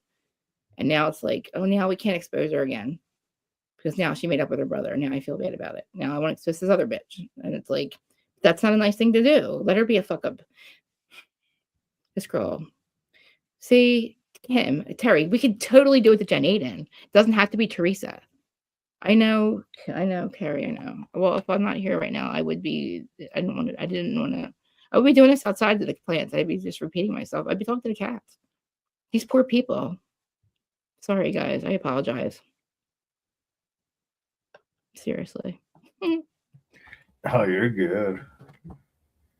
Like, seriously, it feels weird not being on camera, though. Like if you could see my face, though, like, this is what people like, you're the angry blogger. I'm like, I'm not angry. I don't know what I am. I just communicate differently. Like, you would think, like, oh, poor me. It's not really, though. Like, this is just shit that I've been dealing with forever. Oh, It's you just got your face on camera, but I mean, Yeah. well, you got your face on. Yeah, 3 hours, and I was literally. I always said, like, though, I feel weird talking about shit like this. It's kind of important. I don't know. People always think I'm angry, and I'm like, dude, I'm laughing half the time at myself at this shit because, like, I can't believe I went to Philly and I forgot that all these people loved him. I was like, oh shit, I'm gonna be like assholes, like fucking like yelling at him while he's on stage. I'm like, I can't do that. Like, that's wrong. My friend Richie's like, shut the fuck up, Krista, because she's like from where the town we had where the show was the part of Philly she's from. And she's like, Krista, please. She's like, please stop. I'm like, all right. She's like, I don't want to get in a fight. And I'm like, I said, I'm not fighting anybody. I'm not losing because I'll lose my brand. I'm not getting in trouble. I'm always in trouble. And she's like, well, stop fucking yelling at him. I'm like, all right. I was like, oh fuck, all these girls love him. So then I'm like, kind of talk to them, right? Because they're all looking at him. I said, so you guys watch him off, like you guys come to his live shows often. They're like, yeah, he's great. Blah, blah, blah. I was like, oh, he was like an hour fucking late. And I'm sitting there, I'm like, they still think he's great. And I'm like, do they realize? Like, and I'm like, but who am I to ruin this fucking last live show? That got canceled after that because they realized, dude, like all he wanted to do is get off stage and go do drugs. And it was like, I knew it. And I was like, he lost his luggage. That means he has no drugs on him. And I could tell. Like, it was like, it wasn't. And Kim and guys, you know what, Terry, it wasn't very therapeutic because I'm still saying the same shit about him. Because what did he do after that? He ended up losing everything. I said, dude, you're still got the shit. Well, I think he lost the show at that point. He was about to lose the bar and Brittany, and that was it. I think after that show was it. And he's like, and he said it. He switched to meth. I'm like, damn, dude. I said, but you did coke all this time. I said, and you withheld the shit. And you didn't get fired because of the drugs. I said, you just told Bravo you worked for them for 20 years and you were doing coke the whole time. And they're literally sending you to rehab twice and not firing you. Like, please stop. Please. Like, let this be it. But it wasn't like, and everybody's like, well, you can't save him. We don't save him. I'm like, I know that. I know. I don't know what I think I'm doing. Like, who the fuck, you know what I mean? I don't know, man. I didn't want him to, I hope though, Terry, though, I think he is in rehab. 2 people have said that because this is the first time he's been literally radio silent. And Brady said they can't get a divorce because of something. That means he's not here. And I really fucking hope that he is, because that means he did it without any of the show knowing, without any of us knowing, on his own, and he's taking it seriously. And like, hopefully he'll fucking come out. And this time he won't fucking, there's nothing left to lose but his life. So he's living in the apartment again. Like, he just lost everything again. And like, I don't know what he's going to do I don't know, but it's like, there's like, you hate Jax Taylor. I don't fucking hate Jax. Obviously I don't, or I wouldn't spend any energy like worried about him. It's just, I'm not mad at him. I'm mad at this fucking disease. I'm mad at this shit I'm mad at this shit I can't fix. And everybody's like, well, when it's calm, I'm like, I think I can control chaos. I think when it's calm is my problem. Like, when I don't have somebody to fix, like, you know what I mean? I feel like, I should just like mind my business and just worry about keeping myself clean. But then I'm like, well, then I'm sitting here and it's like, I don't know. I feel like I lived in chaos, and I think because I could control that, I think, or I learned to. And then like, so I have peace of mind. It's like, there's sometimes where I'm sitting here and I'm like, I don't know what's wrong with me. Like, I should just, I was telling people for a long time, if you're not telling me where Lisa Barlow, who she's fucking to get courtside seats to the Jazz, I don't give a fuck. Like, I don't care about your drama. I want to know who Lisa Barlow's fucking from Housewives. I want to know who she's fucking to get courtside seats. That's all I want to know. Don't call me about anything else, because I had to like keep my peace. But then now I feel like I got all this chaos again, but not really though, because it's not my life. Like, I'm not getting divorced. My mom is. Like, it's just, you know what I mean? It's not even it's not my issues. Like, if you ask, like, to me, I just deal with my bipolar, and it's like, sometimes I can't control how I feel. Like, it's called self-medicating for a reason. And I want to know what this energy is that's stuck on me so badly that I can't fucking be happy. Like, not that I can't be happy, but it's like, why do I have to process this shit like this? Like, I can't keep it in. I thought I like to my mom, I said, you know what it is, mom? I don't shut up and you don't say a word and I can't. Like, there's not one motherfucker in this world that doesn't know how I feel. And if you don't know, just my face, I can't hold it. I don't have a poker face. Like, it's just that bad. So it's like, I don't get how you hold your feelings in. I don't know how to. That's why I have this fucking show. Like, yeah. I have to start when January comes, I gotta change this shit. I have to really, Terry, I gotta like do this right. I gotta stop doing what I'm doing now. I gotta stop cursing. I gotta stop going off on tangents for 2 hours. I gotta be serious because if not, they're not gonna let me. Apple and Spotify will not let me back on there. And I want to do it without having to pay somebody to do it. And I want to do it by myself. I have to like calm the fuck down. That's what I do. I really gotta calm the fuck down. That's what I need to do. And I feel like literally, remember what, I don't know if Terry remembers this, but like when I was getting ready to start the show and I was like, Adam, I can't do this without you. Can't do it. I'm not doing it. It was like right around this time. And then I thought I couldn't do it without Erin when Erin left me, even though she's still here. I saw you, Erin, love you, bestie. But like, she's going to do Rhode Island with me. It starts in January. Anybody that's listening to me now from Housewives. But I have to get my shit together, my head together, because I can't keep doing this or Bravo and like YouTube's not going to like it. Because I got to keep it down to an hour. And then I got to like, if I'm going to talk about shit like this, I got to keep it separate. Because unfortunately, people want to hear about the housewives. I know better. I got to do that. Like, I got to just, yeah. And I'm not uploading my episodes on anything else anymore. That's not good. It's not a good thing. But I got to take it serious. Like, this has got to be the last time I do this shit to myself. Like, I said I wasn't going to come back on until Monday. I was like, I'm going to take Friday off. I need to get my head together. Because I'm like, oh, I'm going to see my parents. I'm probably going to be really pissed for like 2 days. Not mad, just like, holy fuck. Like, why do I? And then I'm like, I don't have the right to talk. I should not judge anybody. Not judge, but like, I'm a horrible judge of character, I feel like. Because I felt like I thought I swear to God that Marine's ex would never fuck up. And when he got out of jail, I was like, he's not going to fuck up. Like, I told him how to hang. Like, he literally went back to jail. There's ways to do, like, you know what I mean? Like, and then the other one, he literally, my other friend's husband, he literally was out for like a month and he went back again. And I'm like, holy shit. Like, I didn't see that coming. And like with my mom, I didn't see that coming. Like, who am I to sit here? I should not be like making decisions on people's fucking like, you know, who am I to call Teresa a fucking narcissist? Like, I didn't even know my mom was sorry, mom, you know, I had no idea. Like, I really, really feel like bamboozled. And I'm like, whoa. But like, you know, thank God she's not perfect because it bothered me. Because they asked my friends, I thought that she had nothing. I really thought it was me. I thought she was just not wanting anything to do with me, which I didn't understand. I'm clean and normal. And I have a show. Like, I'm actually like, you know, somewhat successful at this. It's, you know, like when I'm doing this, and it's like even when I wasn't though, like, even like they didn't care, but it wasn't. And then I'm like, oh my God, it wasn't me. She was just literally had some shit going on that like nobody knew about. And like, it's just, I don't know. I don't know. Maybe we jump timelines and shit's just back. Do you guys believe in like that shit, the timelines and all? Do you talk about that? Do you believe in like the reality, like different realities and timelines? Like, do you believe we had a timeline switch or anything like that? Do you guys talk about anything like that? Like universally? Well, everybody has a timeline. I mean, Right. See, I feel like somehow we went back to a time, like I feel like things, I don't know. It's weird. Like in the last 12 years, right? Since 2012, I feel like a lot of these people that were in my life before, they had to come back in and like I had to close off these, like I literally had to cut them all out of here. And it's weird because I remember like listening to like Dolores Cannon say, there's gonna be people that are gonna leave your life. And I'm like, how's that possible? Like I'm thinking of the people that were like, not that I can fuck up by myself, but also there's people that were hurting like me and my husband's marriage. Like there's no way, like I can fuck up by myself. You know, I don't need you to have Whitney's cracked out of my house twice. I don't need that shit. Like I have cats. This is not, you know, you can't drop drugs in my house. I don't even have my own drugs. Like, you know what I mean? Like, what are you doing? My husband's like, are you crazy? So that's like shit I couldn't have in my house anymore. And like, once I wanted that done, it was over. Like after, and like, I don't know. I just feel like these people were not supposed to be here in this time. I feel like I think we jumped the timeline. I feel like in this reality, all things are possible. Like anything that was possible before is possible now. And I don't think that was the case before. Like, I feel like, I think there's a lot of things that had to be cleaned up, like from the way we were raised, like the way that our evolution was fucking robbed from us for like the last 125 years. I feel like this is the time that we had to clean up that shit. And we were just the ones that had to take that burden. Right. So now I think now I think we're on the new earth. And I think now is the time that we're like, everything's getting kids chaos before order. Right. And I feel like now, like the people that we meet are supposed to be in our life, and the people that are going are not supposed to be in our life. Like, look at you guys. Like, look what you're doing. Like, you're doing something on a daily. Like, you're like, your guys are called Earth Angels. That's what an Earth Angel is. That's what an Earth Angel is. What you guys do.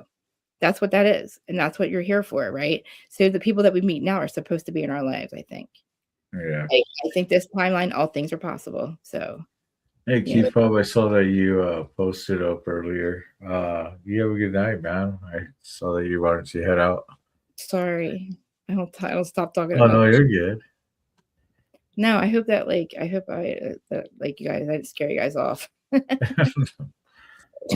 Next time I'll stay on mute. Oh, I want to hear about you guys. This is what I do. I mean, I'm good with it.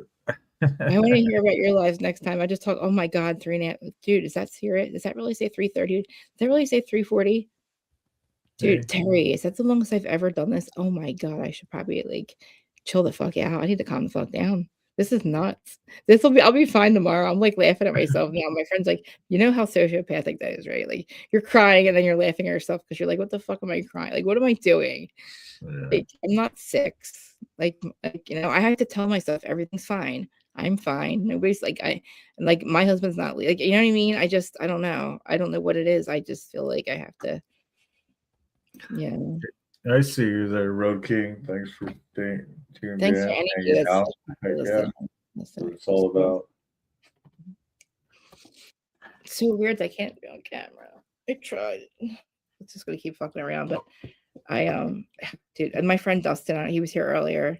He would be on my co-host with me, and then something would trigger this. I'm like, oh shit, Dustin, are you still there? He's like, yeah, I'm just listening to you. I'm like, oh, I love that. Like, I'm telling you, like, I've said to these guys all the time, like, they've done more for me. And a couple of my friends live nearby. Like, they've done more for me just showing up, like, and just listening to me now, like, even just being here. It's like Terry. Usually I'll have to say cats or something, so I shut up, but I didn't pay attention to the chat. She probably said cats like 10 times. It's like it triggers me to stop talking, Krista, because I'll put a note up here, Krista, stop talking, and I don't listen to it. It's like, whatever, man. Because if not, I don't know. I have to do something with this because I can't shut the fuck up. Like, I've not talked to myself. Then my husband's like, what? I'm like, nothing. Just talking to myself. Like, I can't keep it in. It baffles me sometimes. People should not shock me at this point. Like, nothing should surprise me. Nothing. And fucking somehow something does. And I'm just like, it baffles my mind. It really does. Like, I should probably stop watching Idaho 4 at this point. Because if I'm not bitching about that, I'm bitching about this shit. And I think it's got me so mind fucked that I need like the FBI to tell me it's a fucking Fed deal and they got extracted or something. That's all I need to know. I just, you know what I mean? Just make it make sense. Just let the DNA make sense. Let the fucking crime scene make sense. Let that shit make sense to me, please. I don't give a fuck if Brian was there. I just want to know who else did it because he's not goddamn John Wick, okay? And somebody's not fighting for these victims. Nobody's fighting for the victims. The state has the fucking parents emotionally manipulated into believing some fucking weird, an impossible fucking timeline and narrative. They dropped all the docs, have all these fucking FOIA, everything. Nothing is, it's all fucked up. It's just all kinds of fucked up. Like, how dare you see a fucking murderous man in your house and you let your fucking roommate scream for help and you don't call help for 9 hours, you fucking bitch. And you want me to call you a victim? No, motherfucker. I'm not dumb. I know who you are. I know who her, like, I know exactly what happened. And it's like fucked up because all these agencies are involved in it. And it's fucked up because like nobody will ever believe that shit unless, they're like, oh, that's just the Hollywood shit. I'm like, dude, who do you think, like, who would be able to get away with? 5 agencies are on this shit. And they're all like, oh, it's over. Brian did it. Yep. Time to go home. Everything great. Oh, here's a bunch of fucking footage that you're hearing screams at the time you said Brian, but then it's Brian's car. No, it's the undercover car. Right, Rick? It's like, what the fuck are you lying, motherfucker? It's like, oh, wow. Like, please just tell me it's a Fed deal. So I don't think you're going to come. Like, think if it could happen to him, it could happen to anybody. Like my friend Willie, he's actually friends with Brian. He's like, Brian didn't do this. I said, dude, that's weird. It's your friend. Like, how this is so weird. I'm like, listen, there's no, I don't know. Maybe that's like him. I know nobody, you guys don't think he was, but like, I don't know why he pleaded guilty at this point. Unless he files an appeal soon, I'm gonna have to believe that he was there. But then I need Idaho to get the other people, and I know who you know who they are. They murdered 3 people after that. 3. And 3 people that were the suspects are gone. 1 got swatted. Oops, sorry. Another one showed up at the hospital that night with 2 broken legs and I guess all cut up somehow. And they're like, oh, blah, blah, blah is involved in the, Idaho 4. That guy dies. Wonder how that happened. You know what I mean? It's like, wow. And the other guy's in prison. So it's like, wow, please just tell me that they were extracted or like you guys really fucking covered this to shit the fuck up over what? Money? Because the wrong fucking people are bringing the wrong shit to that town and you need the money. Like, what? And these kids, I don't know what these kids got involved in, but I don't know why 4 people need to be 4 college students are slaughtered. Like, really bad. Like, it's not what they told you. Everything you ever heard about it, throw that the fuck out. None of it's true. PCA is lies. Probably PCA was a fucking lie. And nobody knew that for 3 years.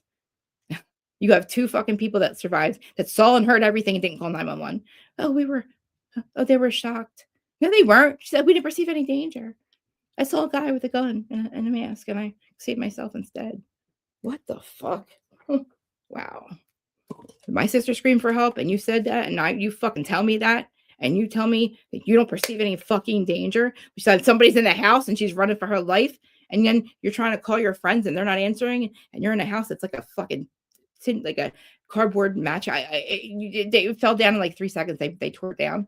Dude, you could hear everything. My friend went into the house before. Like, you could hear everything. Like, and Ethan was a big motherfucker. These pictures they showed was like 17. Xana, they all fought back for their lives. And there's only, like, you tell me one person did this. He was taking selfies. There was no marks on his body. And it wasn't for 4 minutes. And his car wasn't there. His cell phone doesn't. It's like, whoa, dude. How did he get wrapped up in this? Like, how was he buying drugs from Molly McMeth or something? Like, the DoorDash driver, Molly McMeth, was there. Who knows why the fuck she's there, but she's not there for death. She's not chopping off fucking, definitely wasn't DoorDash. She had her people. I think her people were there, but that's just whatever. Like, it's so crazy. They wanted her to lie and say they saw Brian Kroberger there, and really it was her fucking people that she was setting up. I think that she was setting her people up, and they found out, and they said, this is what's going to happen. Molly, like, never gonna, like, they send, there's only a few people that would send a message like that. And the cops will cover up for it. So it's like nobody believes that shit's real. It's like, well, how do you think the drugs and the money get here? Do you think that prosecutor gives a fuck about you guys? No. That's Santa fuck over there. He all he cares about is that money coming in here. And that's in the college, and fucking drugs keep coming in. And who do you think he's gonna let fucking, he's not gonna let 4 kids fucking put them down. And it's a shame because the parents are like, Brian did it. I'm like, 7 minutes, 4 fucking bodies, huge. Like, I'm sorry. Ethan was 6'4", okay? Like, a very little house, and Brian's not that big, okay? He's got, and then there's no motive. Can't put him there. No DNA. No marks on him. Yet there's blood everywhere. Cleaned up. And Dylan's like, oh, I fell asleep. Bethany's like, oh, can I get home for Thanksgiving? Pretty much. Bitch, what? My sister said, what? You did what? Like, oh, I'm sorry. In my world, that's a felony when you don't render aid for somebody who's dying. You're calling your roommates to check on them because you thought something happened. They didn't answer. So you didn't think something was wrong? Why the fuck you calling then? When they didn't answer, you heard, what did you think was happening? They didn't answer. What do you think was happening? Did you think that they were okay? You saw Xana laying on the floor. It's a fucking joke, dude. I'd be in handcuffs. It can't be real. They have to be feds. This can't be real. Like, Kim, this cannot be real. There's no fucking way this is real. Unless they're fucking shooting a goddamn Ozarks fucking show. Because if not, then they need to say this shit. I don't know. Or, like, where are they? Because this is nuts. Like, I shouldn't be mind fucked over that. I just want to make sure that these, like, it's crazy. Like, what am I missing? What are we missing? All right, I gotta go because this is crazy. I'm sorry. Like, if I'll just keep going on and on. I'm sorry about that, guys. I probably haven't been this manic in a while. I don't even know what kicked it off. But thank you for, like, staying on the stream though, Carney. Yeah, no problem. You're definitely an earth angel. I'll give you that. I tell you that right now. And I know that you both are. And tell Kefab, I'm sorry that I was talking. No, you're good. You guys are good fucking people. We're just enjoying the stream for tonight, Thank you. I appreciate you guys listening. Honestly, like, I know it's like I'm embarrassed. I usually get embarrassed by this shit, but like, I think I'm kind of like I just need it. People kind of know sometimes, and it's a shame because like I shouldn't really complain about anything at this point. I'm lucky just to be alive at this point. But if I'm not getting it out, I don't know what I would do with this energy. My poor husband's playing. He's playing PlayStation. We try to tell him that, like at up 3 in the morning. I'm like, babe, guess what? Something about the Idaho 4 or something. I'm like, guess what? We found more footage. He's like, please. I'm like, sorry. I'm sorry. Cats, come here. Guess what? Yeah. All right, guys. Thank you for being here. Whoever's here, if you stayed here, Yes. I Thanks for staying tuned in and hanging out with us. Yeah, thank you. Next time I'll just hold space for everybody else. I promise. I gotta make use of the mute button. I'll make use of it next time. But thank you. I appreciate you a lot. Well, like honestly. Like, I don't know. Thank you for being here. Aaron, I'm excited about Rhode Island too. And you guys, all your friends that stayed too, that was nice of them. Thank you. Now I'm starting to read the comments. I apologize. I don't know. I get mad like this. And a lot of people will be like, oh, she's on drugs. This is me without it. If I took my Adderall, I'd calm the fuck down. But I don't want to. That's the whole thing. I can be manic. I think I just need to, like, honestly, what was I doing? Like, I was masking this shit the whole time. I think I just have to get it out, and that's good. And I'm good sometimes. What am I going to do? Numb myself so I don't think about it? Right. That did me good for like, 20 years? That didn't do good. That didn't do well for me before. So it's like, you know what I mean? I numbed myself because I didn't give up. Like, I just didn't want to deal with anything. What did that get me? Nowhere. So now I just have to deal with it this way. If not, then, it didn't work for me the other way. But I'm just grateful that there's people that are just willing to just even understand and listen, like, and recognize, like, oh shit, this shit. Maybe she just needs to talk right now. But I see you, Aaron. Love you. I saw something about Rhode Island, but my brain's not working well. I'll read the chat tomorrow. I love you guys. So I'm gonna end this now. And let's link up soon again. Yeah, sounds good. Yeah, I wanna when my head's more in it, because I know that I have more questions, but I can't think of them because, like, I'm not gonna shut the fuck up if I do. All right, I love you guys. I'm gonna end it. If not, I'm like that person, like, you hang up first. No, you hang up first. But please, guys, like, comment, subscribe, and Carney's people, you want to say goodnight before I hit the button? Alrighty, Carney Raiders. I hate to spoil that fun, but that's it. That's all. I hope you had a ball. But Carney's ride is now over. Don't forget to hit that like, subscribe, hit that notification bell to let you know when the show is on. Till next time. Peace. Yeah, that was Carney's ride. I didn't think about that.